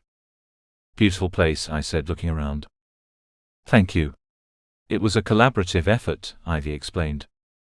Well, you and Vandal did a great job. Vandal? Oh God, no. Vandal is a lot of great things. Being a designer isn't one. Before us, him hosting a dinner meant that everyone got to choose their own takeout. That's so not true, Ivy, Vandal said, exited the hallway towards us. Please, you know it is. Heart, back me up on this, she said, raising her voice. It really is, another man said, exiting the hallway behind Vandal. I wouldn't describe the man as outrageously attractive as Vandal was, but he was still a very good-looking guy. More than that, the man was carrying a little boy in his arms. The boy was the spitting image of Vandal, lucky kid. Though the closer he got, the more I saw the new guy's sympathetic eyes in the child's. Heet, this man who is intent on lying about me is Heart. Nice to meet you, I said, shaking his hand. This little guy here is our son, Jaden. Nice to meet you, Jaden, I said, offering him my hand as well. Jaden, who couldn't be more than 4 years old, shook my hand and said, It's a pleasure meeting you, which had to be the cutest thing ever. Heart said, Jaden wanted to meet our guest before I put him down for bed. Jaden, did you have any questions for our guest? Giving the kid my full attention, I got ready to pretend that his question was the most interesting in the world. I didn't have a lot of experience with kids, but I knew that you had to build their confidence as young as possible. Yes, I have a question. Did you know that bees live in a hive in a hierarchical structure? I paused, hearing that question come out of his mouth. Then I paused, wondering if he knew what the word hierarchical meant. Then finally I paused, wondering if I knew what the word hierarchical meant. I'm sorry, how old is he? I asked, confused by what was going on. Just about 4, Vandal said. He's a special kid. I would say so. And to answer your question, Jaden, I did know that bees lived in a hive with a hierarchical structure. Can you name the hierarchy? I asked, suddenly feeling the need to prove that I knew more than this 4-year-old. Every hive has a queen bee. And there are male drones and female drones, he said, counting them off on his fingers. You're right, I said, guessing. Wow. How do you know so much about bees? I learned about it in school, he explained, losing interest in me. That's quite a bit for kindergarten. I'm not in kindergarten, he said, yawning. You're not? I asked, looking at the adults for clarification. Vandal replied. He goes to a special school that doesn't break down grades in the typical way. In fact, he goes to our school, Ivy stated. Your school? I asked, wondering if Vandal had somehow become a teacher. Mine and Heart's. Vandal is just around for moral support, Ivy teased. I'm on the board, Vandal said, defending himself. I'm going to put this one down, Heart interrupted. Say good night to Mr. Ray. Good night, Mr. Ray, Jaden said, offering me his hand again. Good night, Jaden, I said with a smile. The kid gave me a second look and then cupped his hand around Heart's ear. He might have had a phenomenal vocabulary for a 4-year-old, but he hadn't yet mastered the art of whispering. Daddy, Heet Ray is a funny name. I laughed. It's not nice to make fun of people's names, Heart quickly said, embarrassed. No, that's okay. Yes, Jaden. In America, a lot of people think my name sounds funny. But it's a name from India. Do you want to know what it means? Rubbing his eyes, he shook his head. It means do-gooder king. Isn't that interesting, Jaden? Heart prompted. Jaden shook his head, yes. Okay, he's on his last legs. I'll be right back, Heart said before disappearing into the hallway. I watched them go and then turned to Vandal and Ivy. Wow, he's a cute one. Vandal put his arm around Ivy and smiled. Thank you. We're very proud of him. My eyes bounced between the two of them. I was very confused. I had no clue what was going on and I was having a hard time hiding it. You're trying to figure out whose kid Jaden is, aren't you? Vandal asked me with a smile. No. No, of course not. It's none of my business, I replied, embarrassed. That's okay. You can ask, Vandal continued. We get it all of the time. No, that's okay. I appreciate it though. No, Heet, we want you to ask, he clarified. You want me to ask? Yeah. I would like you to get to know my family. And considering how we met, I suspect that you might find it interesting. If I had a question about how much the rest of them knew about Vandal and my history, I just got it answered. Oh, I replied, relaxing a little. Then in that case. I pointed at the two of them and where Heart had exited. What? Vandal smiled. They are both my partners. You mean life partners? I mean that we all have sex together, Vandal said bluntly. Okay, I'm out, Ivy said, pulling away from Vandal. I'll put dinner on the table. Don't mind her, Vandal teased. She's not shy about it. Would you like a drink? Would hell yes be inappropriate to say? I joked. Vandal laughed. No. I think that would be about right. Then scotch and water. You got it. So I have to ask. Are the three of you a couple or is it just a sex thing? I said, relaxing and suddenly very interested. We're a couple. The three of us are a family and Jaden is our child. I guess since you said it was okay, I'll ask, how did you decide who would be the biological father? Or is that too personal? Nah, there's nothing too personal tonight. Jaden is biologically Heart and my child, but Ivy did give birth to him. I stared at Vandal, not understanding what I heard and expecting that time would make his words make sense. It didn't. I'm sorry, what was that?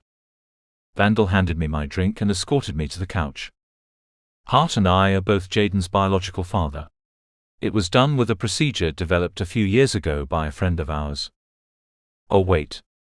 I've heard of this. There was something in the news about a few years ago. But then it kind of disappeared.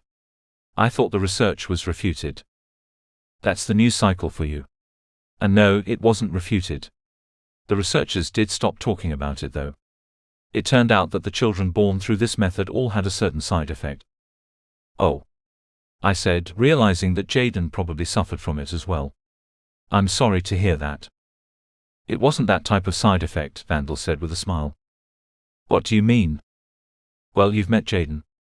How does he seem to you? Here was a situation I never wanted to be in, having to guess what was wrong with some guy's kid. Too good looking, I said, steering as clear from the question as possible. Vandal laughed. Thank you. He does look like his father.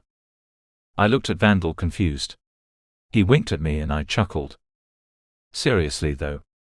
Did you notice anything else about him that might have stood out? You mean other than him being the smartest kid I've ever met? Actually, that's exactly what I meant. Wait. Are you saying that the side effect of the procedure is that the child turns out to be smarter?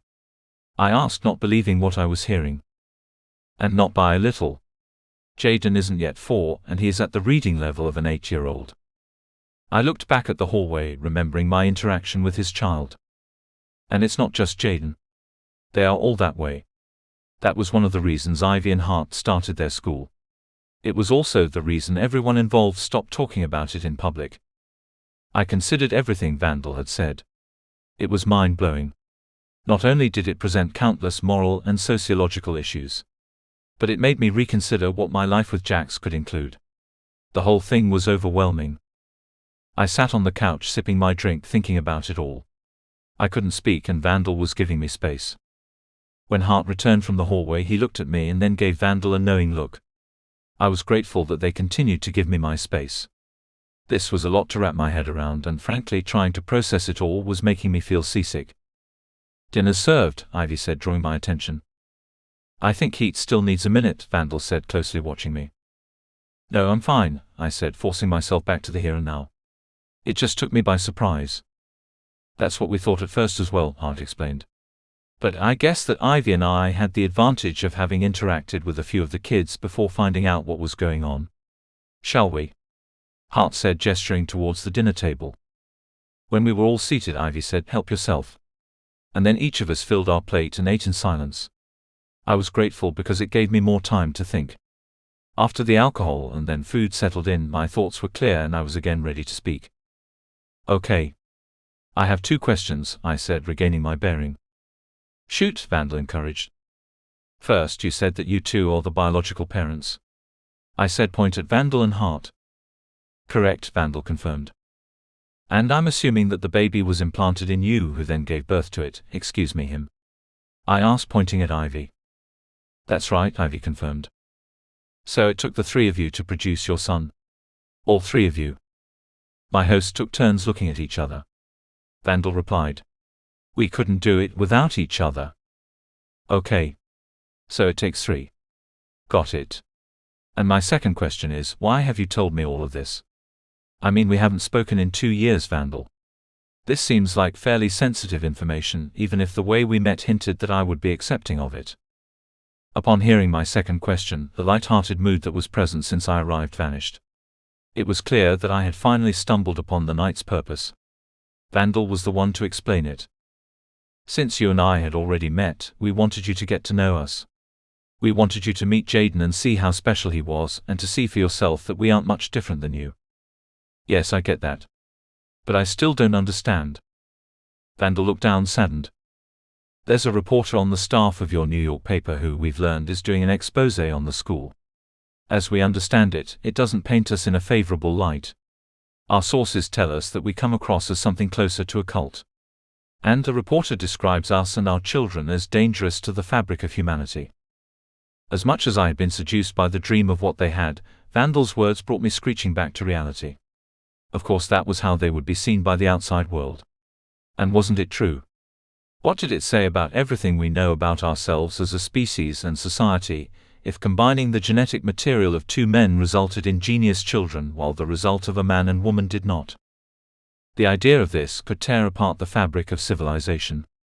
It could literally cause rioting in the streets. It was a misogynistic concept at its core.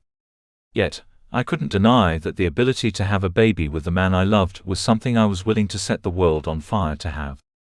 "That's a lot," I told him, not sure what else to say. "It is. Do you know the name of the reporter doing the expose?" "We do. Her name is Dani Spelling." Of course it was. How could it be anyone else? "Do you know who that is?" Ivy asked. "I know you have a lot of employees." "No. I'm familiar with her work," I said, as I allowed Dani's motivations to fill in a few of the blanks. Resting my elbow on the table, I lowered my head to my hands and rubbed my forehead. "Do you think that there might be something you can do about the story?" "I don't know," I told Vandal honestly. "She and I have a complicated past." "Oh," Vandal said.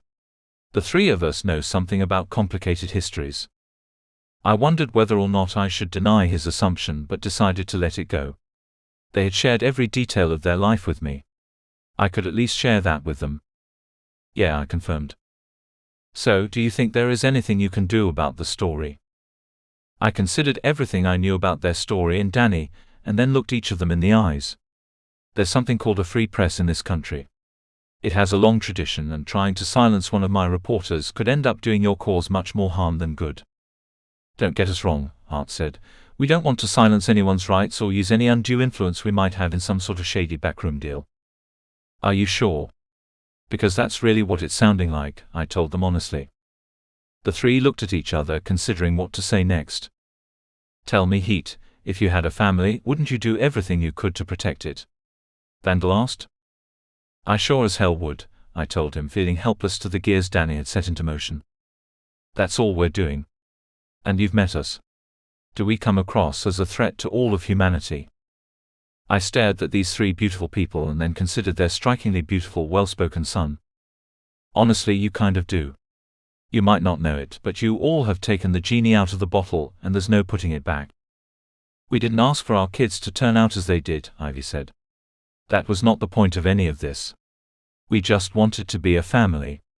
Our kids shouldn't have to suffer for the crime of being born. You know, there might be a way we can prevent the damage before it all starts, Vandal suggested, drawing everyone's attention. Yeah. What's that? Because there is a lot of damage involved, I said. Vandal paused, considering his next words carefully. How about we make your reporter an offer she won't be able to refuse? I looked at my three hosts, wondering if they were suggesting what I thought they were. They were willing to do whatever they had to protect their family, weren't they? Of course they were. But the question was if I was going to participate. Considering what it could mean for my future with Jax, was I going to help them do it? Chapter 10. Dani. I would have described a few of my previous articles as explosive. And a couple of them were. But reading over what I wrote about the AUDIBLE Academy, I knew I was sitting on a ticking time bomb. Once the article was published, the world would be defined by the period before this story and after. When I was first researching it, I only thought about the awards I would win for writing it. But a lot had happened since then. I had uncovered the blackmail scheme which had ruined Jax's life. There was the brief but intense relationship I had with Jax and Heet. And there was Ed's death. My world felt different now. The thought of destroying lives to win the praise of people I didn't know didn't feel as thrilling to me. At the same time, who was I if I wasn't a news reporter? Before Ed had given me direction, I had been lost. Being an investigative reporter defined me.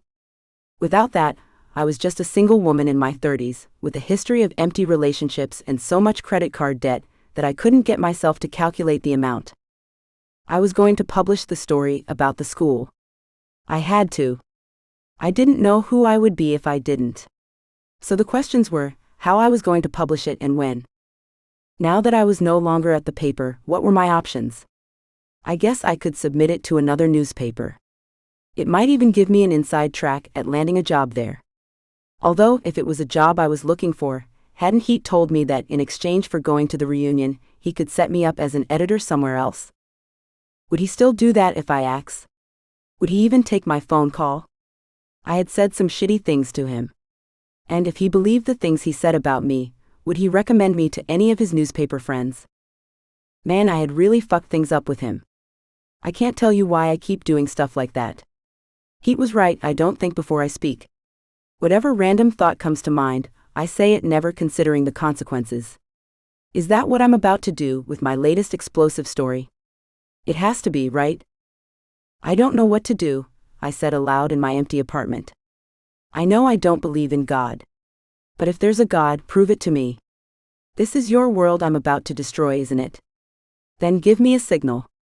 Give a sign, any sign, and I promise you I'll do it. I stood still waiting for something to happen. Nothing did. Well, I'm waiting. This is your chance. Going once. Going twice. When my door intercom buzzed, I nearly shit my pants. Jesus, I said, quickly gathering myself. The coincidence of the timing made me laugh. I had ordered a pizza when I realized that the newspaper had accidentally deposited another paycheck into my account. For the time being, I had money, and the pizza had been my reward for surviving for another month. Yes? I asked while pressing the intercom button. Pizza delivery, the guy replied. Come on up, I told him before getting the cash and waiting for the knock. As I sat staring at the door, I couldn't help but think something was off. It was one of those feelings that barely made it to my consciousness. Was it female intuition? Was it gas? I wasn't sure. But hearing the knock on the door, I got up and opened it. Holy fuck, I said, staring at the pizza delivery guy. Dani? Heet, what are you doing here? Delivering a pizza, he said with a forced smile. What? I asked, very confused. I was downstairs and I ran into the delivery guy. When I saw him reach for your number, I paid for it and told him I would give it to you. And he just handed it over? I tipped him generously. I gave him an annoyed look and held out my cash. Please don't worry about it, he said, handing me the pizza. Okay, bye, I said, ready for the exchange to be over. Do you think we can talk? Was there something else you wanted to say about how I suck at my job? I asked him, knowing that wasn't exactly what he said. No. Heet sighed. I was hoping to talk to you about something else. Something happened to Jax? I asked, concerned. No. He's fine. It's about your article. My article? The one about the school, he said to my surprise. How do you know about that? It's a bit of a story. Can I come in? Standing in the doorway holding the pizza, I considered what I should do. Did I want to speak to Heet again? Obviously, hell yes. But I only wanted to speak to him if he was going to say the things I wanted to hear. And mostly what I wanted to hear was an apology. Fine. Come in, I told him, stepping out of the way. Putting the pizza box on the little table next to my kitchenette, I sat at one of the foldable chairs and gestured for him to take the other. He did, and I grabbed a slice of pizza. The look I gave him was the visual equivalent of, now what do you want? The first thing I would like to do is apologize, Heet said, causing me to freeze. I shouldn't have said any of the things I said. The only excuse I can give is that I can be a little protective when it comes to Jax. Nothing I was saying had to do with Jax, I reminded him. Heet gritted his teeth as if he disagreed. I was talking about me and why I should have gotten the job, I explained. You were going after Jax a little. I wasn't. You were. But that didn't give me an excuse to say the things I did. I can't tell you how much I respect the work you do. You really are the best investigative reporter I've ever met. Seriously. Okay, then why are you here? I asked, suspicious about where he was going with this. I'm here because I was contacted by, let's call him a friend. He told me that you were writing an article about the school he created, and he wanted to make you an offer. And what's that? As he describes it, you have been asking other people about the school and not the people who run it. Yes, that's how it works. He also told me that you haven't reached out to any of them. That's an unusual decision. Why not? I did reach out to the school. I reached out for a comment. Oh, I didn't know. Did they give you a comment? Not yet. Then I guess they gave me their comment to give to you. I gave Heet a side eye, and then checked to see if he was about to pull out a gun. He wasn't. They want you to include them in the article, Heet explained. What do you mean? They are. They're who the article is about. No. I mean, they want you to meet them. Talk to them. Get to know them and what they're about. Then afterward, you can write whatever article you want to write. I froze considering this. This was big. One of the reasons I hadn't pushed them hard for a response was because, frankly, there were a lot of very powerful people involved with the school. It was practically a billionaire's club, at least when it came to the founders. So if there was ever a group who could make me disappear, it would be them. I like to push my luck, but I wasn't insane. You said that it is your friend's school. Was it someone you went to school with? No. He's someone who lives in my building. I met him a few years ago, after my father died. Really? I asked, softened by his disclosure. Yeah. I was going through a tough time and he was. Let's just say that he made himself available to me. Okay, whatever that means. He chuckled. Yeah. It's probably what you think. Look, I don't know how much of a friend he is. And I can't really account for his character. If I had to choose between the two of you, I would choose you or Jax every day of the week. But the things he told me about the school and the children attending it. Dani, it's compelling. I stared at Heet, processing everything he said. I could understand why he thought it was compelling. According to my sources, every kid attending the school came from genetically engineering 2 sperm to make a baby. Considering his own realizations about his feelings for Jax, the idea that he could potentially have a kid with him had to be very compelling. There are a lot of very dangerous people involved with the school, I told him. Are there? That's what I was told. You mean like gangsters or drug lords? I'm not sure. Certainly there are well-connected people. Dani, there's a big difference between being well-connected and being dangerous. I'm well-connected. Am I dangerous? I don't know. Are you? Heet looked at me annoyed. Come on, Dani. You know me. Do I? Heet looked at me, reconsidering his statement. I guess you don't. We went through so much, so quickly, that it feels like we've known each other forever.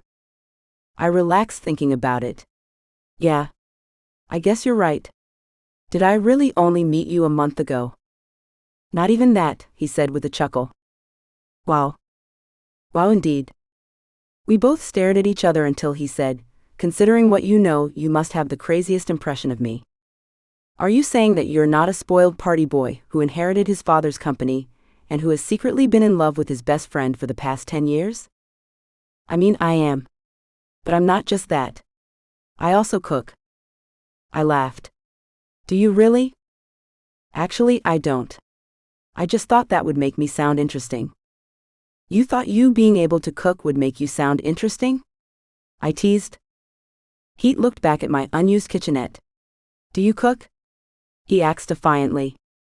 I had to admit he had a point. Touché. We both chuckled, removing whatever tension was left between us. Was Heet the bad guy the first thought he was? Probably. Was he also devilishly charming and the sexiest guy the first had ever met? Yep, he was that too. So what the hell was I supposed to do now? By the way, he continued, have you been getting your paychecks? My paychecks? Yeah. Since Jax and I agreed that we never heard you say the words, I quit, you still work for the paper. What? I asked, suddenly realizing where my pizza money came from. It hadn't been an accounting error. But I haven't been into work for weeks. Because you lost someone you were very close to. It's paid bereavement time off.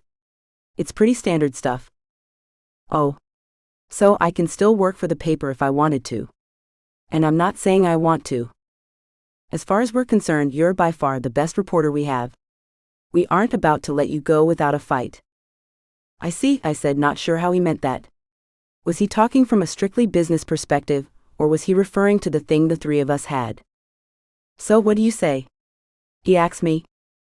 About what? About the article. Do you want me to set up a meeting with them?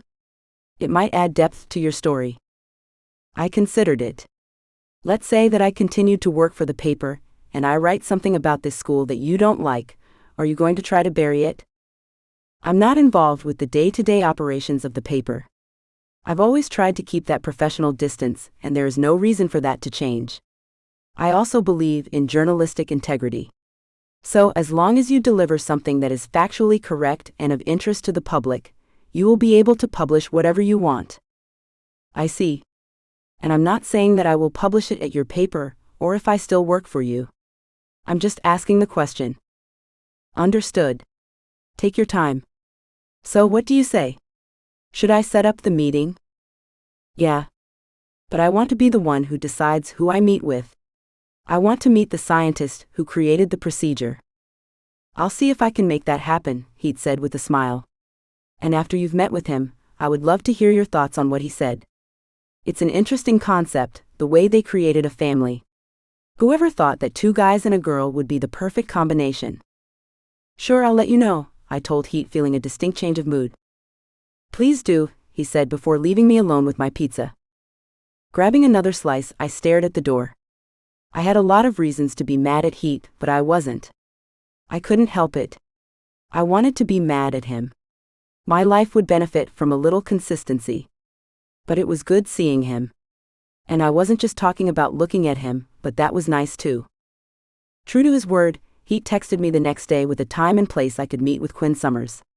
He was the person who had invented the technology that would allow two men to have a baby.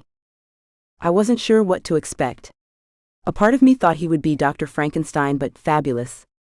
The other part saw him as a Bond villain but fabulous. Neither of those was who I met when I entered the basement laboratory of a building a few blocks away from the paper.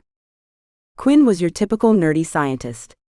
Sure, he was also fit-looking and nerdy in the sexiest sort of way. But he would never be mistaken for a jock. The guy standing with him was a different story. That sexy bit of man meat reminded me of a slightly older version of Jax. In other words, I suddenly became open to making some incredibly poor decisions. Quinn? I asked, approaching the man in a lab coat. Yes, hi, he said nervously. I hope you don't mind, I invited my partners to join us. I looked up at the large man next to him. Partners? Yes. This is Blaze Turner. He played a key role in the development of the fertilization technique. I don't know about all of that, Blaze said humbly. Hi, nice to meet you, he said, shaking my hand. And this is Ariel Cat, Quinn said, ushering a woman towards me. Oh. When you said partners, I thought you meant life partners or something, I said, shaking her hand. He did, the curt woman corrected. I paused, trying to understand what she was saying. Wait, I'm sorry, are you saying that the three of you are involved with each other? We are? The football player-looking guy said. Oh. Does the idea of that bother you? The defensive woman asks. No. In fact, quite the opposite. I just didn't realize that. Wait, does your partnership have something to do with the fertilization technique you've developed? The three looked at each other. It probably has everything to do with why I developed the technique. Would you like to sit? Quinn asked before ushering me to 4 stools that had been grouped together. Quinn then proceeded to tell me a story about how he and the large man met. They were high school friends who never lost contact. According to Quinn, he had been in love with his friend for a long time and it motivated him to change the world. The role Ariel played in all of this was a little murky. As far as I could tell, she had been an early investor in Quinn's research and things had developed from there. I got the feeling that there was more to their story than that, but they weren't willing to share it for my article. So what do you all say to the idea that what you have done here is immoral? Or that you're playing God by fiddling with the code of life itself? Who's saying that? Ariel asked snippily. Honestly, I was. But my opinion was as valid as some random person's off the street, right? But isn't that what you're doing? Fiddling with the genetic code of life? I think we are, Quinn admitted to my surprise. Quinn didn't mean that, Ariel corrected. No. I did, Quinn fired back. Look, Ariel, this is what people are going to say. They're going to say that we're messing with things that we shouldn't be messing with, and that our children shouldn't be allowed to exist, he continued, upset. So let's not pretend anymore. They're going to see us as Frankenstein. Do you think there's anything we could say to stop that? There's not, so we should just accept it. I think what Quinn is trying to say is... Ariel began. I think Quinn said what he was trying to say, Blaze said, cutting her off. I stared at them, realizing one thing: this was not a slick multinational corporation with talking heads and handlers. They were a family, which was a bit of a mess. And you know what? I kinda liked it. Every person I've ever interviewed has attempted to put their best foot forward. Not these three. It's like they hadn't decided on what they would say before meeting with me. Thank you, Blaze, Quinn said. Look, Dani, I know that you are going to write what you are going to write. All I can say is that I did what I did because I was in love with this man, he said, gesturing towards Blaze. I was desperately in love with him. It drove me for years. And from it came the greatest thing that would ever have happened to me. And what's that? I asked. Our son, Quinn said as if it were obvious. Your son? Yes, our boy Blaze Jr. Can I ask you about him? I asked, knowing I had to tread lightly. I would prefer that you didn't, but I guess that's the point of you being here. So go ahead, Quinn said with growing frustration. You have to forgive Quinn, Blaze said. He's very protective of our son. I understand that, I told them. And you understand how what you write could end up ruining the rest of his life. But not just his life, but the lives of dozens of other kids and families? If the truth is something that you should be scared of, then whose fault is that? I ask. She's so flippant. Quinn complained to Blaze. Ariel, who was the most polished, stepped in. We're being open and honest here with you, because we know we have to be. We can't hide away from this any longer. There are more and more families using our method to have children every day. And we are a fact which eventually the rest of the world will have to come to grips with. That's why we're talking to you. But let's not pretend that you don't have your fingers on the scale here. You can paint us as monsters or heroes.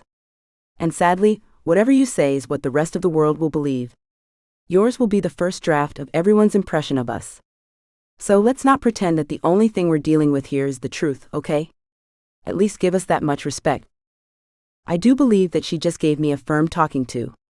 I didn't know whether to hate Ariel or make her my spirit animal. After all, curvy girls who fucked super hot men had to stick together. After Ariel said what she had to say, I felt the tension in the room drop a bit. I understood her point.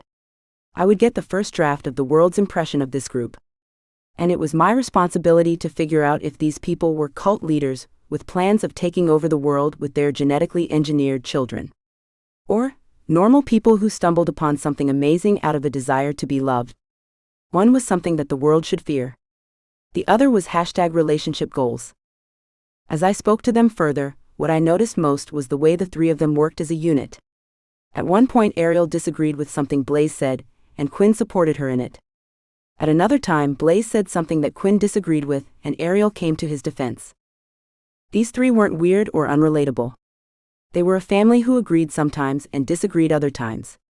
Before talking to them, I had no idea about how a family consisting of two longtime best friends turned lovers would interact with a woman. I just assumed that it would always be the two guys against the newcomer. It wasn't like that with them. It made me wonder if the same would be true if things hadn't gone sour between Heet, Jax, and myself. Oh well, I guess I would never know the answer to that. How did you realize that Blaze Jr. was different? I asked them after beating around the bush for a while. I knew it from a few months after he was born, Blaze said, smiling. He had a way of locking eyes with you that told me he was thinking something. What I thought he was wondering was, who the heck is this weirdo staring at me? But I knew it was something special. I knew it when he started to speak at 9 months, Quinn said matter-of-factly. I knew that was early, and that he might be traveling down a suspected path. Was Blaze Jr. the first of the kids to show signs of being special? No, Quinn said blankly. Can you tell me which was the first kid? The three looked at each other for an answer. Man, they really hadn't decided what they would say before the meeting. This was something they really should have discussed beforehand. We'll check on that, Ariel eventually replied. And the school? I said, hoping that would inspire them to volunteer something. What about it? Ariel asks. Can you talk to me about the school and the kids there? They looked at each other again. We'll check on that. Okay, I said, feeling stonewalled. Then is there anything else you would like to tell me before I go? Quinn spoke up first. I just want you to know that we are no different than you. We didn't go out to end up in a family like this, or to have a kid as special as we have. We just fell in love. The three of us. And we wanted to have a child who would be a part of each of us. I could not love these two more than I do, he said, taking each of their hands. And I just hope what you write reflects that. I believed him. The love that they appeared to have for each other was undeniable. Did it appear to be a fairy tale? No, it didn't. Perhaps the fact that I was threatening to destroy their lives had something to do with that. But whatever the cause, what they had seemed nice. It made me a little envious. What must it be like to have two people who you knew you could always depend on?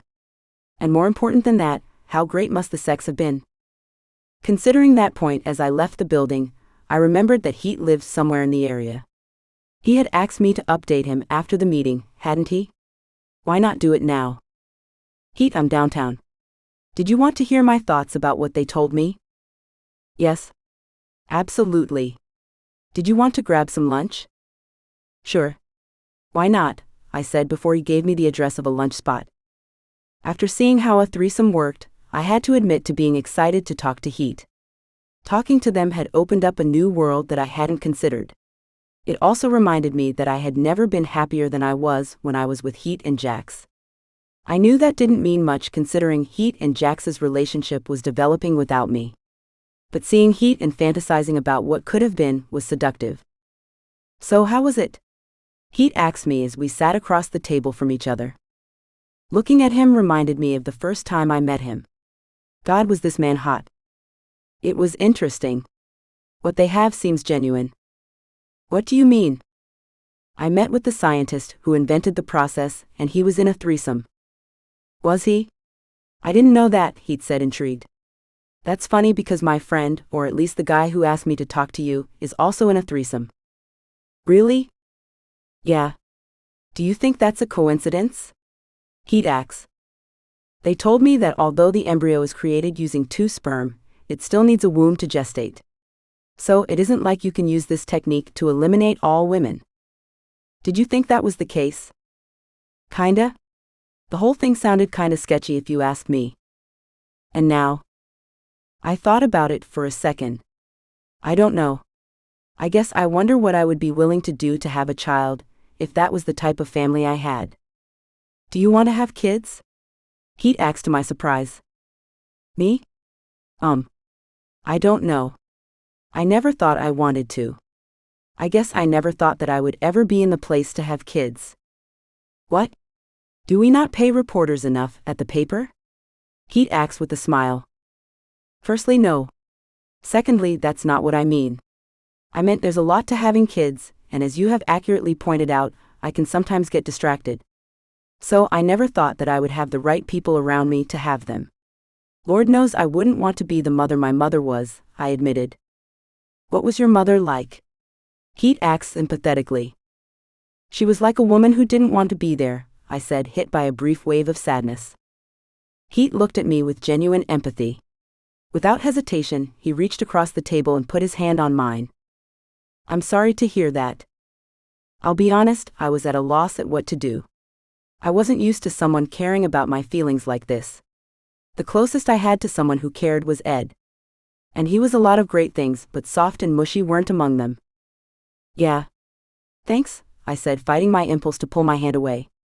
With my breathing increasing, I wanted to both tell him to never touch me like that again and to melt into his strong protective arms. I know a little something about having parents who didn't want to be there. My father won a lot of awards. Father of the Year wasn't among them. I'm sorry, I said, genuinely meaning it. There was something about the way Heet showed kindness towards me that made me want to do the same to him. Heet really wasn't the asshole I thought he was. I might have misjudged him. Maybe about a lot of things. Things got less sappy between us once our food arrived. I dared to ask how Jax was doing at the paper, and Heet said that he was proud of him. I guess that meant that he was doing a good job. You should go to the office. I'm sure everyone would be happy to see you. I'm not there yet, I told him, not knowing how I would feel seeing Jax sitting in Ed's office. But I would like you to arrange another meeting for me. What's that? I want to see the school. If they push back, you can tell them that I'm considering sending my kids there. Heet gave me a surprised look and laughed. Yeah, it was suggestive and a joke, but what if, right? It's not like I would never consider it. It's just not very likely right now. Even though Heet sent me a text about the first meeting, he called me about the next one. Seeing his name on my caller ID put a smile on my face. Let me guess, you need me to step in as editor-in-chief at the paper. Well, since you're asking really nicely, okay. Heet was so quiet on the other end, I thought the call hadn't connected. Too soon? I asked him, even though I thought it was funny. We were going to have to get past this at some point. Why not joke about it now? Maybe a touch too soon, he said, leaving an uncomfortable lump in my throat. I didn't know how I expected him to respond, but that wasn't it. But I did get you that tour you asked about at the school. Ah, yes. When is it? During school hours tomorrow. Would that work? Sure, should we say 1:30? I'll make it happen, he said with a smile in his voice. And I'll let you know how it goes. Yes, please? It would be a little late for lunch, though. You ever go to Central Park? I asked him. You mean to jog? Oh hell no. I meant to people watch or something. That's what people go there to do, don't they? Is it? I think that's what the common people do, I joked. Is that what the common people do? I'm sorry, I'm not in touch with that particular demographic, he said playfully. I know, that's why I was telling you. He laughed. He had a nice laugh. Let's meet at Central Park afterward. I'll catch you up with what I found. That way we can compare school districts. You got it, he said, sounding like he was looking forward to it as much as I was. I'm not going to say that I was losing interest in exposing the school and their plan for world domination. But right now, spending time with Heet was becoming more interesting. All night I kept thinking about my suggestion of meeting at the park. It was really kind of lame. I was trying to think of something cute we could do in the city, and wasn't that what people did? Unfortunately, in reality, what I was suggesting we do for our afternoon was sit and stare at people as they walked by. I may as well have suggested that we watch paint dry. At least that would be a clear narrative structure with a beginning, middle, and end. Watching paint dry would be like the movie Titanic, compared to what I had suggested. Oh well. It was probably too late to back up now. Arriving at the school the next day, I was greeted by Ivy Post. Apparently, she was the founder of the school. You had requested to be shown around the school. Yes, I confirmed. Is that a problem? Certainly not. We're very proud of what we have put together here. But instead of me showing you around, I thought that you might enjoy it more if a student did. This piqued my interest. I hadn't met any of the little Frankensteins yet. I had hinted that I wanted to meet Blaze Jr., but his parents had ignored it. Now they were giving me unsupervised access to a child? I was really starting to question these people's parenting decisions. Dani, I would like you to meet Quinn, Ivy said as a boy entered her office. Looking at the handsome young man, I put him at 14 years old. Nice to meet you, I said, offering him my hand. It's good to meet you, he said, shaking it. I'm a fan of your work. Oh. Have you read something I've written? I've read everything you've written, he said with more charm than a 14-year-old should have. You've read everything I've written. You've read everything? How long have you been following my work? Since last night, he said with a smile. I paused. How was I supposed to respond to this blatant lie? I was at a loss for words. Okay, I replied. I knew the school had something to hide, and this was clearly when the school's fog of deception was beginning. Quinn led me out of the office into the converted library. It had been divided into a series of classrooms. It looked less like an elementary school with large brightly colored letters stapled onto bulletin boards, and more like a series of cozy living rooms in wealthy homes from the 1800s. We decided that we wanted the classrooms to feel like we were at home, Quinn told me. We? The students? We all got a vote on what the school would look like, and this is what we chose. Do you all get a lot of input? We get all of the input, he explained. We decide what we're going to teach and when. I'm sorry, did you say that you all decide what you are going to teach? Yes. At this school, the students teach the other students. Can you explain that? I asked, very confused. Sure. Quinn led me into one of the rooms. Sophia, do you mind if we interrupt? He said to the cute 13-year-old girl who sat in front of 5 7-year-olds. No, Quinn. That's fine. We got to stopping point anyway, she said pleasantly. Quinn turned to me. Sophia here is teaching. I'm sorry, what subject are you doing now? Geography, Sophia said. She's teaching the younger kids geography. But what she is teaching them is what she learned through her self-study last week. Wait, so there is no state-mandated curriculum? I asked, wondering if what they were doing was even legal. No, it's too slow, Quinn explained. We can get through a year's worth of material in a semester.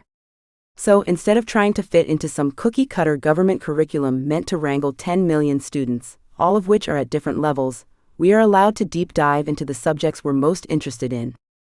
Then when we decide that we have gone as deep as we want to, we're graded on our knowledge by whether or not the students we teach understand what we've taught them. If our students understand it, we've passed. That is unique. I told him at a loss for words. And you all cover all of the same subjects as a regular school. We cover the basics.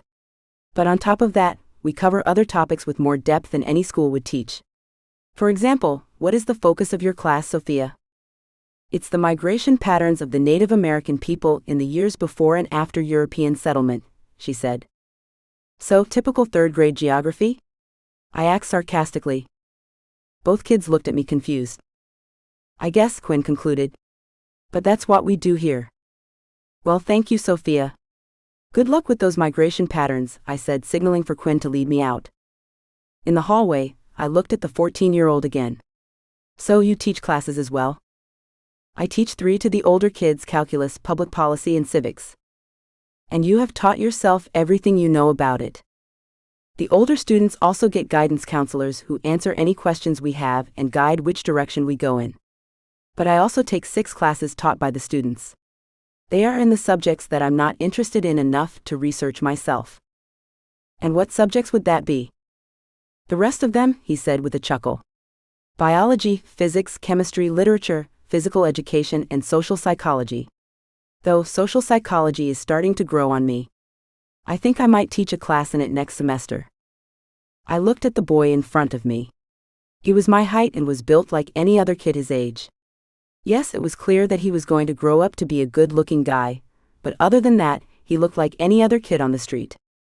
You really did read everything I wrote in one night, didn't you? Yeah, he said, showing a hint of a 14-year-old's awkwardness. You get that that's not typical, right? Before this one, I went to a normal school. Every day, I was reminded how not typical I was. So I know. And do you mind if I ask you about what makes all of the students here special? You mean the fact that we're genetically engineered? He asked with a hint of bitterness. Is that how you all refer to yourselves? You're genetically engineered. Is that how you refer to yourself?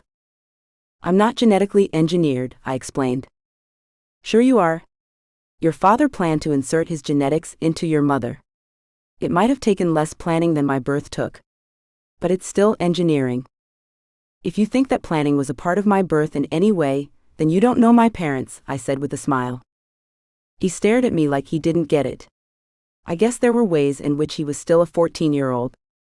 How does it feel being you? I asked the truly unique person in front of me. I was expecting him to give me a superficial answer, or for him to not understand the question. But instead he turned away and thought. It feels scary. Why scary? Because of you. Because of people like you. What if there were a group of people who others were afraid of, not because of anything that they did, but because of everyone's perception of them? That's what it feels like to be me. But this school is the one place where I can feel safe. All of the students can. I stared at Quinn, understanding his not-so-subtle swipe at me. You get that who you are represents more than what you're describing. Your existence and the existence of the kids in this school speak to economic and social inequality.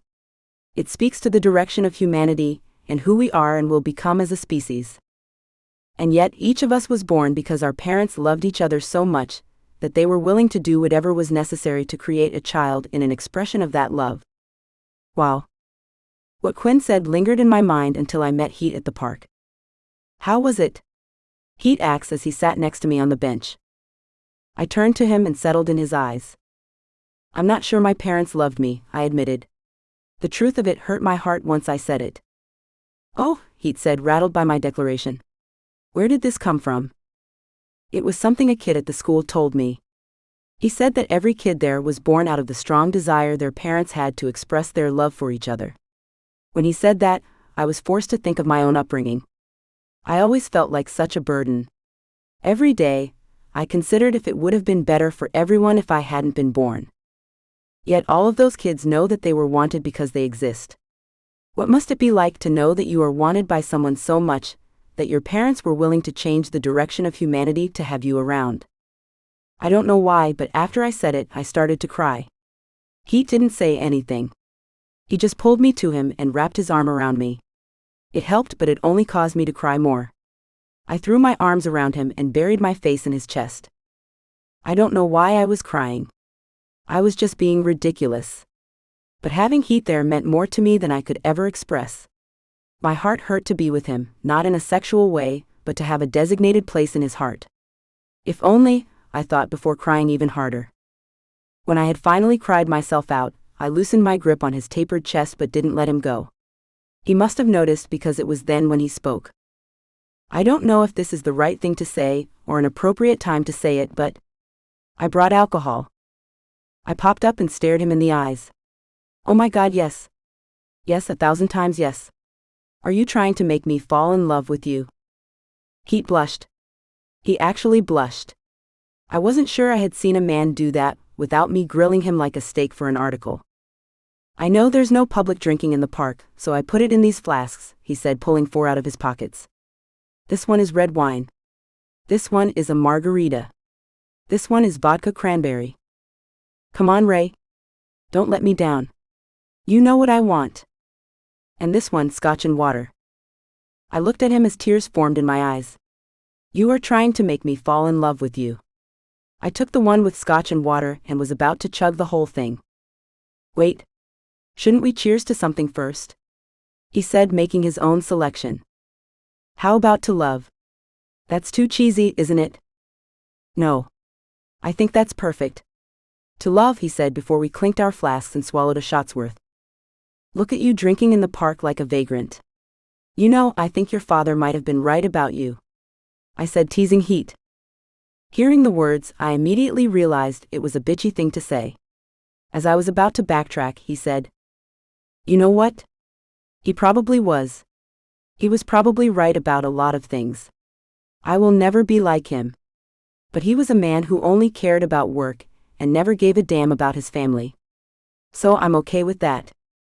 I've lived my life differently. I've loved differently. And maybe I wouldn't have been able to rise from the ashes as my father did, but maybe I could do something he was never able to, be happy. Wow. I said, suddenly remembering Ed. I lifted my flask. Here's to men who prioritize work over family and place unrealistic expectations on us. Heet smiled. To what you said, he replied before we both took another swig. Feeling the warmth of the scotch wash over me, I snuggled into Heet's arms. I liked this feeling. I mean, I really liked it. This was something I was sure I could never get bored of. If only things were different. If only there was a way that the 3 of us could have a second chance. How would I react if I was presented with that? Would I screw it up like I have screwed up so many things before? Or would things be different this time? I don't know. Did miracles happen? Chapter 11. Jax. I think Heet is cheating on me. Maybe I don't have the right to say that because we never made anything between us official. But something is going on that he's not telling me about. Am I jealous? Yeah. Hell yeah, I am. I want him to be happy. And if he needs to be with someone else to be happy, I can accept that. But what's killing me is that he doesn't feel he can share this with me. He doesn't want to share this experience with me. It's less about the possibility that he could be having sex with someone else, and more about him cutting me out of a part of his life. And this couldn't have come at a worse time because my new job is killing me. I'm drowning. Every time I think I've made it to the surface and can take a breath, a new wave hits me and all I suck in is more water. Dani was right about me. All I am is a meathead sports reporter. What do I know about being the editor for a world-class newspaper? The truth is that I didn't even want this job. I only took it because Heet wanted me to have it. He told me that he needed me there. I love Heet. How could I not be there for him after a request like that? But somehow Heet has gotten bored of me already. How? Hasn't he been enjoying this as much as I've been? Is it because I haven't agreed to move in with him? I want to. I just need a little time to work through certain trust issues. Being blackmailed for 10 years will do that to you. What I fear most is that Heet is picking up on something that I've been trying my best to hide ever since we came back. I love Heet. I absolutely do. But when it was the 3 of us and Dani was a part of our lives, everything had been perfect. I miss Dani. I missed her more than I could admit. I tried not to show it, but I liked her from the moment I met her. She has an energy about her which is irresistible. And my God, can that woman write? Add that to the fact that she saved my life by uncovering what Tom had done to me, and that has made her the last person I think about every night. I get it. She doesn't want to be with us. And she probably hates me for taking the job she deserved, but that doesn't stop me from wishing that things were different. I feel like reaching out to her would be like choosing between her and Heet, and that's not a decision I'm willing to make. So what choice do I have but to hide the agonizing pain I get in my chest whenever I think about her, and to keep my head above water as I slowly drown? There is a part of me screaming that these are the thoughts you're supposed to share with the man you love. But blackmail, you know. The only way to keep yourself safe is to keep everything as close to your vest as possible. Besides, he's cheating on me. How can I trust him knowing that? With my elbows on my desk and face in my hands, I was feeling like all was lost when my phone rang. Trapped in the downward spiral I was in, the ringtone was a lifeline. It got my mind focused on something else for a second, even if it was just whether or not I should take the call. Slowly withdrawing my phone from my pocket, I read the caller ID. I practically choked when I saw who it was. Why the hell was the FBI calling me? A part of me wanted to toss my phone across the room to escape it. They had found out that I had murdered someone in a car accident my junior year. I thought that until I remembered that I hadn't. And the fact that I hadn't was probably why they were calling. "Hello," I said, still uneasy. "Hello, Mr. Watt. This is Agent Miller with the FBI. I'm calling about the blackmail investigation involving you and a Tom Willard." "Yes. We have Tom in custody, and we would like to ask you a few more questions about the case. Can you come down to our offices tomorrow at 3:30? "Of course. I'll be there," I told him with my heart pounding out of my chest. Ending the call, I had to remind myself that I was no longer the criminal. I was the victim. Tom had manipulated me for years, and I had to somehow see myself differently. Barely able to refocus on locking tomorrow's paper, I did what I could and then dragged myself home at 11 p.m. that night. A part of me was hoping that Heet wouldn't call me. I was exhausted and overwhelmed by everything I did all day. There was no way I could be sexy for him tonight. Maybe that was why he was cheating on me, because of nights like these. That would make sense. But we have only just begun. What does this say about our long-term prospects if he has lost interest in our relationship so quickly? It turned out that Heet did call me. I saw the missed call notification when I woke up the next morning. Heet was more of a night owl, so I didn't want to call him back right away. It was 6 a.m., and no one needed to be woken up that early. Once I got into the office and ink started flying, I forgot all about returning his call. Nothing outside of tomorrow's paper entered my mind until it was 3:45, and I was already late for my appointment at the FBI. "Shit," I said, running out of my meeting with the editorial staff. "Go on without me. I might be gone a while," I said, feeling like my life was coming apart at the seams. Exiting the building, I ran to the nearest train station. Getting on, I took the 15-minute ride to just outside their offices and then ran to the front door of the building. When I got there, I was 45 minutes late. "I have an appointment to see Agent Miller," I told the large man behind the desk in the lobby. A young woman came down to meet me. Leading me to a waiting room on the 4th floor, she pointed me in. "Agent Miller is running a little behind. He'll be with you as soon as he's available." "Oh," I said, relieved. "Sure. Fine, no problem," I said, feeling the weight of my tardiness lifting off of my shoulders. Almost happy enough to smile, I entered the room and looked for a seat. Scanning the chairs, I locked eyes with the one person I never expected. "Dani?" I said, frozen in a blizzard of thoughts. "Jax," she replied, less surprised than I was. Realizing I was staring, I forced myself to find a seat and relax. "Did they call you in too?" I asked her desperately, wanting to talk to her, but not knowing what to say. "Yeah. They have Tom in custody," she volunteered awkwardly. "They told me." "You must feel pretty relieved about that." "Yeah. Definitely. It's like a nightmare is finally coming to an end." "That's good," she said, running out of things to say. As the silence stretched out between us, thoughts raced through my mind. I had missed her. Looking at her again, it became clear how much. Yeah, she was beautiful, but it wasn't just that. I missed her energy, her spirit. I wanted her back in my life. "Thank you for what you did with all of this," I told her. "I'm not sure I properly thanked you before." I can think of a few things you did that expressed your gratitude, she said with a devious smile. She was talking about sex. I laughed. Only Dani could inject sex into a tense moment like this. I guess. But I mean it. Thank you. You changed my life.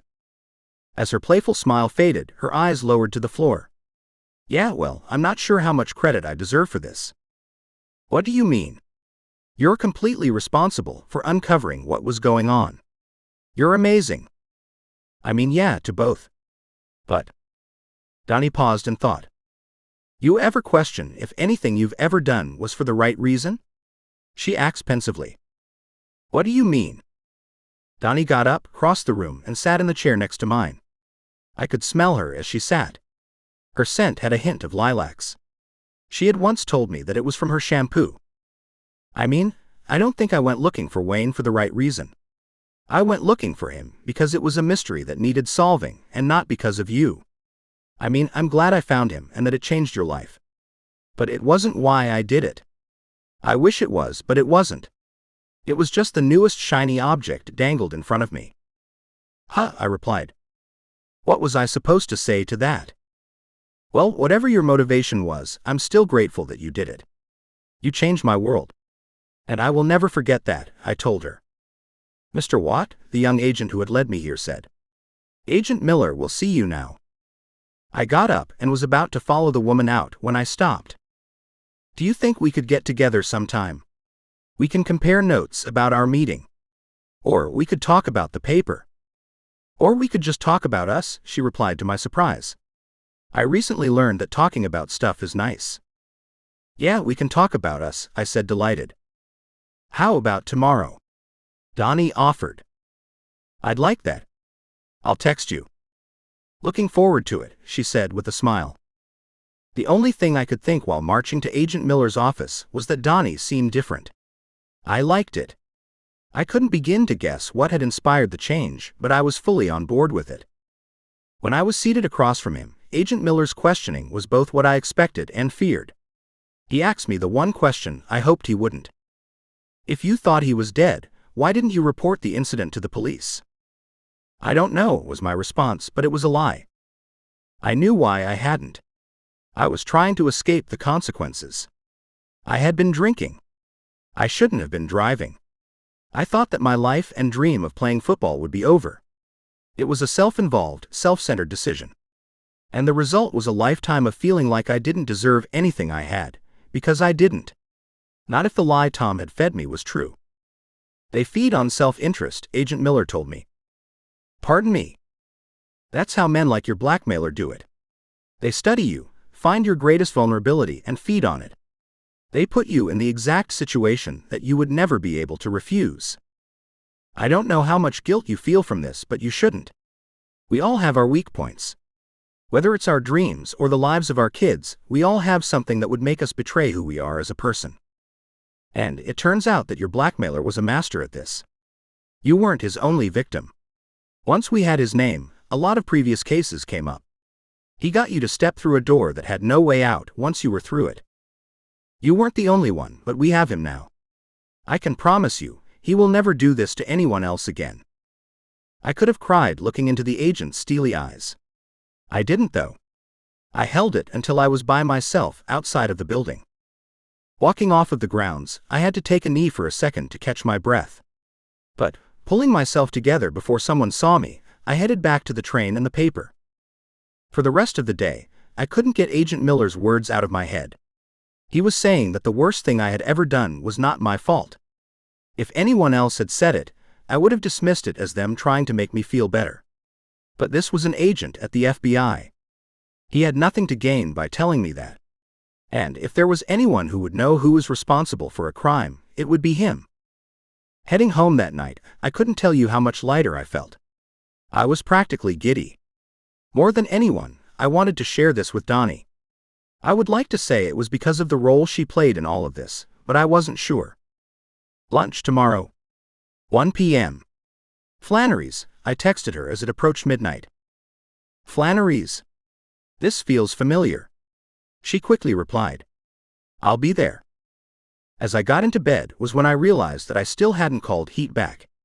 This wasn't good. He hadn't even crossed my mind all day. What was going on? This was not the way it was supposed to work when you found the love of your life, was it? I loved Heet. I was sure of it. I had loved him for a long time and had wanted to be with him. But I couldn't ignore the excitement I felt when I thought about Dani. The role she played in my rescue was only a part of it. I had had strong feelings for her for a while. Now here I was, excitedly looking forward to lunch with her tomorrow, instead of calling Heet back. This was not a good sign, and I didn't know any way out of this. "Hey stranger. Wanna grab lunch today?" Heet asked when he called me early the next morning. "Lunch? Sorry, I can't. I have a lunch meeting," I told him, lying. Why had I done that? Why didn't I just tell him the truth? The truth was that I had run into Dani at the FBI and we were getting together to talk about us. Okay, never mind. That sounds all sorts of bad. Oh. Okay. Then, do you want to grab dinner tonight? He asked, disappointed. Yes. Dinner. Definitely. Should I come to your place? I think I can stay over tonight, I suggested, feeling guilty. I could hear him smiling through the phone. I'd love that, he said, bringing a smile to my face. It was clear that making him happy still made me happy, so at least there was that. Our relationship wasn't completely lost. It was just my lingering feelings for Dani that I had to deal with. It's a good thing I wasn't meeting her for lunch in a scenario that might make me fall for her even more. If that was the case, I would be completely screwed. Oh wait, that was exactly what I was doing. And knowing it, I wasn't canceling our plans. Wow.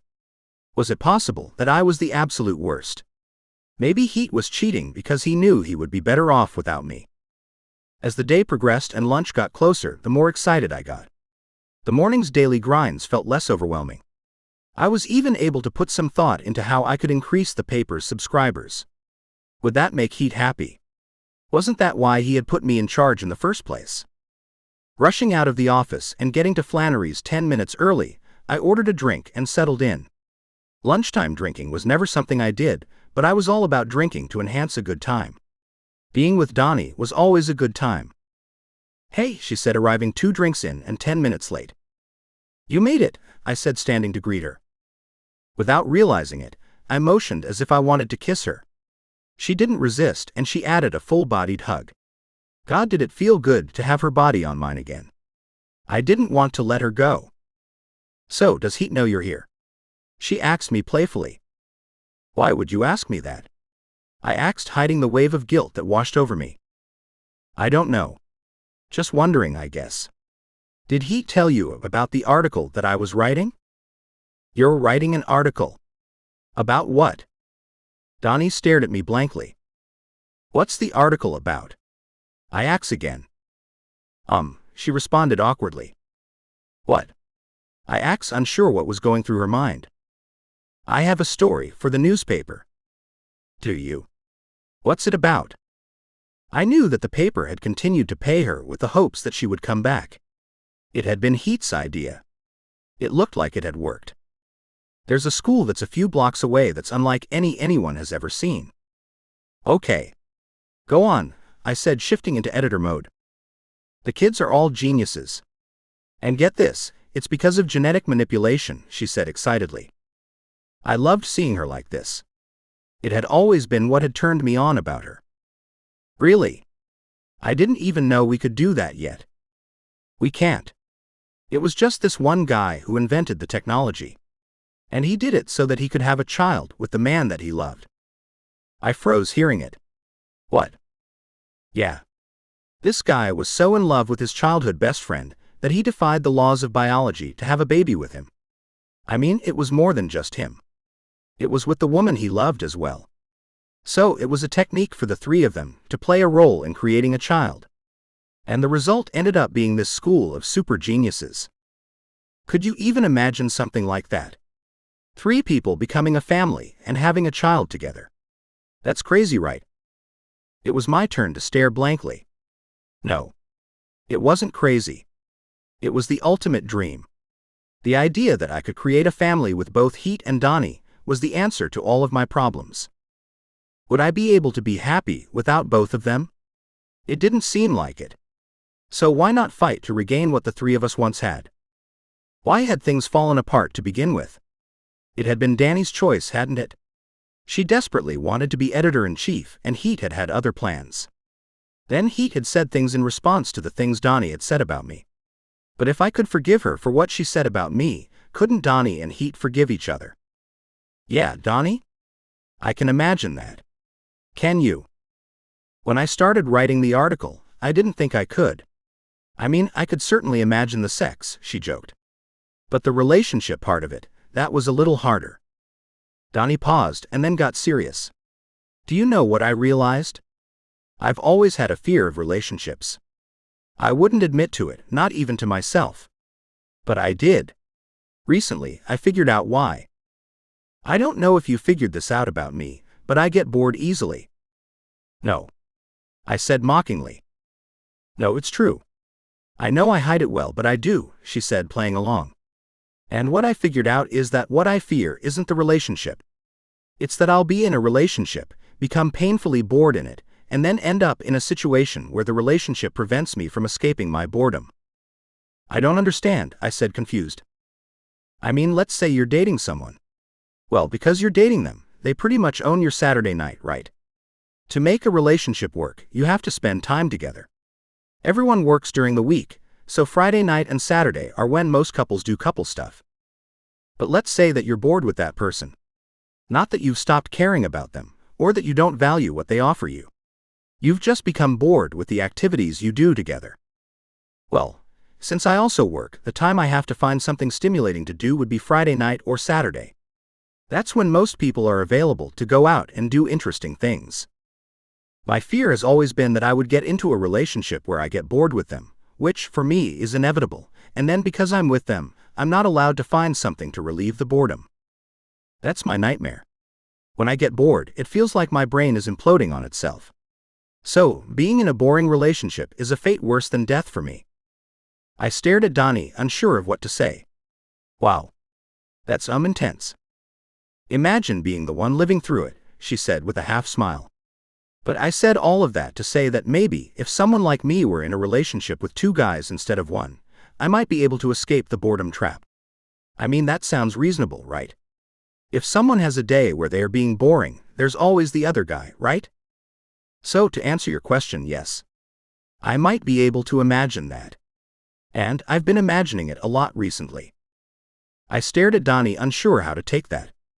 She was referring to the three of us, wasn't she? And wasn't she telling me that if she was with me alone, she would become bored with me? Why did that hurt to hear? Didn't it lead her to the same place that I started, which is that the three of us should be together? Needing to think more about this, I shifted the topic to something a little less heavy. I asked her about the people she met for the article. She clearly saw the three of us in all of them. Before I came here, I met with a threesome who was about to go through the procedure to have a child. I got a chance to speak to them, and to get to know them a little better. I'll be honest, they were a little more open than I expected. Cristiano was Spanish, I think, so it might have been a cultural thing. But apparently they met because after the Spanish guy proposed to his girlfriend, he lost his memory and fell for his ex-fiance's rival at work. What? I asked, amused. That's not the crazy part. The way they all bonded was because of their love of spanking, Dani said with a smile. I stared at her a moment longer and then burst into laughter. I see, I said, trying to contain myself. Aha. The people you meet, right? I guess. But yeah. They were another threesome who figured out how to make it work, she said. It makes you wonder, doesn't it? She asked me with a twinkle in her eye. It does, I said, suddenly coming up with a plan. Ending our lunch with another lingering hug which made things hard, I left her and returned to work. We didn't set up a time to meet again, but I knew I didn't need to. Our paths were going to cross pretty soon. I just needed to have a conversation. That conversation happened over dinner. Heet, I'm not sure things are working out for me at the paper. I said over takeout at his place. What do you mean? I haven't been completely honest with you. I told you things were going well there, but they aren't. I think Dani was right. I've bitten off way more than I could chew. This job is too much for me. That's not true, Heet said, interrupting me. You can do this. I wouldn't have offered you the job if I didn't know you could. And all jobs are hard when you first start. You know that. I do. I've had enough jobs to know that. But I've also had enough jobs to know when I'm in over my head. Heet, I can't do this job alone. Heet paused upon hearing my qualification. Alone? Are you saying that you need help? That's what I'm saying. And I think where I need the most help is with the news division. It's a newspaper. Isn't it all the news division? Heet joked. Yeah. Sorry. I meant the investigative news division. If I had someone, maybe as a co-editor-in-chief, it would take some of that day-to-day stuff off of my shoulders. With that, I might be able to focus more on what I think you put me there to do, grow the company. And was there someone specific you had in mind? Heet asked hesitantly. I paused, losing my nerve on the 2-yard line. Did he still hate Dani because of the things she said to him? I did. I was thinking about Dani, I said with my thumping heartbeats echoing in my ears. Dani? Heet asked with a confusing look on his face. Yeah. I know that things were said and that it didn't end well between you two, but I want her. I think I need her. You need her? Heet asked me, suddenly getting serious. I wasn't sure if I was just talking about at the paper anymore. Yeah. I think I need her. I don't think I could do what you want me to do without her. She's important to me. She is. So where does that leave us? I mean, at the paper. Are you two going to handle things by yourselves, or is there room for input? Understanding what he was saying, I got out of my seat and kneeled beside him. I took his hand and looked into his eyes. Heet, I love you. I will always love you. Never doubt that. I just think that as we are, we might not be complete. Dani was telling me about an article she's writing. Dani told you about the article. When did she do that? You know about the article? I asked, surprised. I do. I was the one arranging her interviews, he explained. So, you've been talking to Dani? I have, for the article. In fact, we've been seeing each other almost every day for a week now. For the article. I clarified. Yes.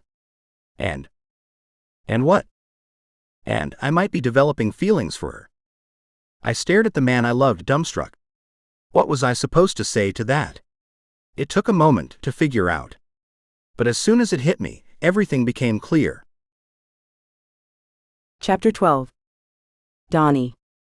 Do you know that feeling when you are about to take off all of your clothes and run across a football field during a nationally televised game? Of course you do. Who doesn't? Well, that's what I'm feeling as I stare at the front door of the paper. The queasiness, the shaky feeling, the second-guessing about shaving off all your pubes. It's the same. Or almost the same anyway. And yet, as I look at the familiar entrance I knew going in was inevitable. Much like the call from your mother afterward accusing you of purposely embarrassing your father because you know he watches all of that team's televised games. Wait, I'm sorry, what was I talking about? Oh right. I knew that I would have nothing to be embarrassed about as I returned to my desk. I hadn't made a scene, and the only ones who knew about my meltdown were Heet and Jax. As far as everyone at the paper knew, I was out on vacation and then on bereavement leave. And if Jax was the only one I had to be embarrassed in front of, then there was no big deal. I had watched him struggle to take a world-class member up his ass. I think we were past the embarrassment phase. Re-entering the bullpen after 4 weeks away was weird. On the surface it looked like nothing had changed. The Wall Street reporter was dressed in his usual Monday pinstripe shirt. The culture and leisure reporter was still wasting his time chatting up the ad salesman. And the ad salesman was still obliviously giving the culture and leisure reporter hope. The only difference was that Jax was no longer sitting at the desk he had been at for the last year. He was sitting where Ed had sat. "Dani, you're back," Susan the intern said after sneaking up on me from behind. "Fuck, Susan," I blurted, startled. Say something when you're creeping up on a person. What's the matter with you? As soon as I said it, I saw her elation disappear. I immediately regretted saying it. Looking at her, I was reminded of one of the last things Ed had said to me. He had said that Susan was the type of writer I would need when I ran this place. I wasn't going to run this place, but that didn't mean that I shouldn't respect her work. You know what? I shouldn't have said that, I told her, changing course. Look, you do a fairly reasonable job here and I recognize that. I know that I don't always acknowledge your mediocrity. So I'm doing it now. Susan stared at me like she was expecting something else. What more did she want from me? Didn't she understand that I had already given her far more credit than she deserved? Okay. Thank you. I guess, Susan said before slowly turning to walk away. Oh. Also, you sent me the article you submitted for your internship. I read it. If you did your job half as well as you wrote that article, you would be a halfway decent worker. So pray someone allows you to write something because you really suck at everything else. Do you believe that Susan just stared at me and then walked away after I said that? She didn't say a word. Some people just can't take a compliment. Generation Z, am I right? Suddenly starting to feel at home, I walked back to my desk and sat down. It was all coming back to me. The good times. The bad. The times when Ed would charge over to my desk to tell me how much of a screw-up I was. It all came flooding back. I missed Ed. I missed him a lot. I wasn't able to fulfill his legacy and that hurt. But there had to be other ways I could show how much he meant to me. Maybe one day, I would be able to pass on what he taught me. Maybe one day it might even be to Susan.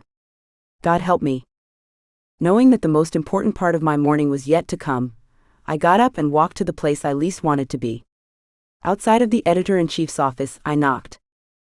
What is it? I heard a familiar voice say. Opening the door, I leaned in. Dani? Jax said, looking up from his desk. You're here? Wait, are you back? You just get straight to the point, don't you? Yeah. I am. And I wanted to talk to you about the article I've been working on. Please come in, he told me. I entered, closed the door behind me, and took a seat in the chair in front of his desk. More memories came rushing back. My chest hurt as they flooded through my mind. You okay? Jax asked, even though I thought I was hiding it. I'm getting there, I told him. Take your time, he said reassuringly. No one's expecting anything from you yet. Thank you, I said, gathering myself. So the article. Yes, the article, Jax repeated with an encouraging smile. It's done. I can email it to you. But I have been assured that nothing I wrote would be changed, and that you will publish whatever I wrote. Oh? Jax said, surprised. I imagine it was Heet who told you this. Yes. But if Ed was sitting there, he would have given me the same deal. I'm sure he would have. And I'm sure there's nothing that will need to be changed. Good. Because this is important to me. Of course. Can I ask what you decided about the school? Good thing or bad thing? I came down on it not being as simple as that. I don't think it's black and white. Yeah, I feel for the families and the kids, and everyone should have the right to love whoever they want. But that doesn't change the effect it will have on the world. It's going to change a lot of things. And what about the families who don't use this method to have kids? Will they be born into a permanent underclass with the engineered children on top? You say this in the article? Jax asked me disappointedly. I did. That's going to change a lot of things for a lot of people. Yeah, but it wasn't like it wasn't going to change anyway. My article isn't revealing anything that wouldn't have eventually come out. So at least this way, everyone's first impression of the subject will come with descriptions of the loving human beings behind it.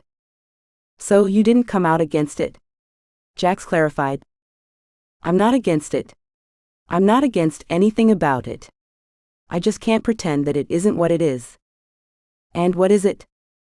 It's a revolutionary takeover of the human species, I told him soberly. Wow. Yeah. Wow. I look forward to reading it. Thanks, I said before getting up to go. Dani, what are you doing tonight? You mean besides preparing myself for Armageddon? Yeah, besides that, he joked. Nothing. Why? Heet and I would like to take you out to dinner. Oh? I said, surprised. Yeah, we have a proposal we'd like to run by you, he said with a smile. Staring at Jax's chiseled face, I had to admit that my loins twitched. He and Heet had a proposal for me? I could imagine one proposal that wouldn't be indecent at all. It would be hella hot. Okay, I told him. Let me know when and where, I said, hoping he knew what I was hinting at. Leaving Jax's office, I returned to my desk in a much better frame of mind. Maybe this arrangement would work after all. Fucking my boss could have benefits. Certainly, I would never use our relationship to advance my career. But who would there be to complain to if someone caught us banging in the copy room? Corporate? With any luck, Heet would be there fucking us both. Although my day should have been spent reintegrating myself into the workflow, it was spent thinking about tonight.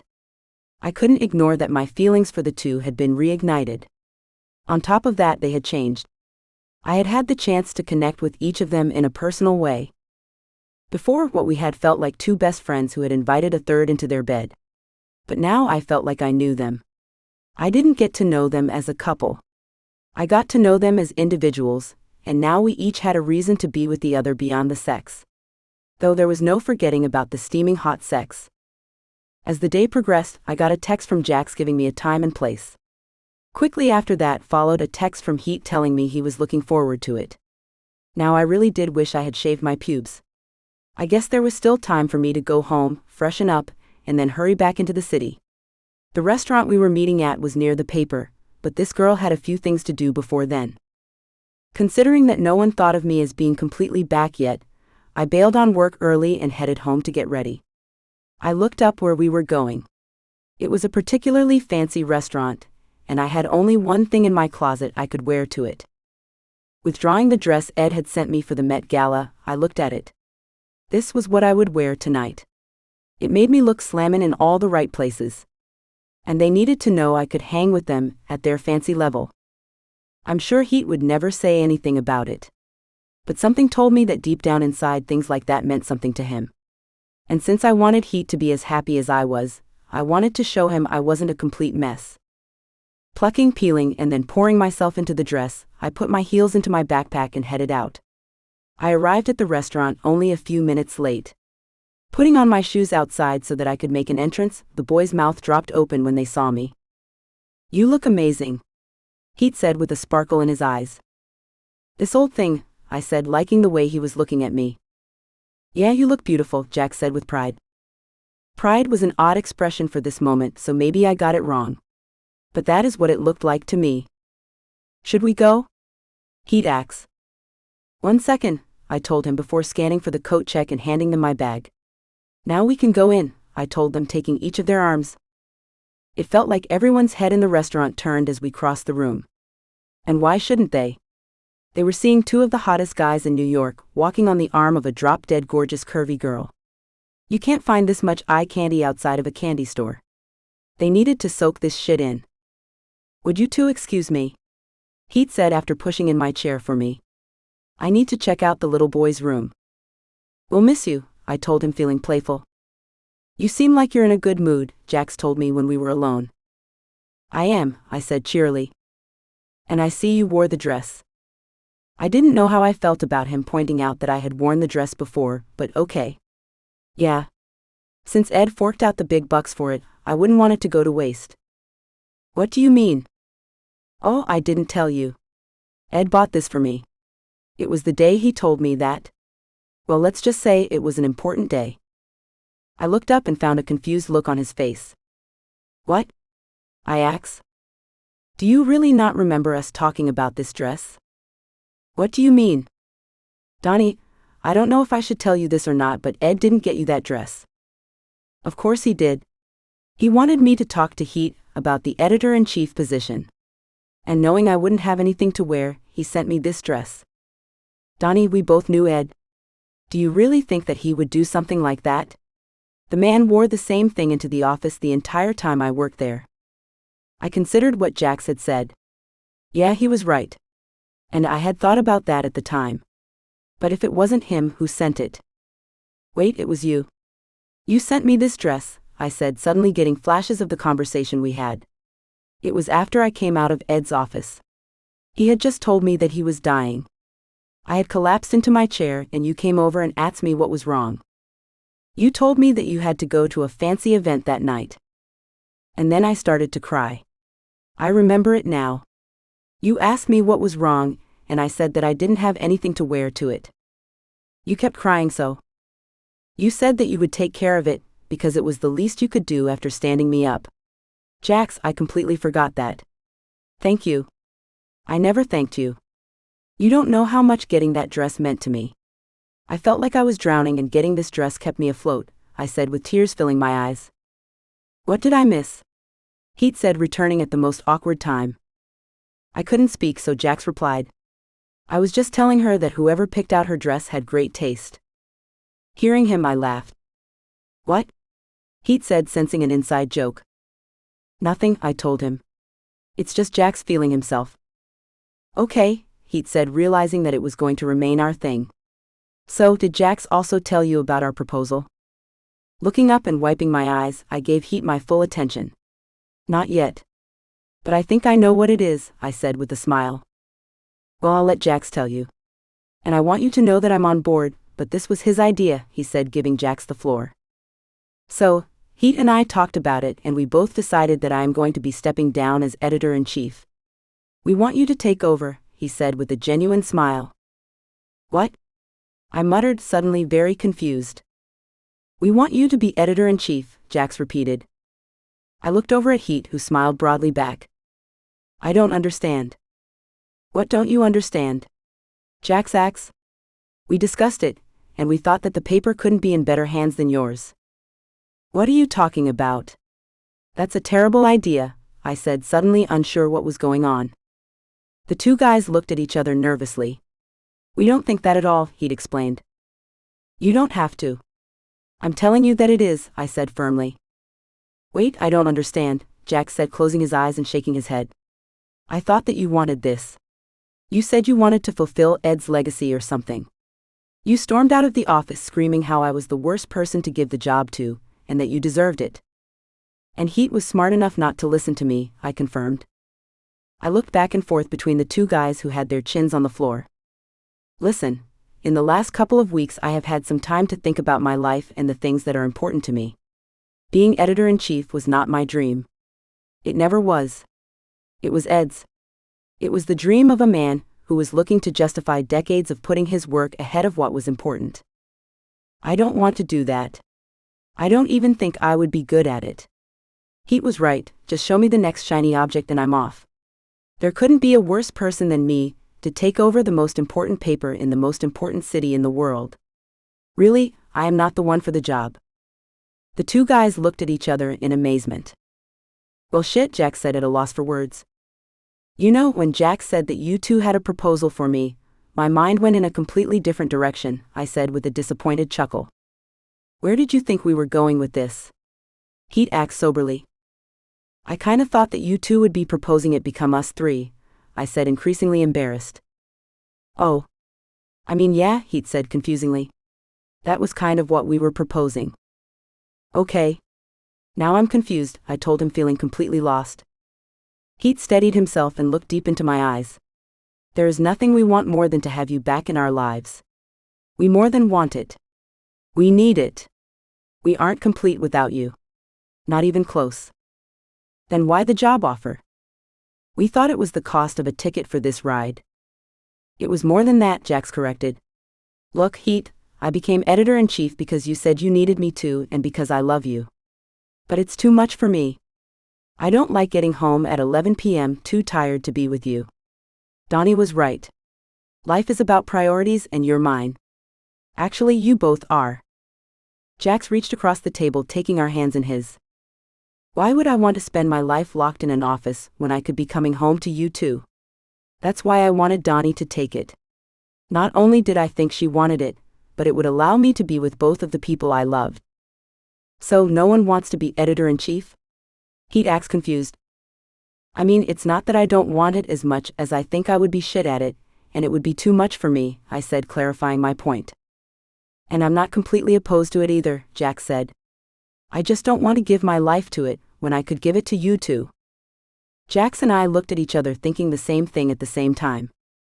You know, when Jax and I were talking about this, there was one other proposal he suggested. And what's that? I asked. This could be our project, Jax suggested with the light returning to his eyes. And I mean the three of us. Dani, you could do what you do best with the news. I could do the boring logistic and growth business, and Heet could do whatever we asked of him, Jax said with a chuckle. So, if we needed Heet in the office for a quick threesome in the copy room, he would come? I asked, liking where this was going. Jax laughed. Not exactly what I was thinking, but you get where I'm going with it. This could be our family project. What do you think, Dani? You think it would be enough to keep you from getting bored with us? Something told me that Jax was joking, but goddamn did I like that idea. This girl loved herself some projects. And the idea that it would be with these two guys made more than my heart flutter. It seriously turned me on. I do, I told him, falling more in love with them by the second.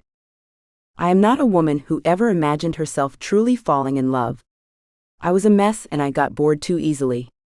How was a girl like me supposed to find anyone? So how in the world did I luck out and stumble into a love like this? It was beyond words. The only thing left for me to do was express it in the best way I knew how. I'm not feeling particularly hungry tonight. Since our waiter has yet to come over, how do you two feel about finishing this conversation back at your place, Heet? You live somewhere around here, don't you? I'm just a few blocks away, actually. Then why don't we go? I asked. Jax? Let's go, he said with a knowing smile. Jax was the first to get up, but Heet was the one to pull out my seat for me. As elegantly as we walked in, we also walked out. Instead of interlocking our arms, this time we interlocked our fingers. The three of us walked out holding hands, and I could not feel closer to them than I did. Here, wait, Jax said before leaving us and getting my backpack. He really was always looking out for me. Knowing he would always be there for me was as intoxicating as any alcohol. And stepping out into the warm night air, the flesh between my legs burned to be touched by them. I'm close. We can walk, Heet said. The suggestion sounded familiar, and it turned me on. I recognized the route. We had taken the same one on the night Heet and I had met. In fact, as the alley approached that we had once ducked into, I was filled with a rush that I couldn't resist. Without thinking, I clutched my two guys' hands and pushed them in. Jax didn't know what was going on, but Heet did. We were about to introduce Jax to the thrill of sex when we could get caught. And when I grabbed Jax's ass and Heet stepped behind him kissing his neck, he quickly figured it out. Heet reached around him and unbuttoned his pants as I pressed my lips to Jax's in search of his tongue. When I found it, I felt Jax's pants slip down past my hands. As our two tongues danced, I moved my hand in search of his. Hi, this is the author. Yep, more steamy things are happening. And just as a reminder, if you'd like to get a version narrated by me with the steamy bits still in it, you can get it for free by clicking on a link in the description and signing up for a free trial. Please check it out. You might enjoy it. My mind swam with pleasure as I gathered myself after what had just gone on. I wanted to turn around and hold them, but I couldn't. Not only was I having a hard time letting go of Jax's beautiful manhood, but my body was spent. I wasn't sure if I could get up. I had to, though. As fun as it was, it had to come to an end. The three of us hadn't yet made it home. And Heet's place was where I would ease into their forearms and the rest of our lives would begin. I couldn't believe how lucky I was to find exactly what I needed with the two sexiest men on earth, but I would take it. And lying in Heet's bed with their naked bodies wrapped around me, I knew that together the three of us were going to live happily ever after. Epilogue. Fury.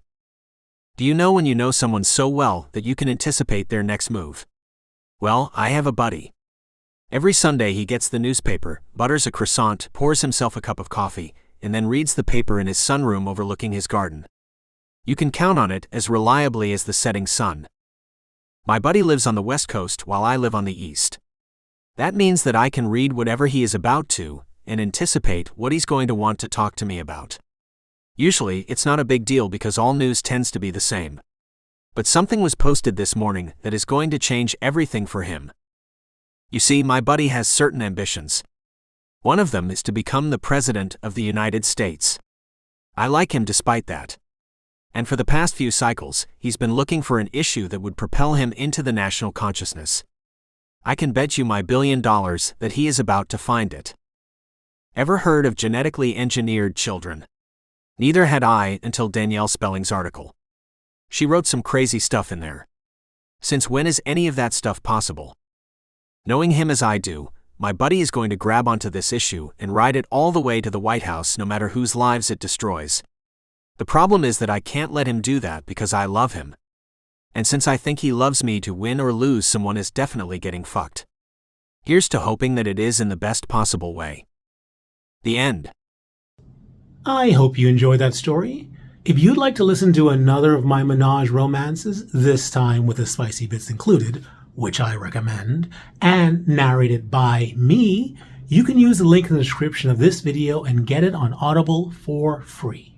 How's that? By clicking on the links to Audible in the description and getting a free trial for a new account. After you get my book with a free trial, you can keep it even if you cancel your membership. But get this, if you do keep your account open for at least 62 days, Audible will pay me $75 as a referral fee. In other words, if you'd like to support me, the author, and help me keep posting my books here for free, the best possible thing you can do by a mile would be to sign up for a free account on Audible and use it to get my book first. As a reader of books, I'm a huge fan of Audible. For the past few years, I've only read audiobooks. And the best thing about Audible is that even when you only get 1 credit a month, you have access to a lot of other audiobooks that are exclusive to Audible and are included in your monthly fee. So please, use the link in the description to check out the rest of my Menage books and my other books on Audible. Otherwise, you can check out this channel for a few more of my books because you might like those too. Happy listening.